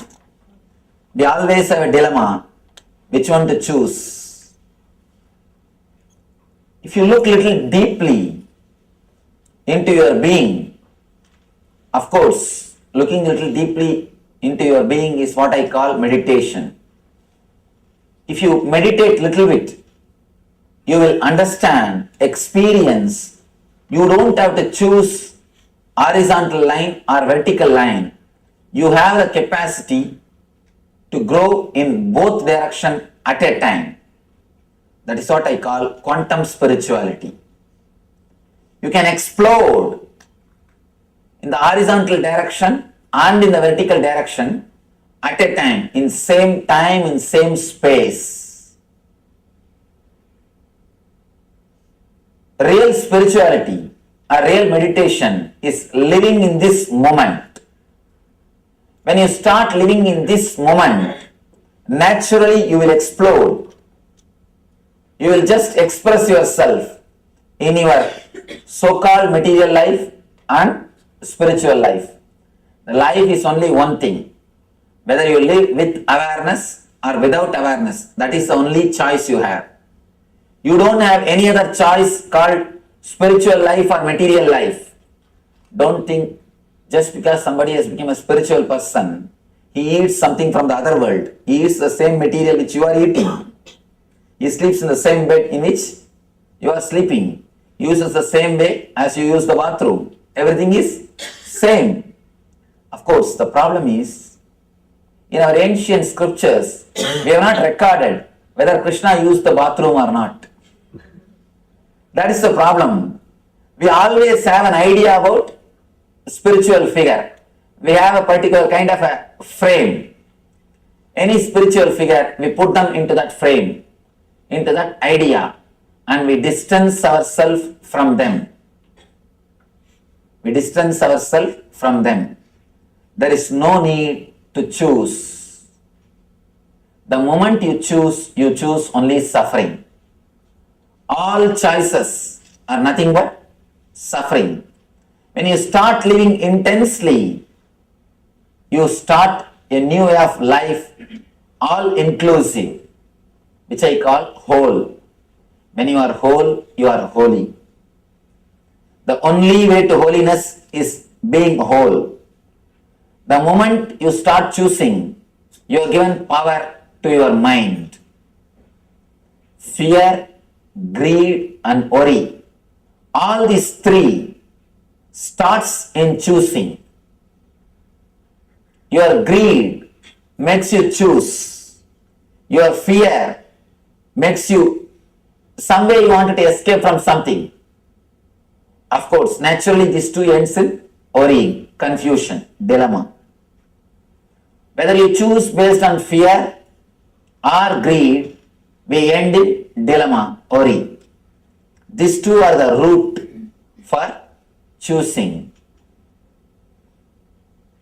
Don't choose anything mentally. People ask me, Swamiji, if you say don't choose, then how to go about in the day-to-day life? Should I drop spirituality or should I drop my profession? Should I meditate or should I go for a job? I tell them, never choose mentally before you start living. Just start living intensely as you feel, as your heart guides. You will see simply your profession will become meditation. What has to drop will drop automatically. Whatever has to drop will drop automatically. You don't have to choose, that will choose you. You don't have to choose, just your whole being will start choosing. The moment you choose with your logical calculation, with your intellect, you are in trouble. Not choosing, accepting the flow, going along with the flow is what I call intelligence. The moment you accept, something happens to you, that is what I call intuition. The normal level, very basic level, you are in the level of instinct. The moment you get the little bit energy to choose intellectually, you come to the level of intellect, man.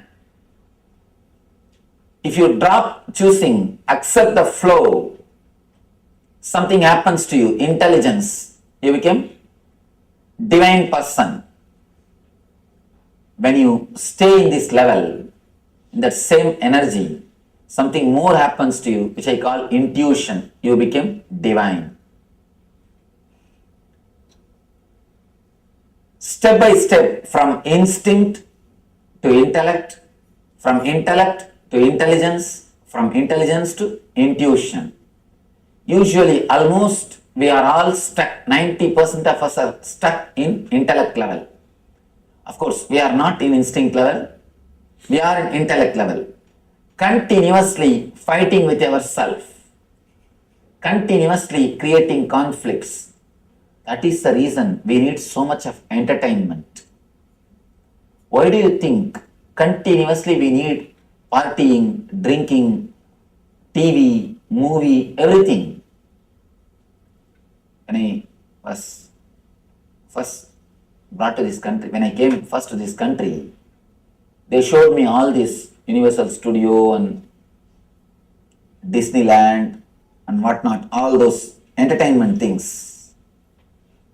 The devotee who took me around thought I'll feel very happy after seeing everything. But somehow I felt very sad. And I came out, they asked me, why Swamiji you are feeling so sad and you are silent? You didn't enjoy all these things.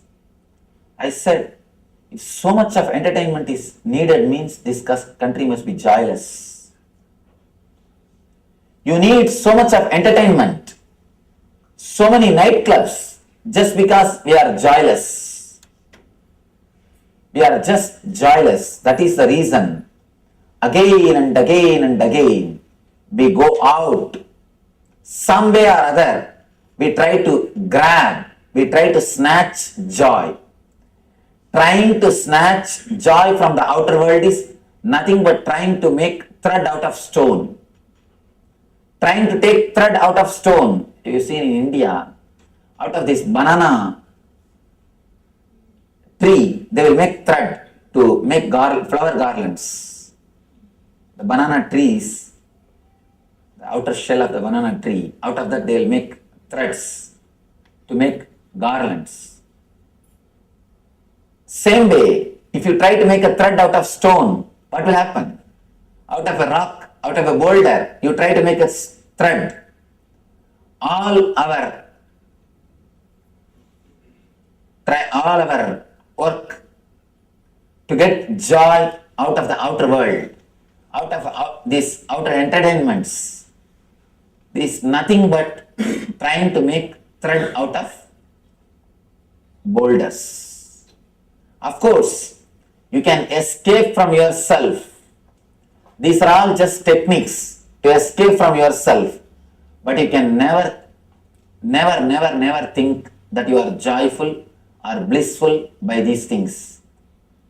Unless a person is totally comfortable with himself, unless a person is totally ease with himself, unless somebody is totally relaxed with himself, I don't think he can find joy in anything from the outer world.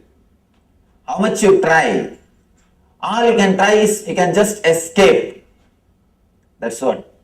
Until around the age of 40 to 45, you come upon a new phase in your life, which I call depression of success. You got what you want, but you have not got what for you want. Achieving what you want and not achieving what for you want. At that moment, you face a phase called depression of success. That is the time we take major decisions in our life. People try to change cars, houses, wives. You continuously try to change. That is the age you decide or you think of changing cars, houses, spouse. You try to change everything. Either you go for outer change or you become addicted. Means you try to escape from yourself. Escaping from yourself can happen in many ways. Not only through alcohol or drugs. It can happen through TV. TV is also one of the methods. You try to escape from yourself. You just don't want to sit with yourself. That's the reason continuously you are with some entertainment. So much of restlessness. That is why in every 15 minutes you will go around, complete one cycle of channels. We can't even sit with one channel more than 15 minutes. The other day, an advertisement producer, he was sitting with me, he was talking to me. He said, Swamiji, any advertisement we can make only for 60 seconds. 60 seconds is the maximum time people watch. People don't watch more than 60 seconds, anything. I was shocked. I said 60 seconds is too less. What are you talking? It must be at least 2-3 minutes. He says, no, Swamiji. Survey says 60 seconds is the maximum time people watch. You can't trust anybody more than 60 seconds. Because within 60 seconds, their decision changes. They already decided something else. The decision has changed. Continuously, we are restless because we are not ease with ourselves. All our so-called joy is nothing but escaping from ourselves. Some way, if somebody helps you to escape from yourself, you call that person as a good entertainer. You call that program as a good entertainment. We don't understand how long you can escape from yourself. How long you can postpone facing yourself. The more you postpone, the more you will feel emptiness inside. That is why many people come and tell me, I have seen hundreds of people coming and telling me, Swamiji, I have everything which a man can ask. I have everything, but I just feel I have nothing. I don't feel I belong to this. I don't feel I am at home. What is happening to me? What is wrong with me? We always think bliss is dependent on our outer life. That is why we try to make our outer life perfect. We miss an important thing. It is not based on the quantity, it is based on the quality. It is based on your inner quality. How much you can sit with yourself. How much you are comfortable with yourself. How much you can face yourself. How much you are relaxed within yourself. That decides how much you can be blissful. How joyful you are. It is the quality, not the quantity. Of course, I am not against the quantity.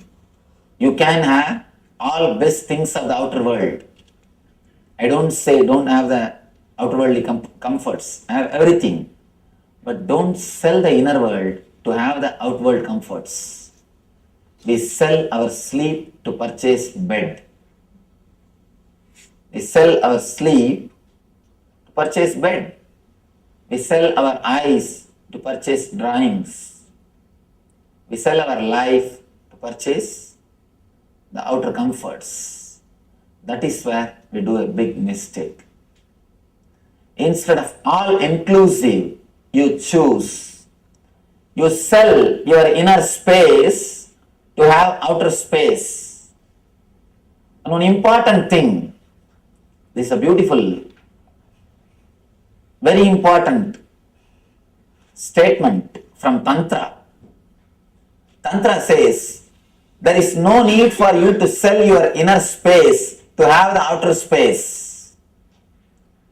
There is no need to disturb, damage your inner space to develop the quality of your outer space.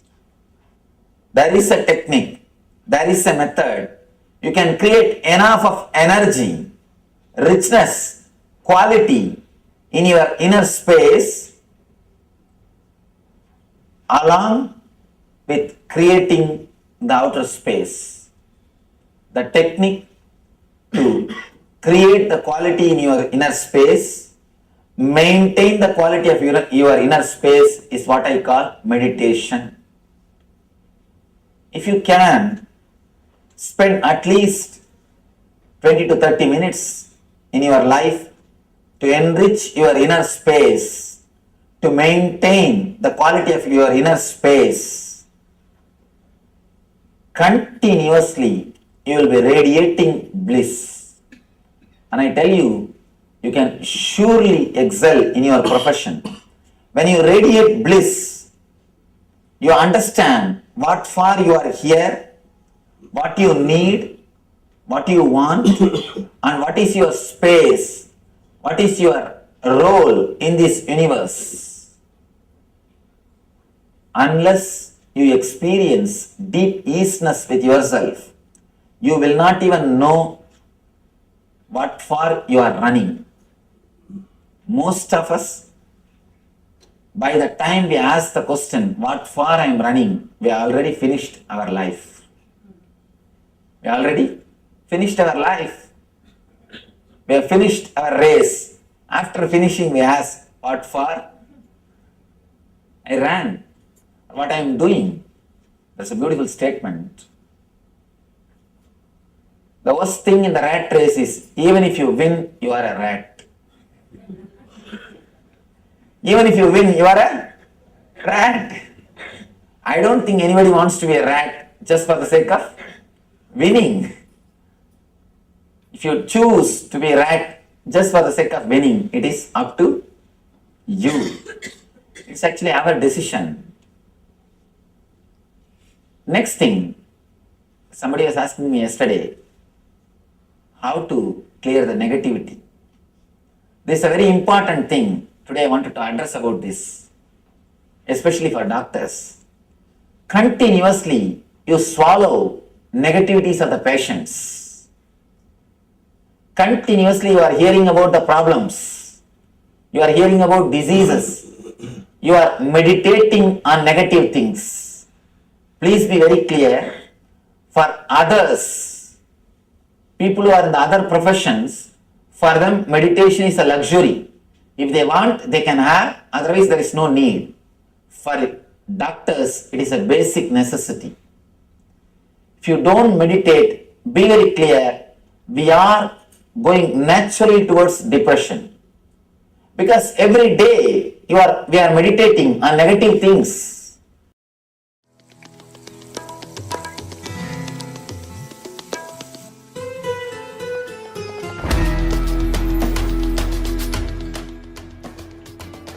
The ferociousness of seeking is powerful enough, like the fire of Kalabhairava, to burn everything which need to be burnt and destroyed inside you.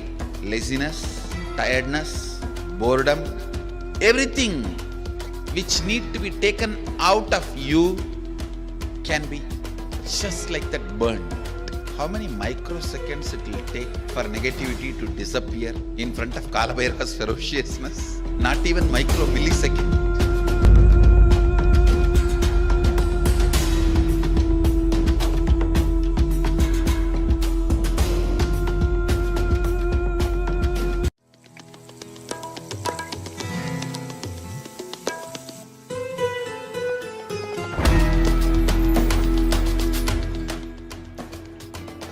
The ferociousness of seeking is powerful enough, like the fire of Kalabhairava, to burn everything which need to be burnt and destroyed inside you.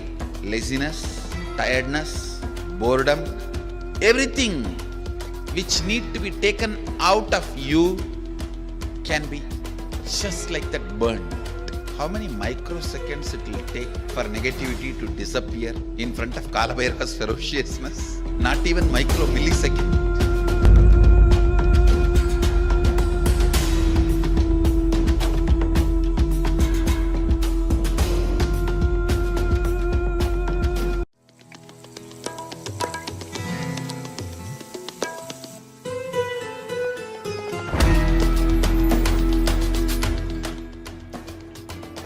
The ferociousness of seeking is powerful enough, like the fire of Kalabhairava, to burn everything which need to be burnt and destroyed inside you. Laziness, tiredness, boredom, everything which need to be taken out of you can be just like that burn. How many microseconds it will take for negativity to disappear in front of Kalabhairava's ferociousness? Not even micro millisecond.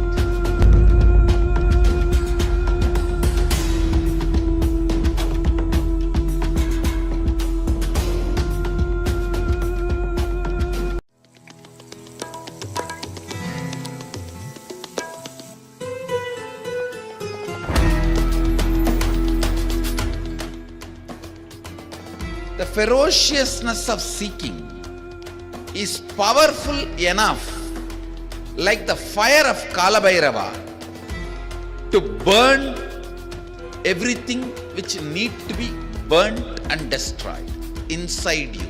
Laziness, tiredness, boredom, everything which need to be taken out of you can be just like that burn. How many microseconds it will take for negativity to disappear in front of Kalabhairava's ferociousness? Not even micro millisecond.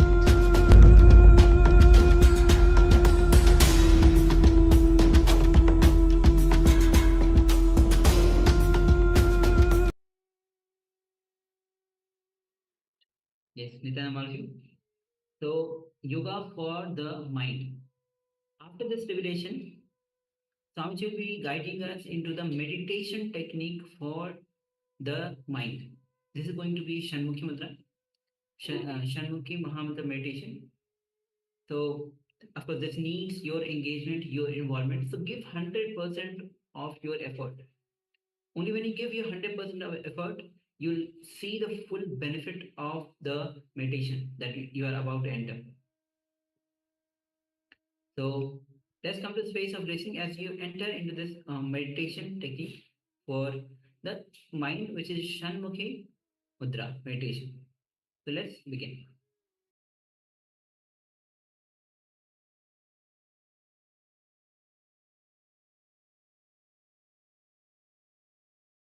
Your whole energy is centered on the head. So now Shiva says, close all the 7 openings. 2 eyes, 2 nostrils, 2 ears and the mouth. Close all the 7 openings. Then immediately the outgoing energy which is constantly flowing outside, will be stopped and it will be concentrated as one beam light, one light beam. Then now you can use that energy to penetrate your third eye. If you have seen a young age, If you concentrate the sun rays through a glass, paper or the cotton will be burnt. Same way, if you concentrate the energy which flows outside by closing, it will become a strong beam of power, energy. Then you can use that to penetrate your third eye. It is called Shanmuki Mudra. Closing all the 7 openings. That mudra is called Shanmuki Mudra, through which you create the concentrated beam of energy and turn it towards your third eye to penetrate. A space between your eyes becomes all-inclusive. Kararuttat brigastrena, kararuttat drigastrena, brubedad dvararodhanat, drishte bindau kramalini, danmadye paramastitihi. Through this way, you can awaken the third eye and be established in the third eye. It's a beautiful meditation technique. This meditation is so powerful, it can just straight away transport you. This meditation is classified as a technique for sudden enlightenment. There are techniques for gradual enlightenment. There are techniques for sudden enlightenment.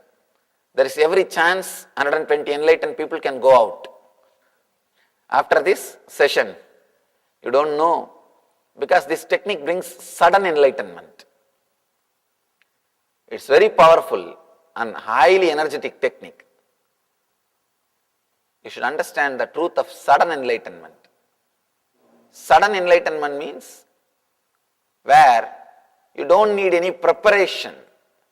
Simply in single moment you are awakened. Then you will be able to establish yourself in that experience. Gradual means you practice for a long time. Then you establish yourself in that experience. This sudden enlightenment is always good because it gives you the glimpse and the conviction about the possibility happens in your being.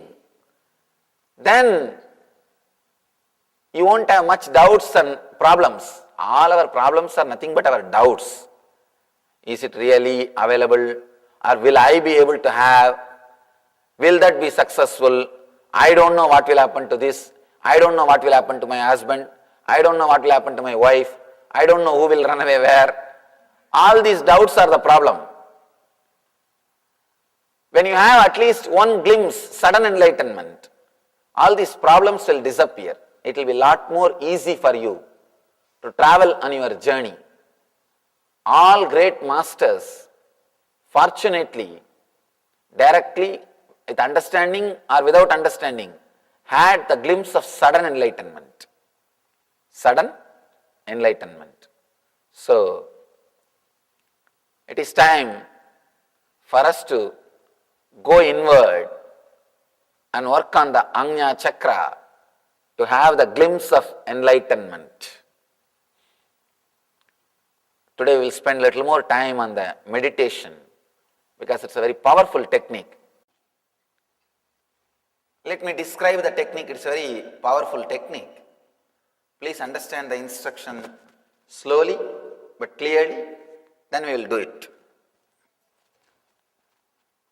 You are supposed to close all the 7 openings with your 2 hands. Let me first describe, show, and then you can close. 2 thumbs on your ears, 2 fingers on your eyes, and 1 finger from each hand on your nose, and mouth you can just keep it shut. That's enough. Let me describe the technique clearly. Do not close the nose completely, then do not block it completely, but reduce the airflow. As on now, it is going chaotically. Reduce it and balance it. We do mantra japa to balance the prana flow only. Many people will be always doing mantra japa. Actually, it regulates your prana flow. It helps you to go towards the little more higher space or consciousness. So, let me describe, later on you can do, you can just please understand completely first, then you can do later on. See it clearly. And this is called Shanmuki Mudra. When you close like this, the energy flow which is going outside, actually through the face, through the 7 openings, constantly energy is going out. Your hands are very powerful. These energy centers are so powerful, it can stop the energy flow going outside and turn it towards inside. Turn it towards inside. We are doing 2 things. First, stopping the energy flow outside and turning it inside, and concentrating that beam of energy which is turned inside towards the Anya. First we are stopping the energy flow towards outside, then we are turning it inside, and third, concentrating the turned energy on your third eye. So that as on now 80% of your energy is going through the face. You are gathering data through the head, 80%. 80% of your Jnanendriya activities are happening through the face. Now you stop all that energy flow out and turn it towards in and center on the third eye. 3 steps. I'll guide you step by step. First understand this mudra, Shanmuki Mudra.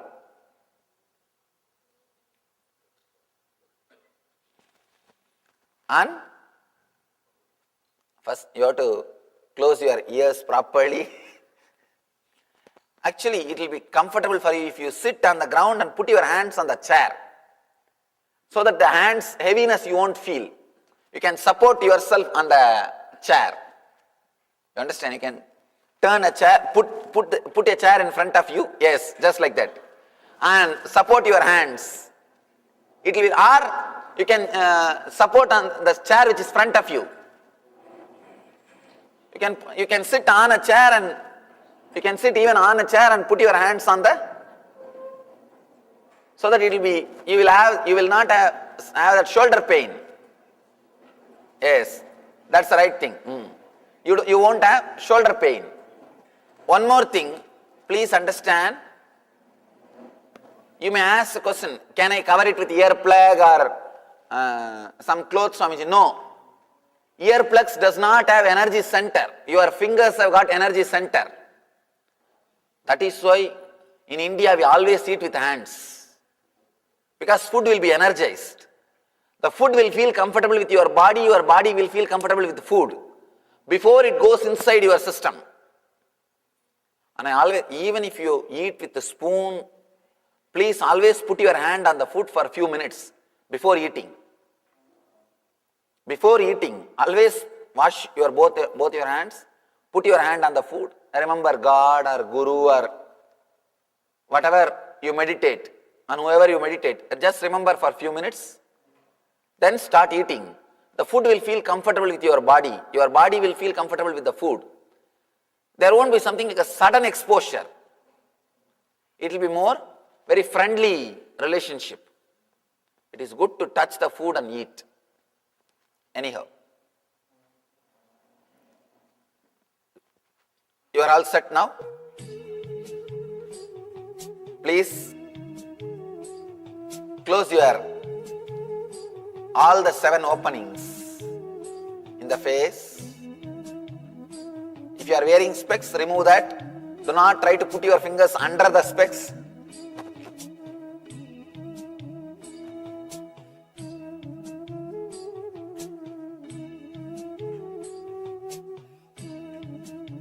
Do not close the nose completely.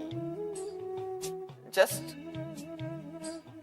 reduce the prana flow. When your mind settles down itself, the prana flow will reduce.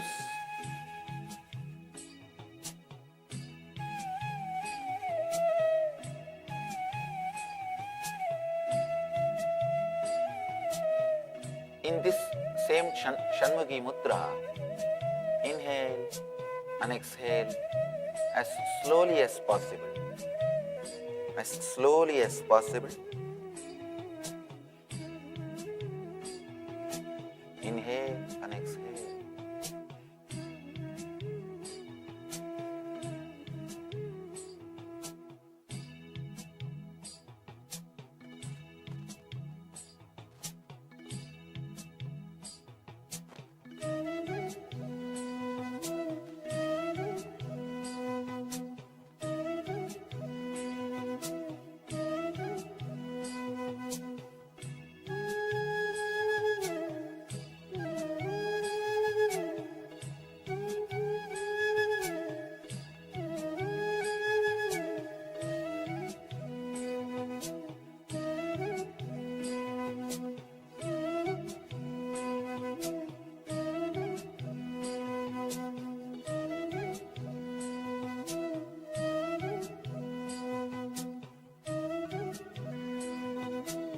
Just inhale and exhale.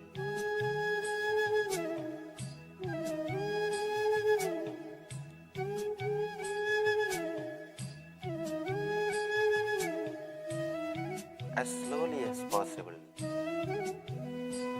as deeply as possible.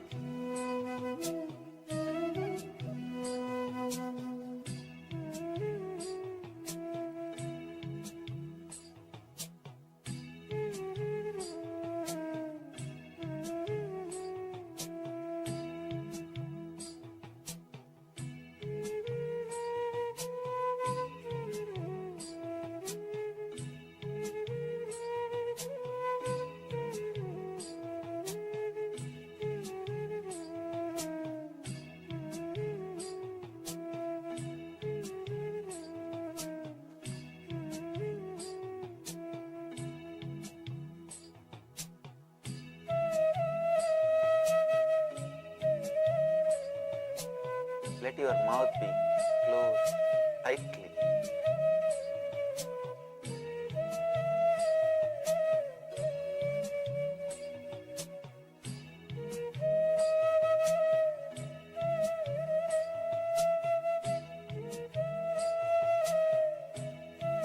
Visualize both your eyeballs have become like a stone.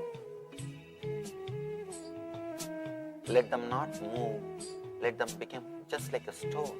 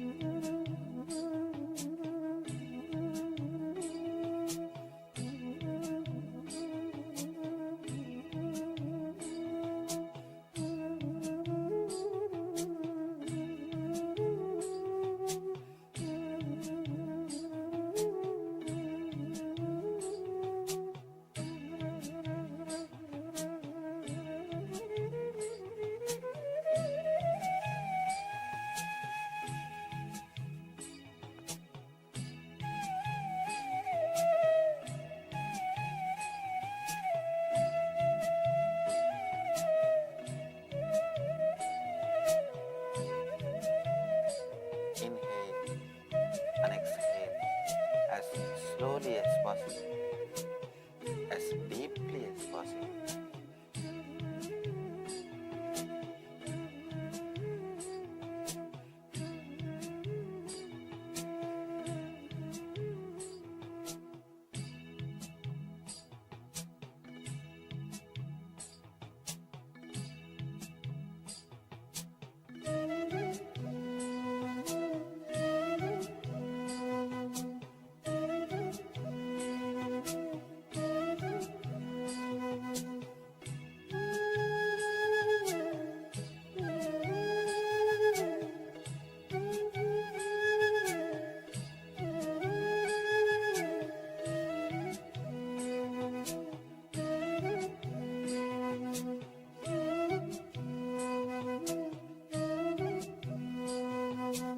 Slowly, very slowly, put your attention on the third eye.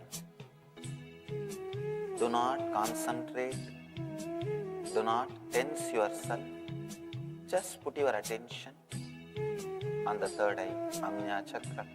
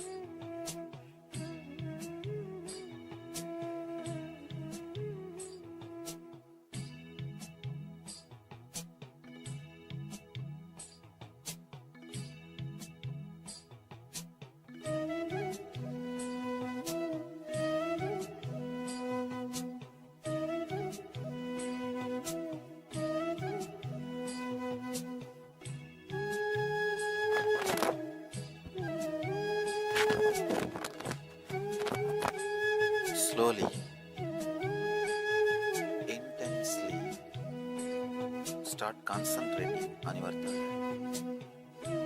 Intensify your awareness. Do not create stress. Try to penetrate with deep awareness. Do not create pressure. Create only awareness.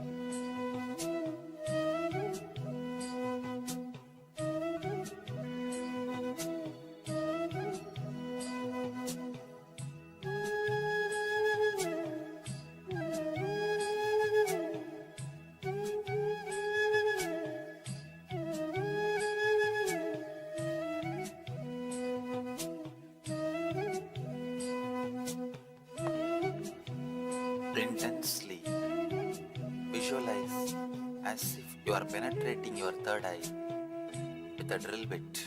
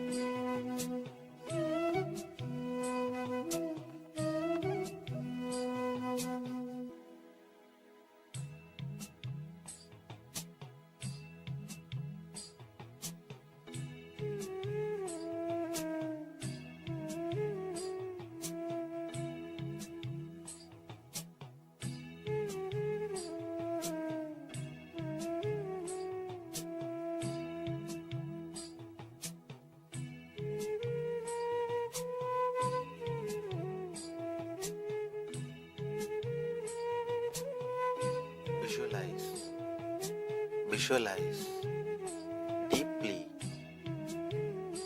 as if you are penetrating your third eye with a drill bit.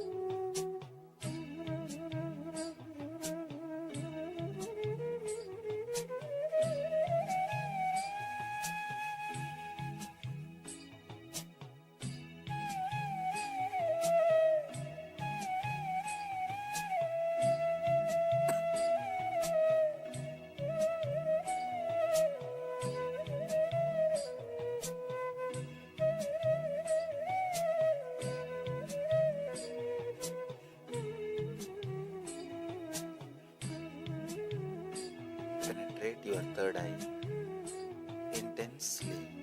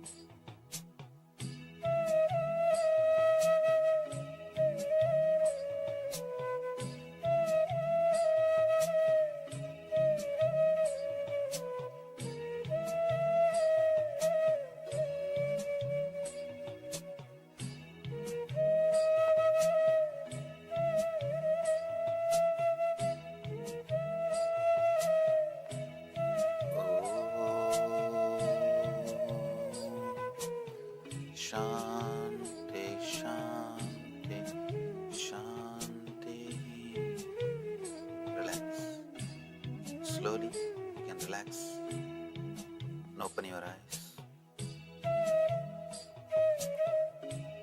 Try with this technique in a very comfortable posture. You will see tremendous energy created in your third eye to awaken your intuition. As of now, I saw many were juggling. Sit in a comfortable pose where your hand is supported. Then you will see you are entering into deeper energies, the higher consciousness. Let these techniques give you the high energy and liberate you.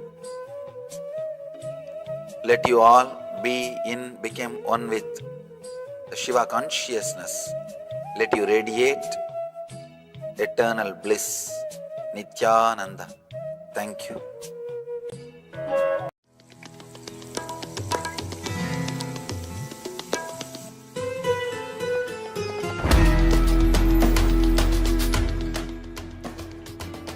The ferociousness of seeking is powerful enough, like the fire of Kalabhairava, to burn everything which need to be burnt and destroyed inside you. Laziness, tiredness, boredom, everything which need to be taken out of you can be just like that burned. How many microseconds it will take for negativity to disappear in front of Kalabhairava's ferociousness? Not even micro millisecond.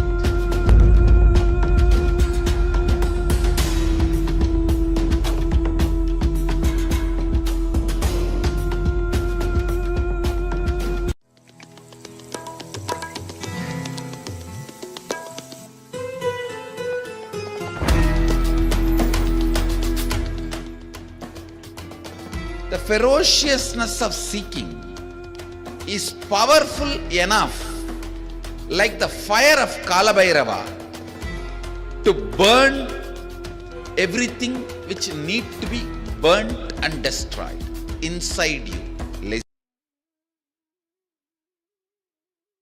Yes.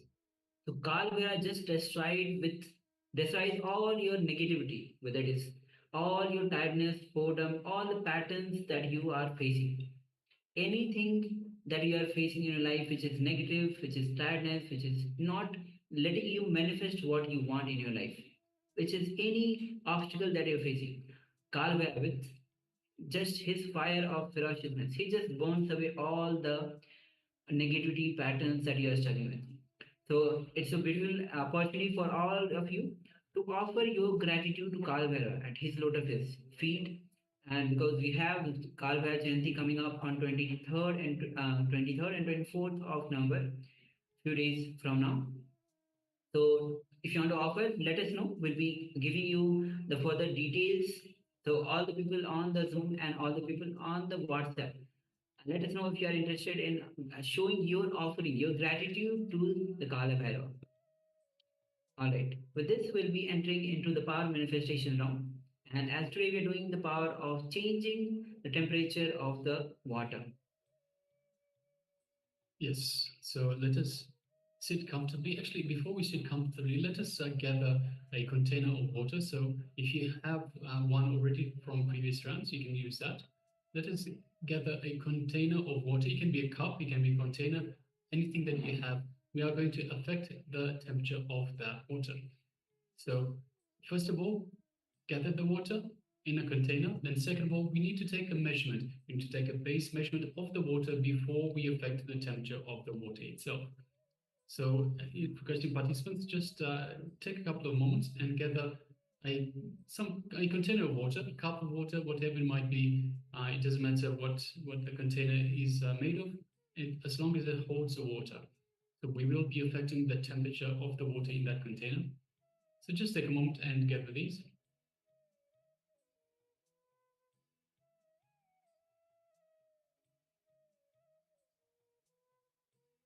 And once you have got a container with water or a cup with water, let us know.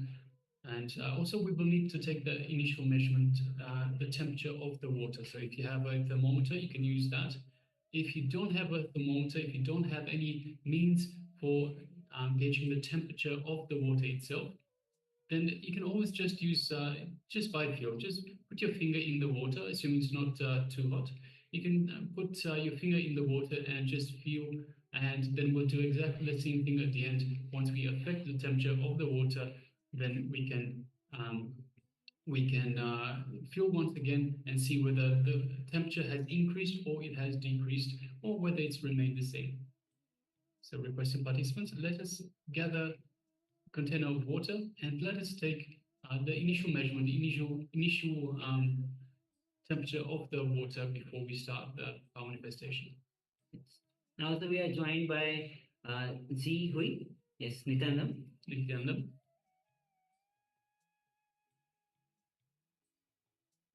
So we are just about to start a power manifestation, the power of changing the temperature of water. So the moment we are changing the temperature of water, of course, we can change the temperature of other things, including our body, other liquids, any things like that. But right now we are just concentrating on water. So changing the temperature of water.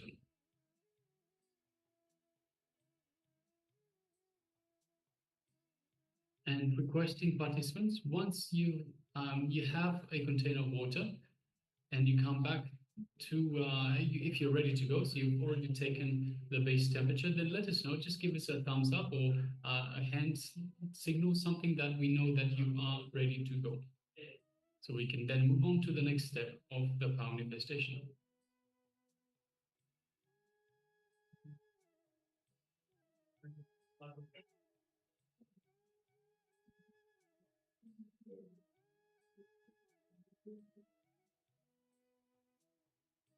So once again, once you are ready, you have the container of water. Yes, thank you very much.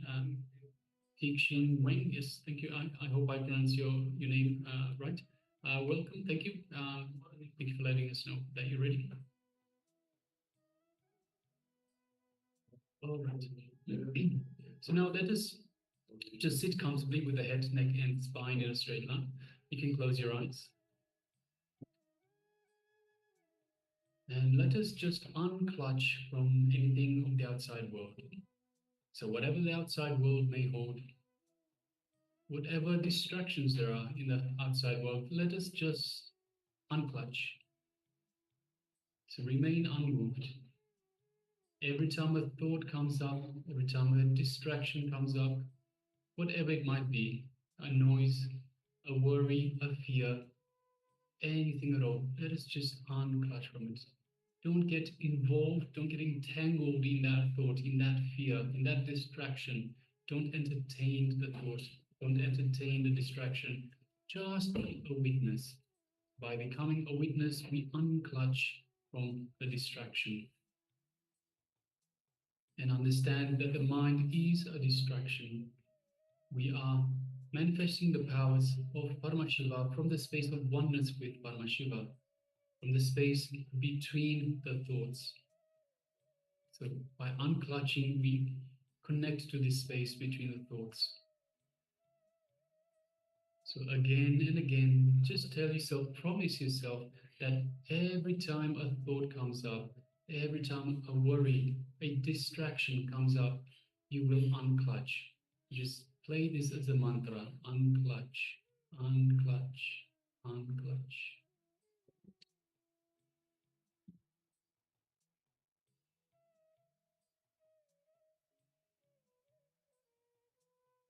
From this space of unclutching, let us now move our attention, our awareness to our Ananda Ganda, which is our inner space, just below the heart center. And let us remember Swamiji in our Ananda Ganda. So just visualize the image, your favorite image of Swamiji, your favorite murti of Swamiji, that you feel most connected to, that you feel the most attracted to. That is your personal, your feeling connection to Swamiji. Just imagine that, visualize that in your inner space, in the Ananda Ganda region, just below the heart center. And just concentrate on that. See the feeling, just Observe the feeling that you have, the feeling connection you have with Bhagavan. Feel the love, the compassion, and the infinite grace that Swamiji is radiating, is showering on you. Just take a moment and enjoy that.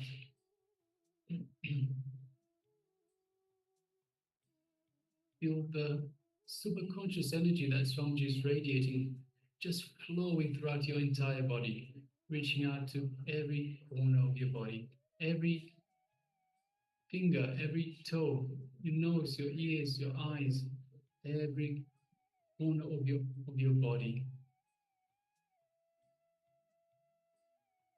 Every one of the trillions of cells in your body, feeling this superconscious energy, feeling alive, rejuvenated and excited.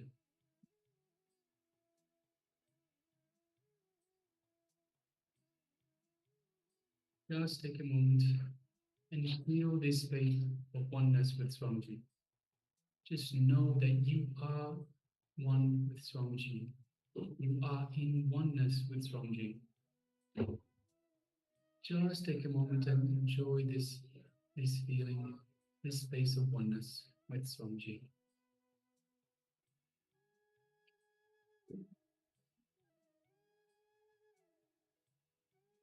Now let us move our gaze just gently to the third eye, the area between the eyebrows.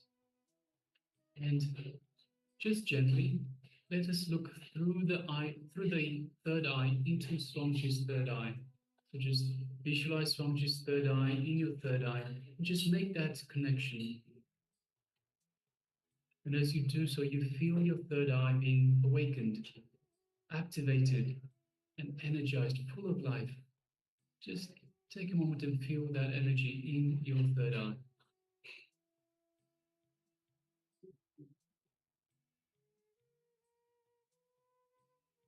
Now let us start chanting the Mahavakya. Om Nityananda Paramashivoham.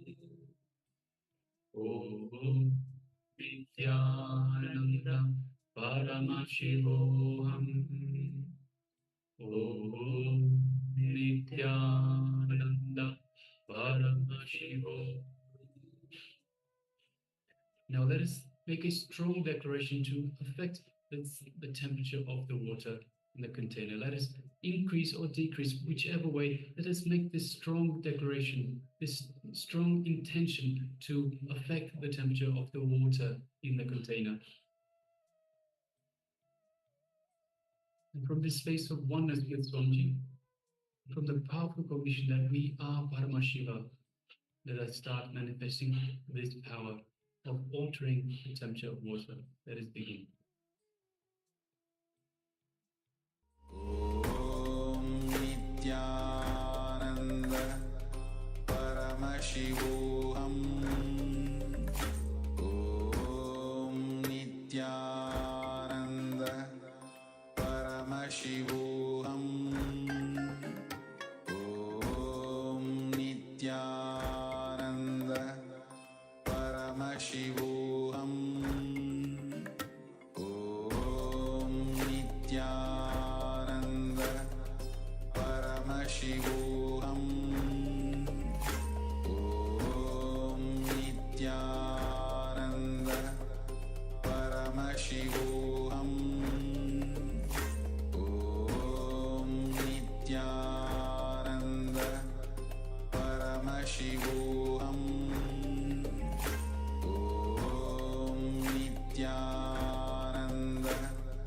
Paramashivoham. Om Nityananda Paramashivoham. Om Nityananda Paramashivoham. Om Nityananda Paramashivoham. Om Nityananda Paramashivoham.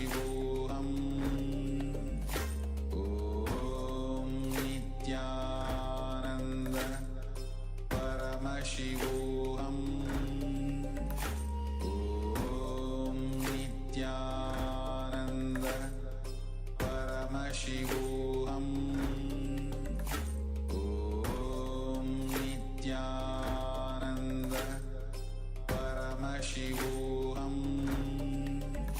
Om Nityananda Paramashivoham Om Nityananda Paramashivoham Om Nityananda Paramashivoham Om Nityananda Paramashivoham Om Nityananda Paramashivoham Om Nityananda Paramashivoham Om Nityananda Paramashivoham Om Nityananda Paramashivoham Om Nityananda Paramashivoham Om Nityananda Paramashivoham Om Nityananda Paramashivoham Om Nityananda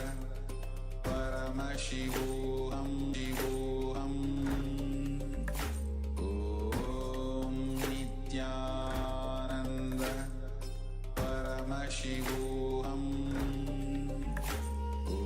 Om Nityananda Paramashivoham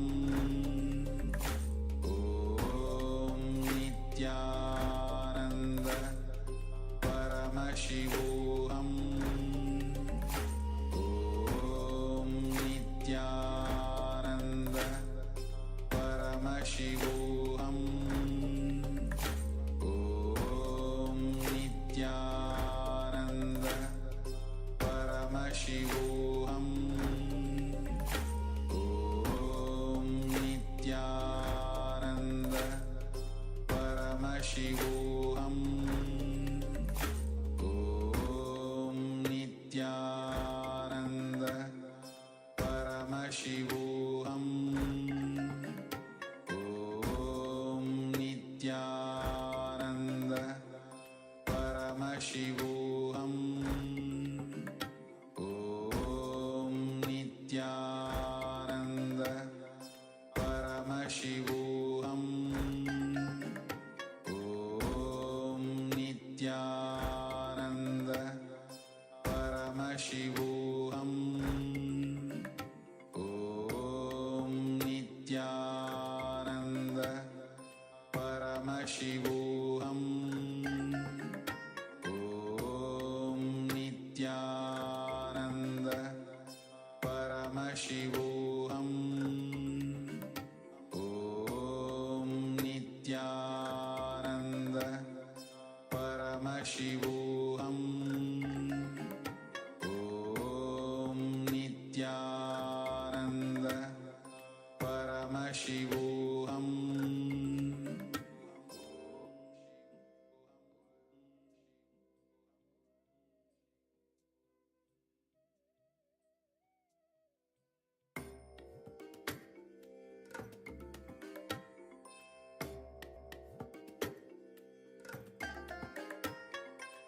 I bless you all. Let you all open all your three eyes and manifest the powers of Mahasada Om Nityananda Paramashivoham Om Nityananda Paramashivoham Om Nityananda Paramashivoham Om Nityananda Paramashivoham Om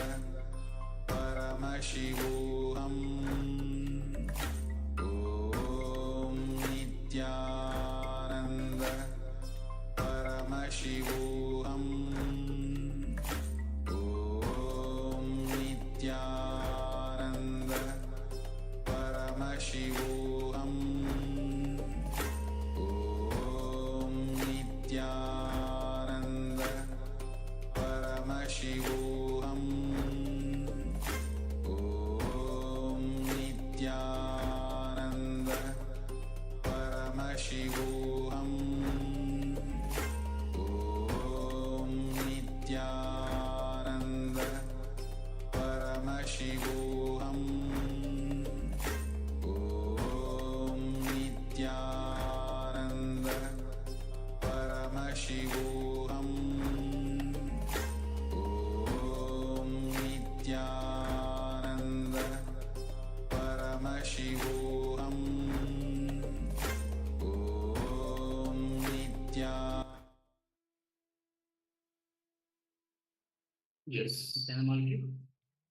So now you can open your eyes if you have closed your eyes.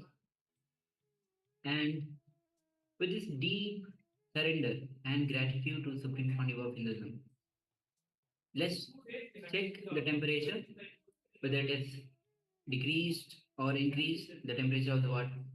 Let us check it and let us know what was the result. And also all the partners on the YouTube, you can also start sharing on the YouTube chat.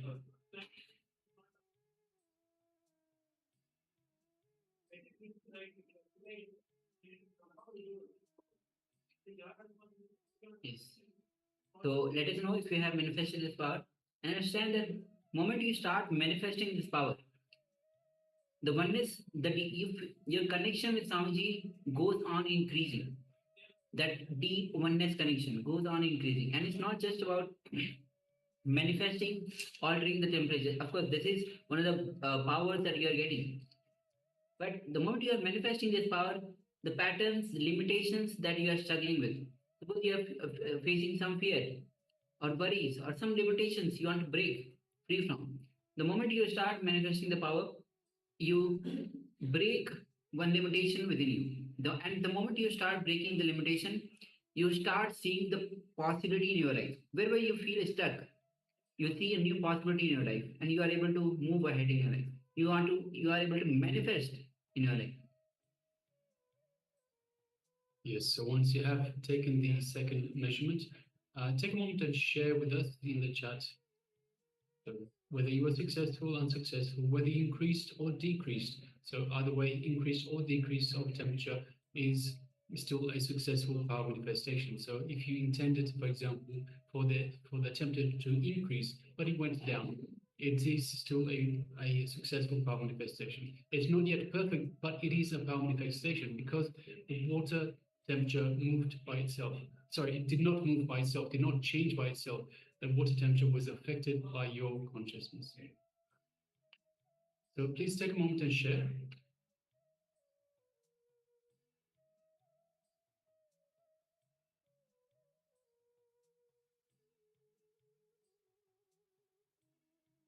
So requesting all participants, if you've taken part in this power manifestation, share with us how you went. So whether you manifested or not manifested, let us know either way. So whether you manifested or are yet to manifest. So also this is a very important, it's a very important mindset. Instead of saying, let us now say, instead of saying that we haven't manifested, we should be saying we haven't yet manifested, yet to manifest. We are yet to manifest. Because these powers are available to everyone. So these powers of Paramashiva, they are the powers of Paramashiva. Paramashiva is allowing every single person, so every single person has access to these powers. It is just that some do not know how to get to them. So they are yet to manifest. Everyone can manifest. It is just breaking down the patterns, breaking down the barriers between you and Paramashiva. Once you have these barriers out of the way, you can start manifesting. So this is how the powers manifest, from the space of oneness with Paramashiva.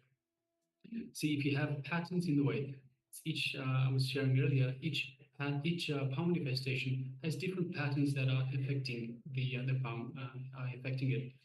So by breaking down the patterns related to this power manifestation, the patterns that block this power manifestation, then you will, it's almost like you remove the barriers so the water can come flowing through.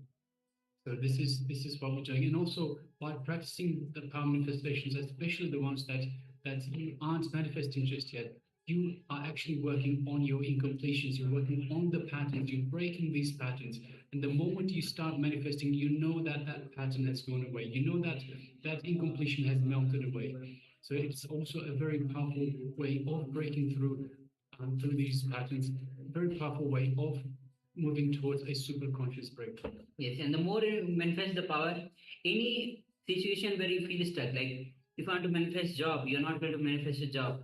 If you want to actually, if you want to have a better job with better earnings, and you're feeling some limitation within you, and even in relationship, you are feeling stuck, or you're not having the relationship which you want to manifest, but there's some obstacle in your relationship. The moment you start manifesting your power, because when you are manifesting power, it is Paramshiva who is manifesting through you. Paramshiva is alive. And you know that, yes, I have that potential so that Paramshiva also manifests through me. When you have that click, when you understand that, and when you start manifesting that power, then you start breaking your limitation. And when you start breaking those limitations, you start manifesting what you want, where you are stuck right now in your life. Yes, so Kik Shin Wen, I hope I pronounced it right, has shared in the process of manifesting. Yes, very nicely put. Aya, thank you very much. In the process of manifesting, well done. Now, one question, if I may. Have you managed to manifest any of the other powers just yet? So, just simple yes, no. Have you manifested or any of the other powers up till now?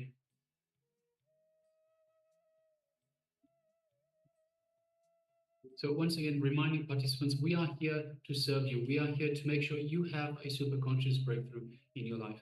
So by telling us, by sharing with us, we can attend to you. We can give you pointers. We can guide you down the right path, guide you such that you do have this super conscious breakthrough. And this is why we are here, to have this super conscious breakthrough.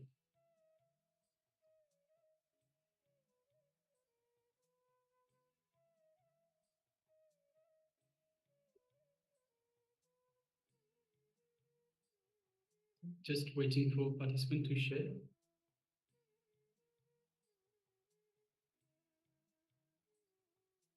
And of course, this goes for everyone out there. So whether you're in the Zoom room on two-way, or whether you are following us on YouTube, anything you need help with, let us know. So communicate, talk to us, and we can address whatever issues, whatever challenges that you are facing, such that we can put you on the path to this super conscious breakthrough. All right. Yes, moving fruits have manifestation. Yes. With you had a manifestation of moving the fruits. Great. Yes. So this, see, at the moment you start manifesting the power. See, whenever you feel where you feel stuck, that moment feels so much impossibility in your life. Wherever you feel stuck, not only you, but even the participants who are joining for one session on the YouTube. Whenever you feel somewhere stuck, impossibility in your life, start manifesting the power. The moment you start manifesting the power, when you know Paramshiva is alive, because Paramshiva is expansion, possibility, filled with possibility, expansion.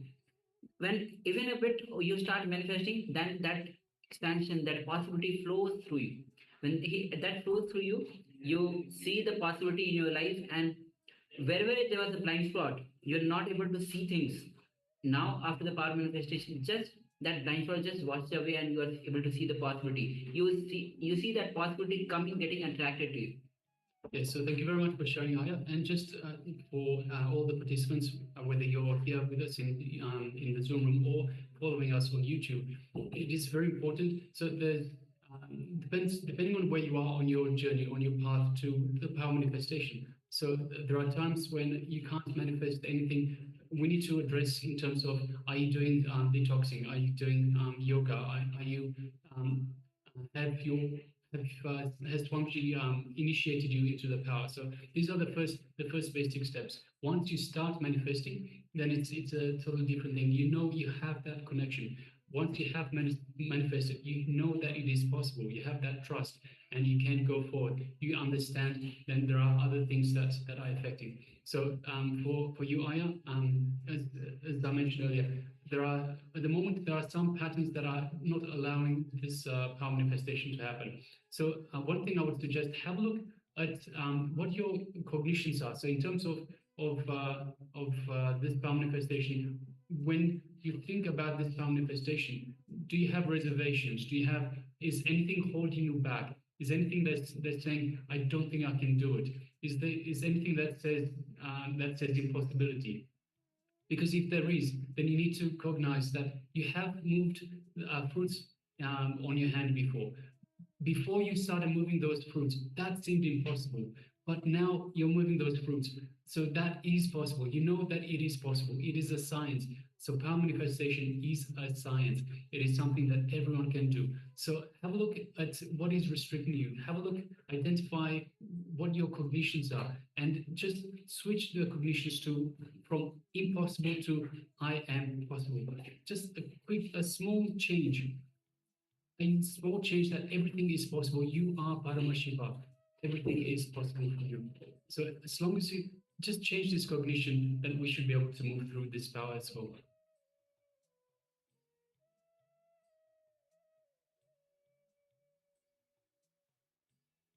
All right. So with that, let's just move on to the next segment in our. And by the way, if you have any questions, any doubts, any queries, anything that needs clarified, by all means, please let us know, and we will address that as well. Okay. And not only anybody who is even watching us on YouTube, even for a few seconds or few sessions you are coming. Any doubts you have, we can always put that in the YouTube chat. We'll be attending to each of you. See, the more and more you start connecting to Swamiji, whether through the YouTube or through the Zoom sessions, you start to imbibe his energy. You start to manifest in your life. Because Swamiji is the super consciousness. When that super consciousness, you get connected to that super consciousness, then you are able to manifest which was not possible in your life before. All right. So with this, let's move on to the next session, which is going to be on yoga for the being. So please come to the space of listening as we enter into this session.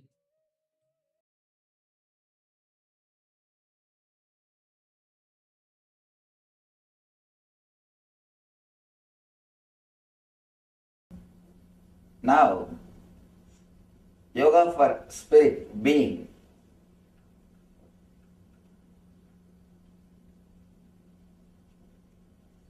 As a being, the being level, you don't need any separate meditation or yoga. All our yoga or meditation is to reach that level. That's all. If you can experience that level or stay in that level, you don't need any meditation or yoga. The aim of the yoga is reaching the level of being or the spirit. First thing, what do I mean by the word being or spirit? Let's analyze. Let's analyze what do I mean by the word being. In Sanskrit we call Atman. You can translate it in a very superficial way as consciousness. Consciousness is not equivalent or exact translation of Atman, but we have no other way. We have to use the word consciousness. Soul is much poor word. Consciousness is at least a little better than soul. So I am using the word consciousness.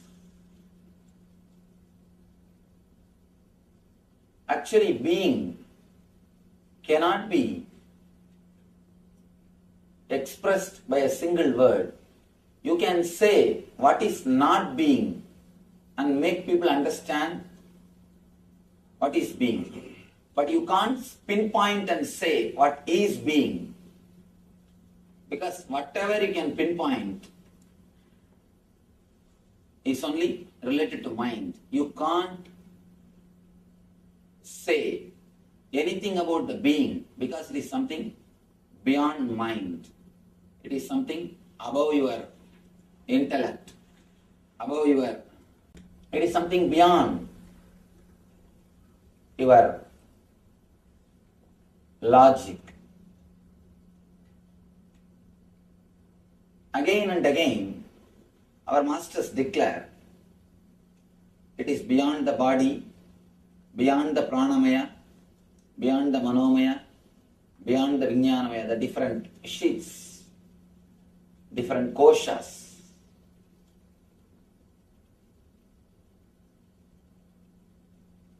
You have 5 bodies according to our Upanishads, are the 5 parts of your being. First thing, physical body, which you are having, made out of flesh and bones, you know. Next thing, the pranic body, all the prana movement which is happening inside your system. Inhaling, exhaling, all the other prana movements in your system. Third thing, your inner chattering, that is called manomaya. Fourth thing, the deep sleep state, what they call vijnanamaya, which you experience at the time of deep sleep. Fifth thing, anandamaya, of course, which you experience very rarely when your mind is totally in peace, when your mind is totally in silence. It is very rare people experience this Anandamaya Kosha. It's like if you are continuously asking for something, for example a sweet, particular sweet, continuously you are thinking about it. You want to have it. You are working for it. Suddenly one day you get that sweet. When you put that in your mouth, the restlessness which you had for that sweet, or continuous thinking which you had for that sweet, it disappears, it comes down. Your mind becomes a little calm for a few moments. That few moments you experience Anandamaya Kosha. You experience the joy which is from your being. But unfortunately, your mind starts thinking that joy is from the sweet. Then you start running behind it. You think if you create a same situation or a same atmosphere, you will be able to experience the same joy. If that is the case, continuously the sweet must give you the same joy. But it is not giving. 4 sweets, okay. 5th, it's all right. 6th, you say, I think no, too much. 7th, you try to escape from it. If it is from the sweet, it must only continue or grow. If it is from particular space or particular situation, it must continue or grow. But it is not our experience. Sometimes you go to the beach, you feel sudden peace, calmness in your mind. If you think, oh, the beach is associated with peace and calmness, try to go every day, but you start experiencing. You will sit there and start your regular worries. That's what I always tell people. It is not the outer space which decides. It is the inner space which decides. The person who can't create the inner space of bliss can never have vacation. You may try your best to change the outer place, to try to have vacation. You may try all your best, all possible way. But finally, you will end up only in the changing the place. You will never have changing the space. It's like understand this one example. If you are sitting in the office and worrying, it is work. If you are sitting in the house and worrying, it is homework. If you are sitting in beach and worrying, it is vacation. That's all. That's all we know. We don't know anything else. When you try to associate peace or bliss with the outer space or the outer situation, outer things, you try to repeat the same thing. But you will not have the same calmness, same joy, same peace, same ananda from that space, from that thing again and again. If you somehow learn the technique or manage to tune yourself with your being and open the Anandamaya Kosha, the bliss space, continuously you will be able to stay in that space. Continuously staying in that space is what I call Nitya Ananda, the eternal bliss. Eternal bliss. That is what I call the state of being. You exist in 3 levels: being, having, and doing.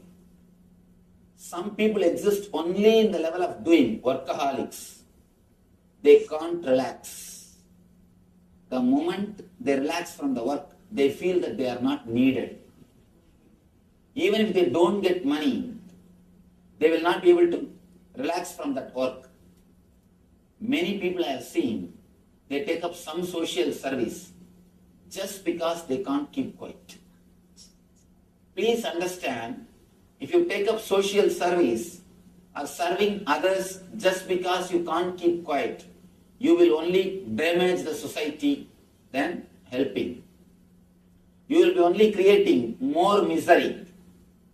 Unless you are totally in tune with yourself, how do you think you can help others? You can serve others. Many times I discourage people from serving. Usually, when you take up serving, usually people take up serving others just because they can't keep quiet. The first side effect will be ego. My name should be displayed. I should be given priority. This should be my place. This is the way I'll do. First side effect of doing service just because you can't keep quiet is ego, which is more dangerous. That's a beautiful Zen saying. Even if a master kills somebody, it will do good to that person. Ordinary egoistic person, even if he serves others, it will do only disturbance to others. It is the quality of your being which decides whether you are going to do good or bad to the society, to the humanity. If you take up any service just because you can't keep quiet, just because of your workaholic attitude, be very clear, neither you will be peaceful nor others will be peaceful. I have seen many so-called social service, so people who are doing social service are social service institutions. Actually, the social service organizations are the root cause for all the troubles. They create trouble so that they will have their job. They just wait. Otherwise, they feel they are not needed. Please don't do any service just because you can't keep quiet. Let it be, let all the service be outcome of bliss and joy. Then you will never expect any other result. It's a beautiful story. Bodhidharma goes to China. There, he was received by the king of China in the border. The king is very devoted to Buddhism. He has built thousands of monasteries. He has translated all Buddhist scriptures to Chinese language. And he has done all possible things to spread Buddhism. He is standing in the border and receiving the Bodhidharma. After receiving Bodhidharma, he asks, Buddha, please tell me, I have done so much of service to Buddhism. What will I get after death? What is the reward for me? Because I have done so much of service. It's a wonderful story. He says, I have asked so many Buddhist monks. They told me that I will reach the 7th heaven. But I wanted to listen from you. What will I get after my death? What will be the reward for me for all this service? Bodhidharma is a very honest man. Very honest man. Straight away he says, doesn't even bother that he is a king of this country. He says, I can be sure of one thing, you will reach only 7th hell. I was totally shaken. The king was totally shaken. He said, "What are you talking? I have done so much for Buddhism. How can you say that I will reach seventh hell?" Bodhidharma makes a beautiful statement. If you have really done the service, the very service itself is a reward. If you have really done this out of your joy and bliss, from your being, the very service itself is a reward. You have done from your doing, just because you can't keep quiet. Your whole personality is centered on doing. Our personalities will be centered in three levels. Either it will be centered in being level, or having level, or doing level. Person who is centered in doing level, he is in hell. There's one more beautiful statement Bodhidharma makes. Don't think you will do some sins and then reach hell. You are doing sins because you are in hell. You will never hurt others.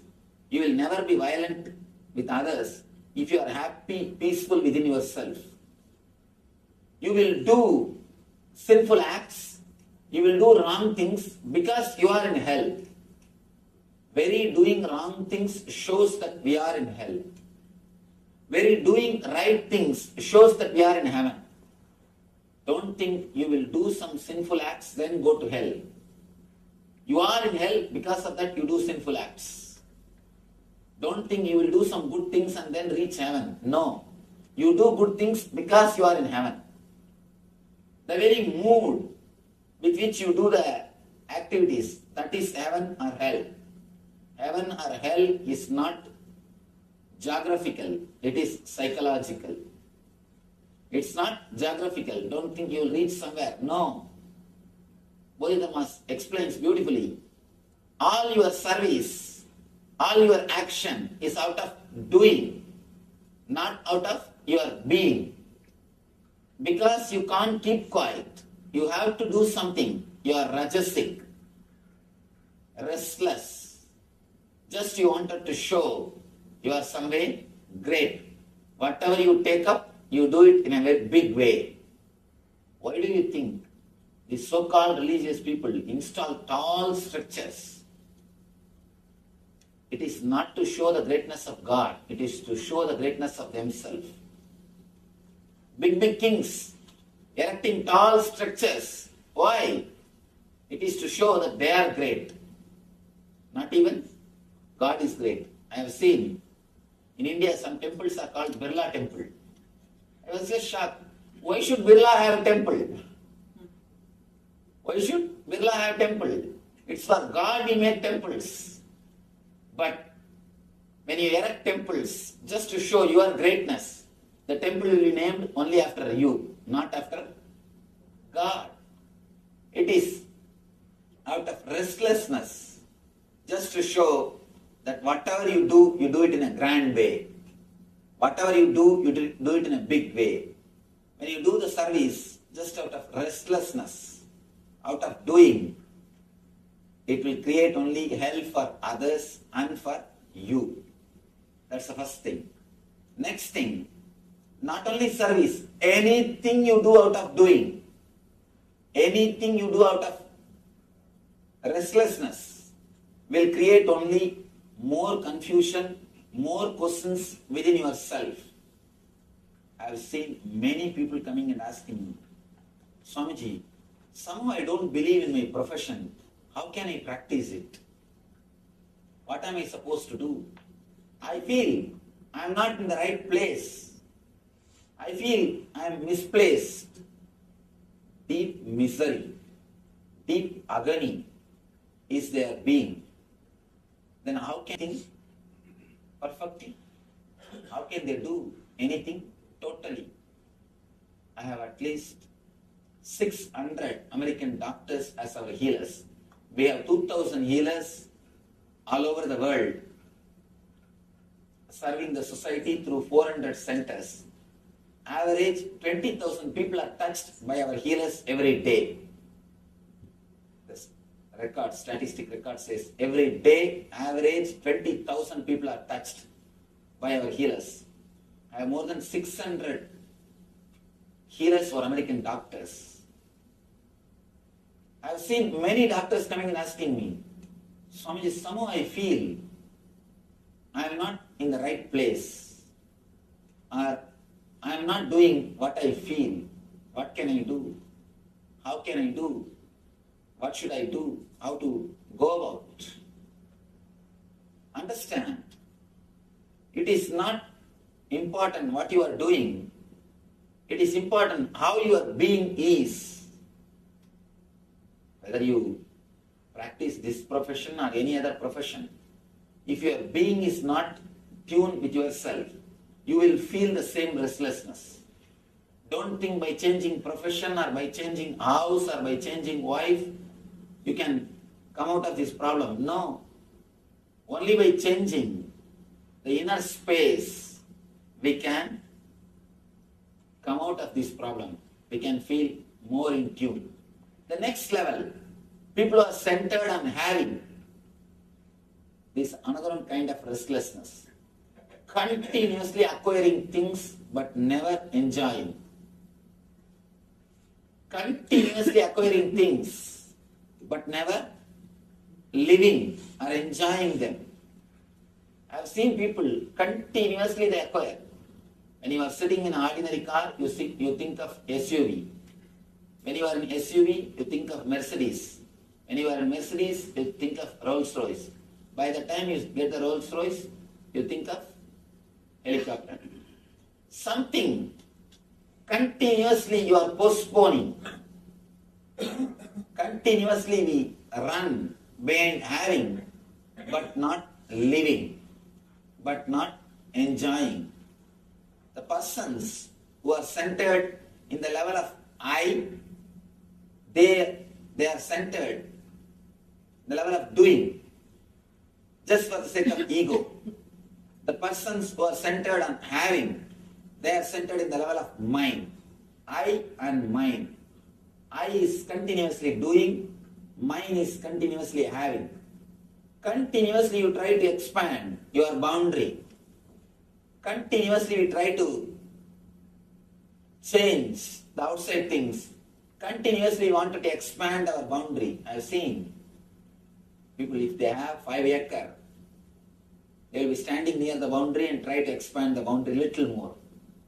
Suddenly, by fortune, someday if their boundaries, if they are given 500 acres, again they will be standing near the fence and try to push the boundary just few inches, just 3-4 feet. Whether it is 5 acre or 500 acre, these people are going to stay only near boundary. They are bound to be near boundary. They can't stay inside the home happily. Continuously pushing the boundary. Continuously trying to expand the boundary. These kind of personalities are based on having. They will feel happy. They will feel secure. They will feel relaxed only when they continuously possess more and more and more things. Deep feeling of insecurity, the fear, is what makes you to have more greed and continuously trying to possess things. Continuously possessing things is nothing but deep insecurity feeling.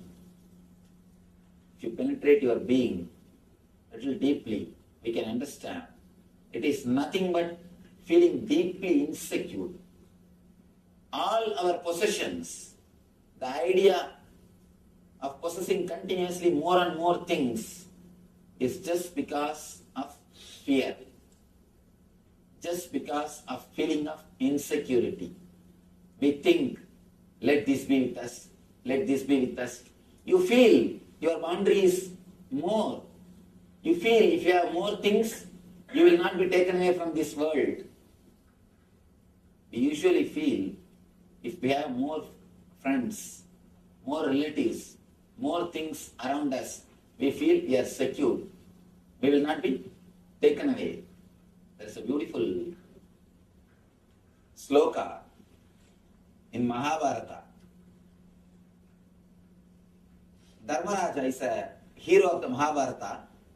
He was questioned by a demigod. Beautiful question. Kimascharyam itap param. What is the great surprise in the planet Earth, in this universe? What's the greatest surprise which you are seeing in the universe? Dharma beautifully answers. Aganyagani bhutani gacchantiha yamamandiram seshas tiramischandi kimascharyam itap param. The running translation goes, every day we are seeing so many beings reaching the abode of Yama. Aganyagani bhutani gacchantiha yamamandiram. Every day we are seeing so many beings reaching the Yama's abode, the Lord of Death's house. But even after seeing, we feel that we are going to be here eternally. We are going to be here eternally. We are going to be here forever. We never think, our being never feels that we are also going to leave. Continuously we are seeing. For a few minutes we feel, especially for doctors, after a few times, we just become insensitive to the whole concept. Or we just take it for granted. We don't think, we don't look, we don't prepare ourselves consciously for the whole life and death. We don't look the whole event. We don't look both sides. Either you try to forget yourself through greed, means expanding your boundary, or you try to forget yourself because of the fear. Of course, the fear also ends in expanding the boundary. We try to hide, we try to forget all these things by continuously expanding the boundary. Whether you stay in the level of doing or in the level of having, unless you reach the level of being, you will not be able to relax. You will not be able to experience what is really life.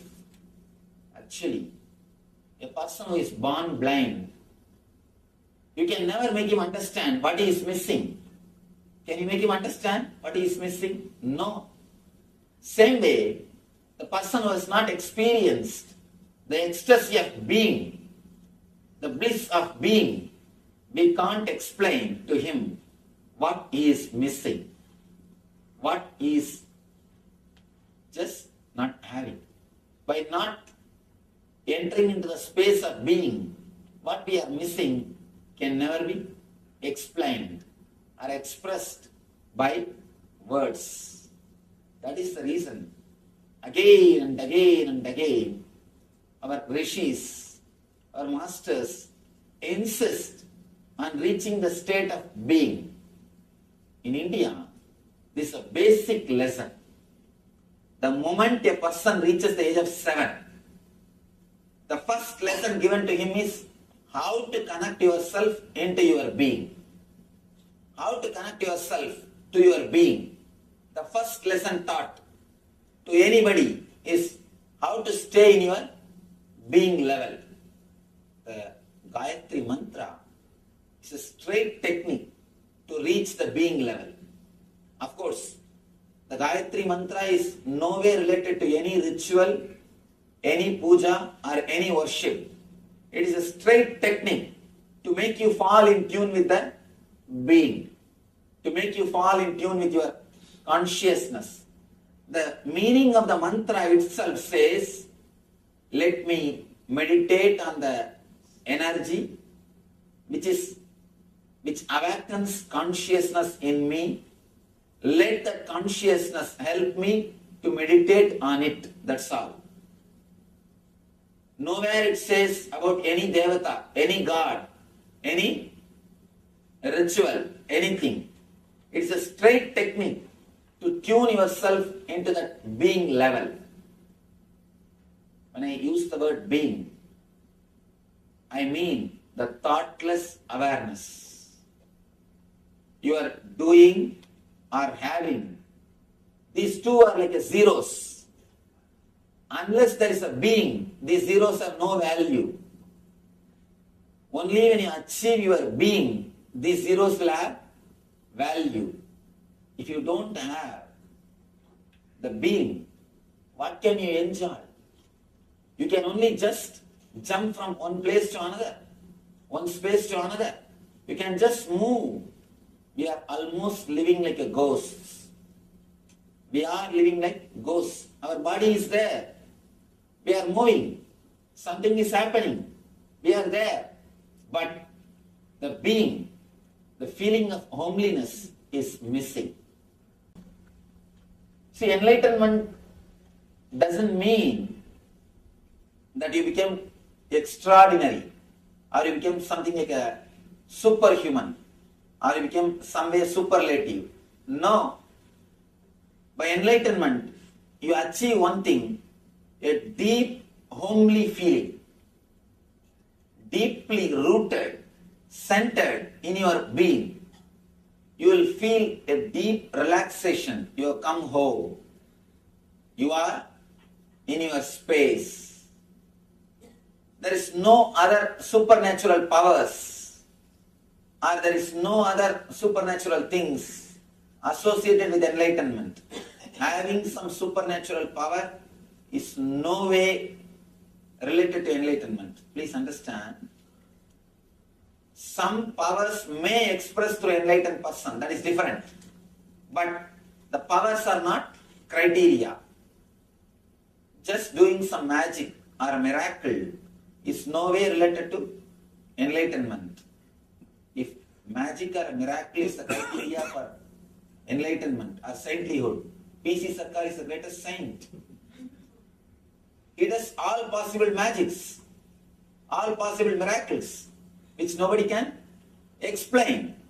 So magic or supernatural things are not the real criteria of enlightenment.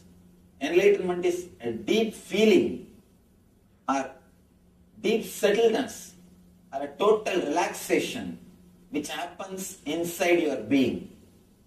When you know your being, when you feel in tune with your being, or when you experience your energy, you achieve the state of enlightenment.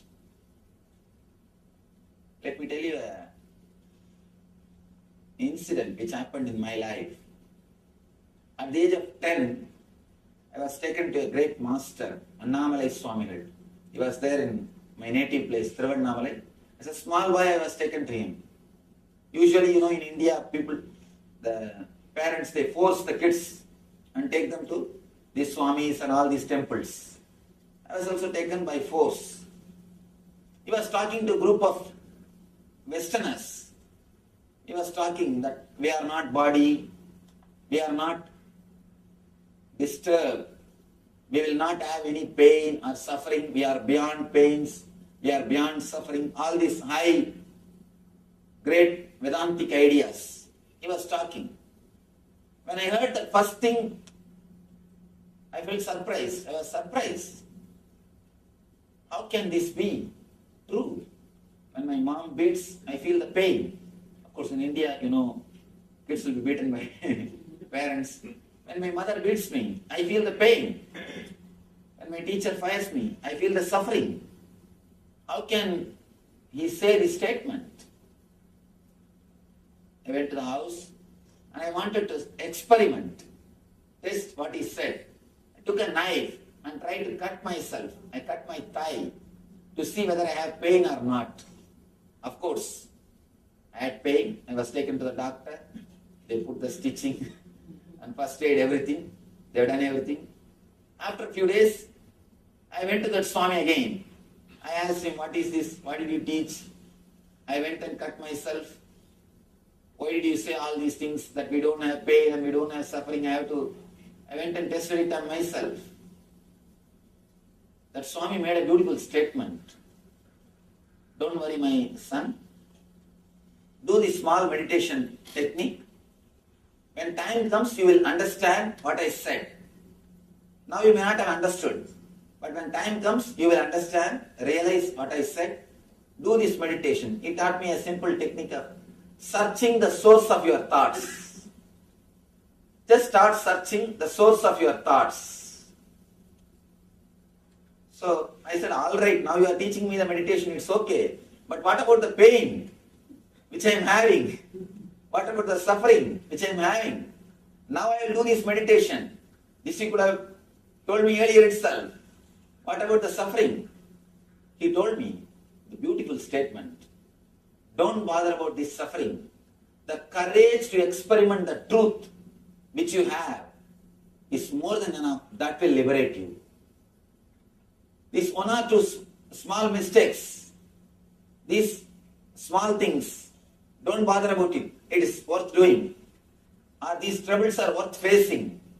The courage to experiment with the truth, that's the greatest thing anybody can have. You have that. That is enough. That will guide you.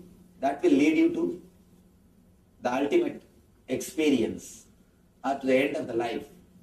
Of course, that one statement, the courage to experiment with the truth, that one statement gave me the courage to experiment with all these truths.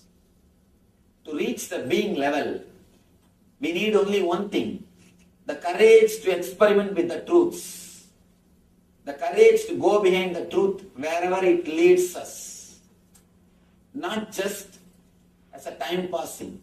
Most of the time, all these higher ideals are just time passing for us. I have seen people coming and asking me, Swamiji, tell me something about God, how to realize, how to achieve spirituality. I tell them, please be seated, let's stop. They say, no, I have to go for bus urgently. Just tell me something within 10 minutes. I have only 10 more minutes. So you can't have instant coffee. If it is superficial, if it is very shallow, it will be only time pass and entertainment. I have seen, actually once a person came to me and he asked me, Swamiji, please teach me how to achieve God, how to reach the enlightenment. Please teach me. I did not answer. I just started talking something else.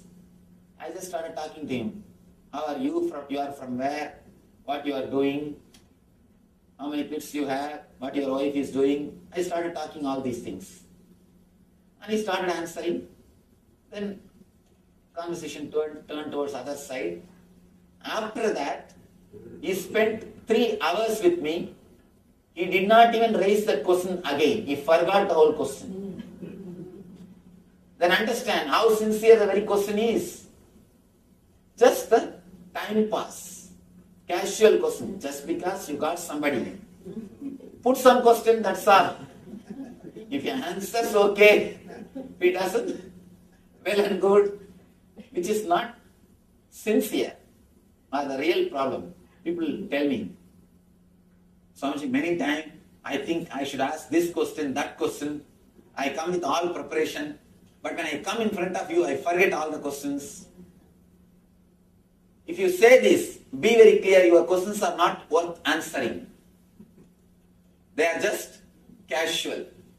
If they are real questions, how can you forget them? They will haunt you in your dreams, in your sleep, in your day. They will be continuously haunting you. If they are real questions, they will be continuously haunting you. If they are superficial, naturally, you will forget. The questions should become quest. Only when the questions become quest, you will be able to grow towards the higher consciousness. Only then you can reach the flowering of your being, what I call your consciousness or spirit. Take this only one message with you. Have the courage to experiment with the truth. Whatever you think as truth, you don't have to go for searching the highest ultimate truth. You can't say, let me first know the ultimate truth, then I will try to experiment with it. No. You will not know which is ultimate truth when you start. Whatever you think as truth, try to experiment with it. Have the courage to experiment the truth. That's the one and only way to reach the being. There is no other way. There is no other method. There is no other technique. No meditation technique will help than this one statement. Having courage to experiment with the truth. Actually, even with meditation, you will experiment. You will do meditation technique only when you have the courage to experiment the truth. Meditation is also the truth which you heard. Only if you have the courage, you will experiment with it. Otherwise, what will you do? Oh, 2 days, the Swami spoke really nicely. He's a good orator. Or you'll say, even though he looks very young, he's a good speaker. I have seen many people, after the discourse, they will come here and tell me, Swamiji, you speak so beautifully. You have spoken such great things. I just catch them. Tell me what I spoke. I just catch them. Tell me what I spoke. They say, no, don't ask that. You spoke very nicely. You are really a great person. I have never seen such a great discourses. I have never heard such a great discourses. I have never seen such a great person. You spoke really nice way. Please understand.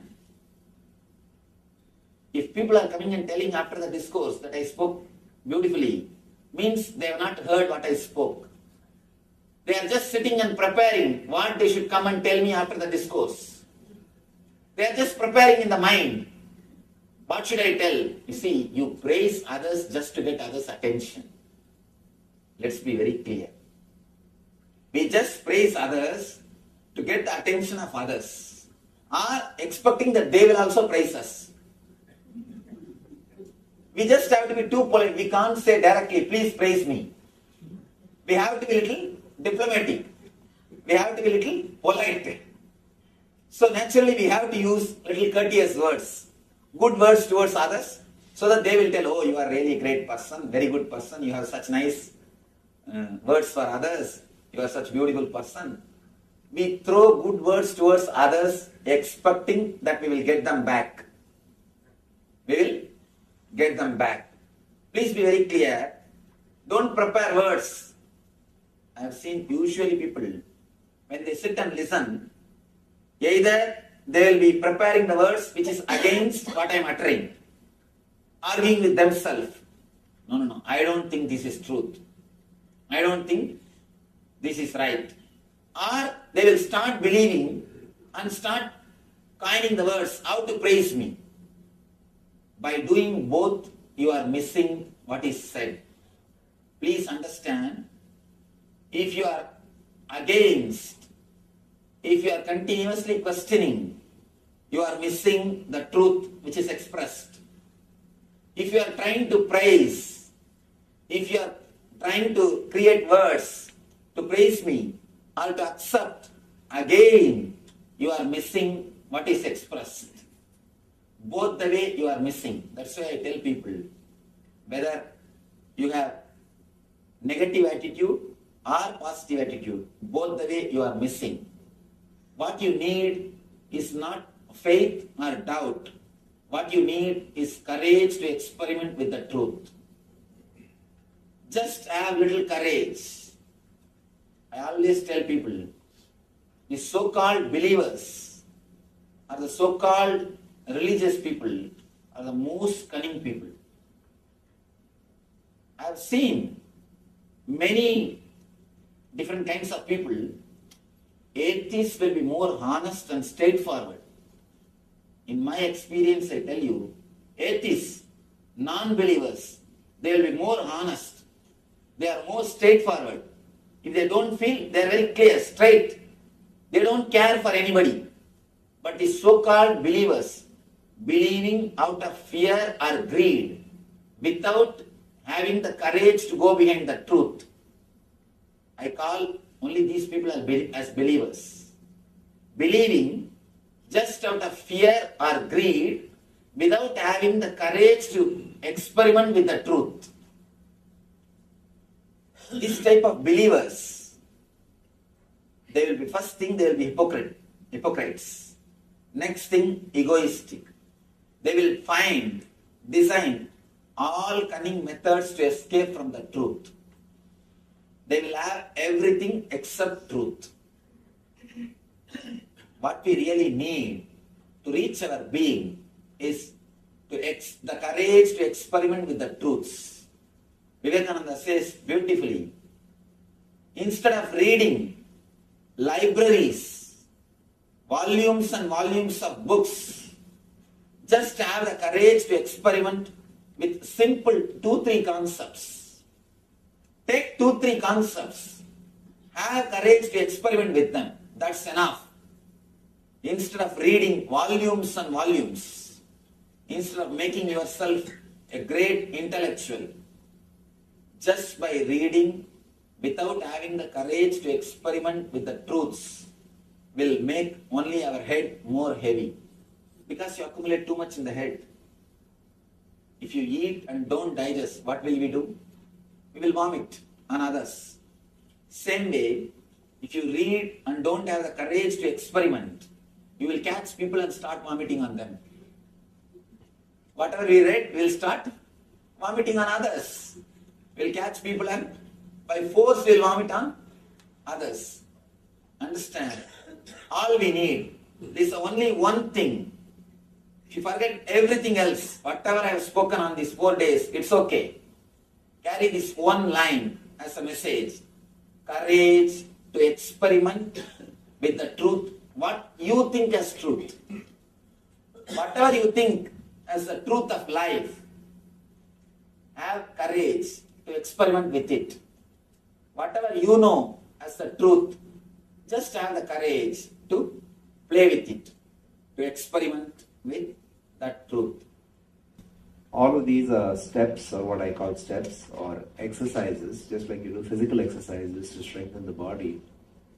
Yogic discipline, yogic exercises are primarily meant to provide you the means or the techniques to take you to that state of connectedness, to that state of bliss or ananda, which I'm not giving a discourse, by the way, I'm just stating my question with a few things. I just wanted some clarification.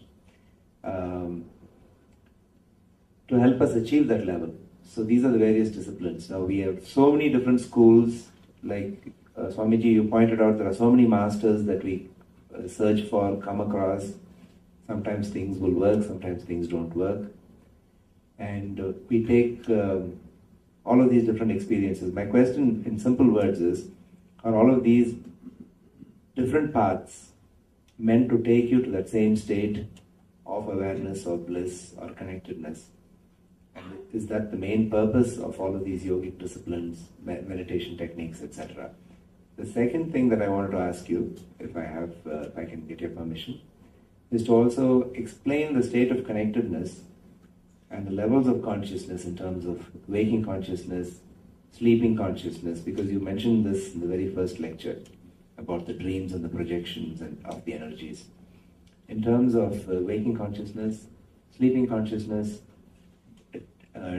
dreamless sleep, and because you mentioned something about that today, and how these 4 states of consciousness are symbolically expressed in the Omkara Shabda. That is my question.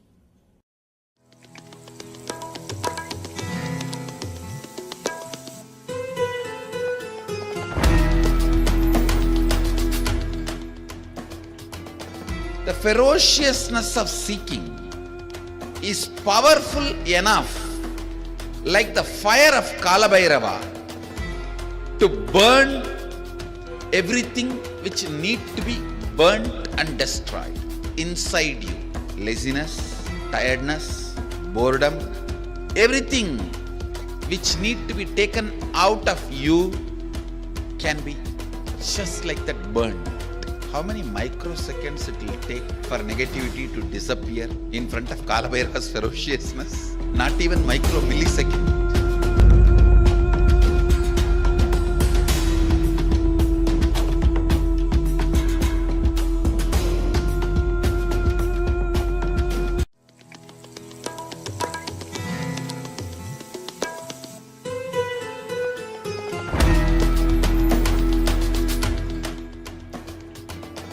The ferociousness of seeking is powerful enough, like the fire of Kalabhairava, to burn everything which need to be burnt and destroyed inside you. Laziness, tiredness, boredom, everything which need to be taken out of you can be just like that burned. How many microseconds it will take for negativity to disappear in front of Kalabhairava's ferociousness? Not even micro millisecond.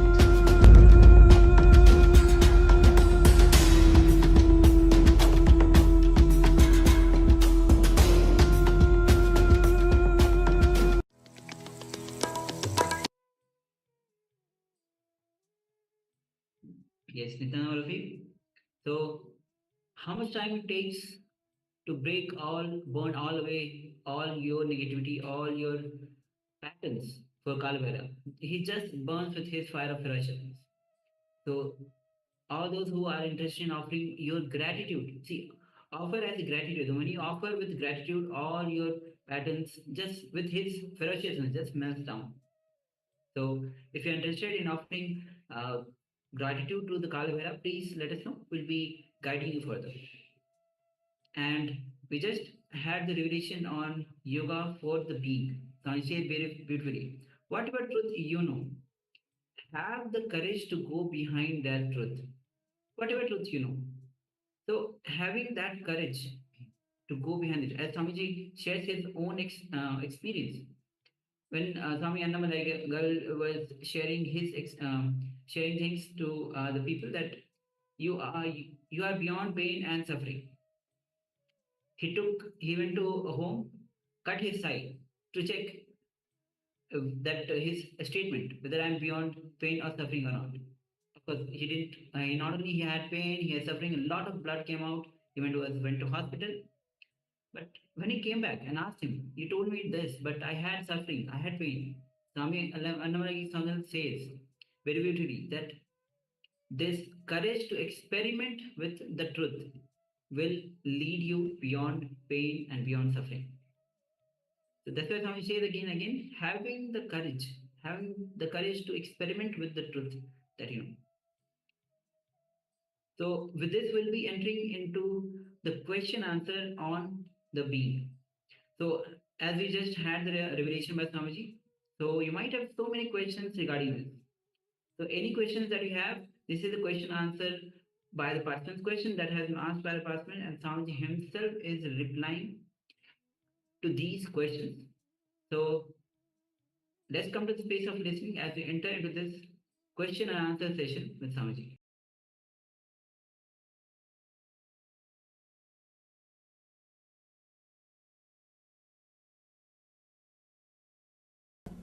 Yes. Could you, Swamiji, tell something about Sarupa Samadhi? Oh, that's nice. Too big word.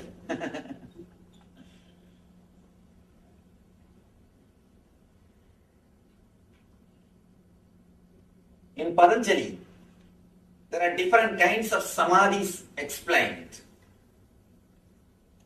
Savikalpa Samadhi, Nirvikalpa Samadhi. This Swarupa Samadhi word is used in 4 places. Let me give you the brief explanation where all this Swarupa Samadhi's word is used. If you meditate on some Rupa of God and just become one with it, you don't have any other thought except that form, you reach the state of Swarupa Samadhi. In Swarupa Samadhi, there are few, I can say, types. There are few types of Swarupa Samadhis. You become part of that energy, or you become one with that energy. This is called, in Sanskrit they say beautifully, Sarupya Samadhi, Sayujya Samadhi, or Salokya Samadhi, Samipya Samadhi. Salokya means, for example, if you are meditating on Vishnu, if you are given the state, or if you are given the place in Vishnu Loka, it is called Salokya. If you are given the nearness, it is called samibhya. If you are given his own form, it is called sarubhya. If you just become one with him, it is called sayujya. Of course, these are deeper levels. There is no need for us to do research on all these things. Just follow any one method, simply you will reach the goal. Instead of analyzing too much about the goal, if we work on the path, that will be really helpful for us. Next. You talked about the experiment the truth. What are your suggestions for dealing with the truth? Dealing with the truth is what I call experimenting with the truth. First thing, we are not so matured to deal with the truth directly. Always we need buffer springs. In the car, we have buffer springs so that we will not have the shock of the roads. The shock of the road will not be felt by us. We have a buffer spring. Just like that in the life also, continuously we keep buffers. The fantasies are the buffers. Hopes are the buffer spring. Continuously, we keep ourselves away from the truth. We don't directly face the truth face to face. We don't deal the truth face to face. We say, no, this is, today it may be like this, but tomorrow it will change. Day after tomorrow, it will change. Only kids need time to dream. Kids need a lot of time to dream to cope up with the reality. Even after becoming a mature person, still, if you have the habit of dreaming to cope up with reality, please be very clear, we are childish. We are not childlike, childish. I use the word matured person to a person who can directly deal with the reality, who can directly deal with the truth without having fantasies or hopes. If you can, if you are matured enough to face the truth as it is, without trying to give the sugar coat or without trying to postpone, no, tomorrow things will change. No, after some time things will change. I think there is some hope. If you are continuously postponing with your fantasies and hopes, we are immature people. Maturity is nothing but the ability to face the truth as it is, to deal the truth as it is, without any hopes, without any fantasies. See, continuously people fantasize about heaven just because they are not able to face the truth of the present moment. Just because you are not happy with the present moment, the reality, the truth of this moment, you fantasize, no, I'll have heaven, I'll have this, I'll have that. No. The ability to face, the ability to respond spontaneously is what I call responsibility. If you can respond spontaneously to this moment without having any buffer between you and the truth, you are a responsible person. Only then we can be called as matured person. Maturity is nowhere related to 21 years. It is somewhere related to our being. How much we are able to respond spontaneously to the present moment. How much we are able to respond to the truth as it is without having our own hopes, without having our own fantasies. So, whether you accept or not, whether you want it or not, you have to deal with the truth. Am I right? You have to deal. So, deal with more mature consciousness. Why to deal grudging, grumbling? Or why try to escape from it? Just face it. Directly start living with it. And one more thing. Truth is like a diamond. It will polish you. It will mold you. It will make you a different person. It will transform you. I always tell people, whenever you feel insecure or totally shaken, facing the truth, some reality, some incidents which happens in your life, if it shakes your being, allow the shaking to happen. Let the truth shake you. Let the truth penetrate you. It will transform you. Truth is always intelligence. The truth will give you enough intelligence and energy to face the life. Only thing, when you try to protect yourself, when you carry some shield to escape from the truth, then you miss the whole thing. Then you miss the whole thing. If you hide yourself through some entertainment programs, some way turning yourself away from the reality, then you miss the whole thing. Whenever your being is depressed, whenever you face low mood, face it. Don't escape from it. If you try to escape through some entertainment, partying or drinking or TV or some media or magazine or some way, continuously it will be running behind you. The depression will not leave you. It is waiting. It will chase you. When you sit with yourself, it will come up. Don't try to escape from your being. Whatever is, whether it is guilt, low mood, or depression, whatever is reality, face it. Let's see who else can face. If you are not ready to face your being, if you don't want to be with your being, nobody else will want to be with you. So be very clear. Only when you face the reality of your being, you will be able to be with yourself. So you have to face, you have to deal the reality. You have to see the truth, whether today or tomorrow. The earlier you see, better for yourself. All of these are steps, or what I call steps, or exercises, just like you do physical exercises to strengthen the body. Yogic discipline, yogic exercises are primarily meant to provide you the means or the techniques to take you to that state of connectedness, to that state of bliss or ananda, which I'm not giving a discourse, by the way, I'm just stating my question with a few things. I just wanted some clarification. To help us achieve that level. So these are the various disciplines. Now we have so many different schools, like Swamiji, you pointed out there are so many masters that we search for, come across.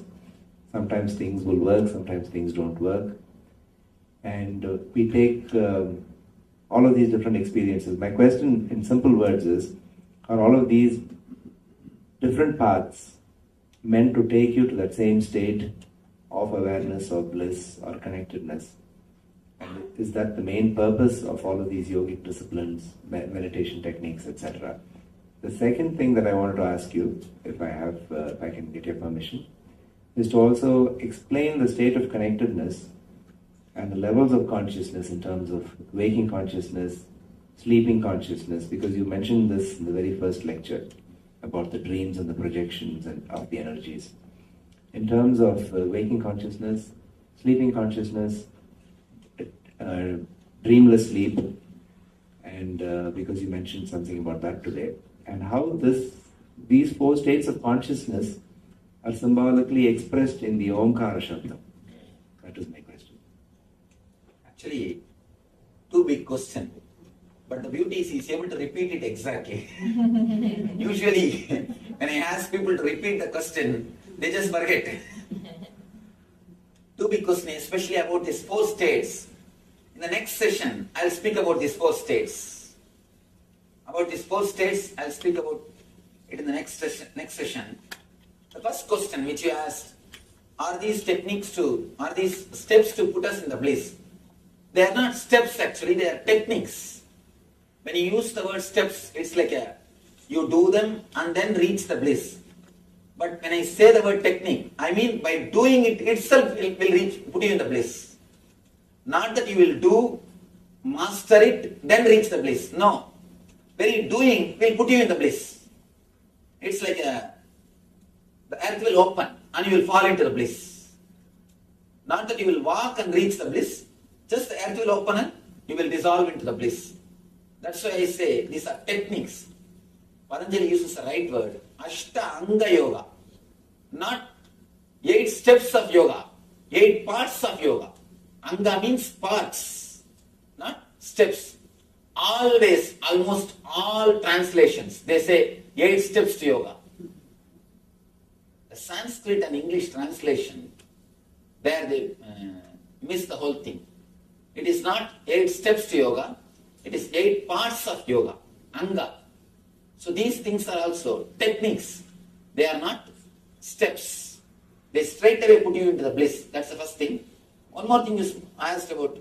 We see many masters and many techniques. Are they all helping us to reach the same bliss? Here I have to say honestly, I don't know. I know only one thing about what I am speaking, are the techniques which I am giving. I do not know. I have not experimented with all the systems, with all the techniques. Of course, there are so many masters, so many techniques. Anything which suits you, which suits your system, you can follow it. How to find out whether it suits you or not? Something beyond your intellect will happen. You will feel connected. Just like something has happened in you, you will feel connected. People ask me, Swamiji, should I accept you as Guru? Should I remember you continuously? Should I meditate on you? I tell them, never do that mistake. If I am your master, you can't forget me. Simply you will not be able to forget me. I will be there in your dreams, I will be there in your sleeping time, I will be there in your mind continuously. You will not be able to get me out of your consciousness. You will not be able to do anything. Simply you will see that continuously you are remembering me. The remembering or the accepting master or following a system, all these things should happen, should never be done. All you can do is try to have the courage to experiment with the truth. Try to experiment with some techniques or something which you think as truth. Do that much is enough. That much is enough. More than this, everything should happen. If you do it, it will not be having the same result. It will not be beautiful like it's happening. The other things, the higher things should happen. So just search, continue to search. At some point, with somebody, something will click. You will feel deeply connected. And you will simply feel that he is the person for you. You will simply follow him. Something will say from your being, beyond your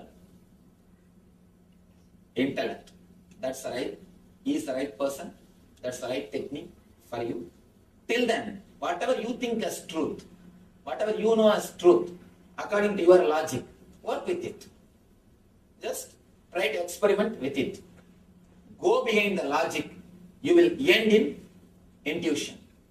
Actually, intuition is not something against the intellect. It is the peak of intellect. You will use your intellect as much as possible. You will put your intellect to the maximum use, and automatically you will experience the space beyond intellect, what I call intuition.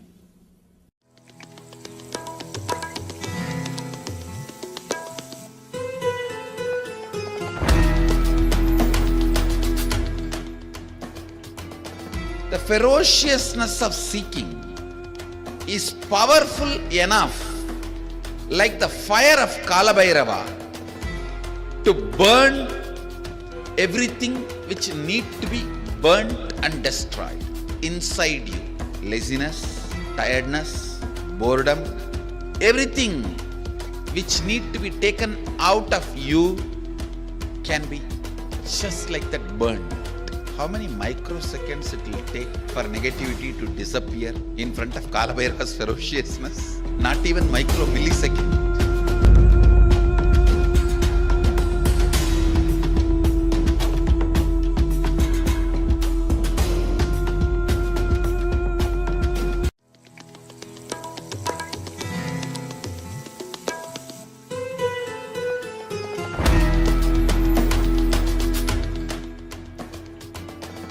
ferociousness of seeking is powerful enough, like the fire of Kalabhairava, to burn everything which need to be burnt and destroyed inside you.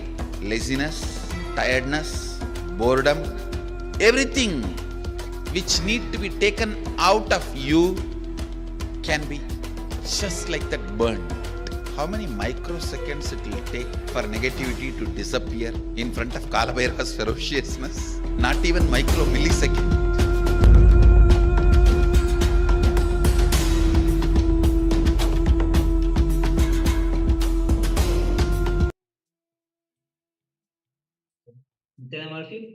So the ferociousness of seeking is just like the fire of Kalabhairava, which just burns away everything.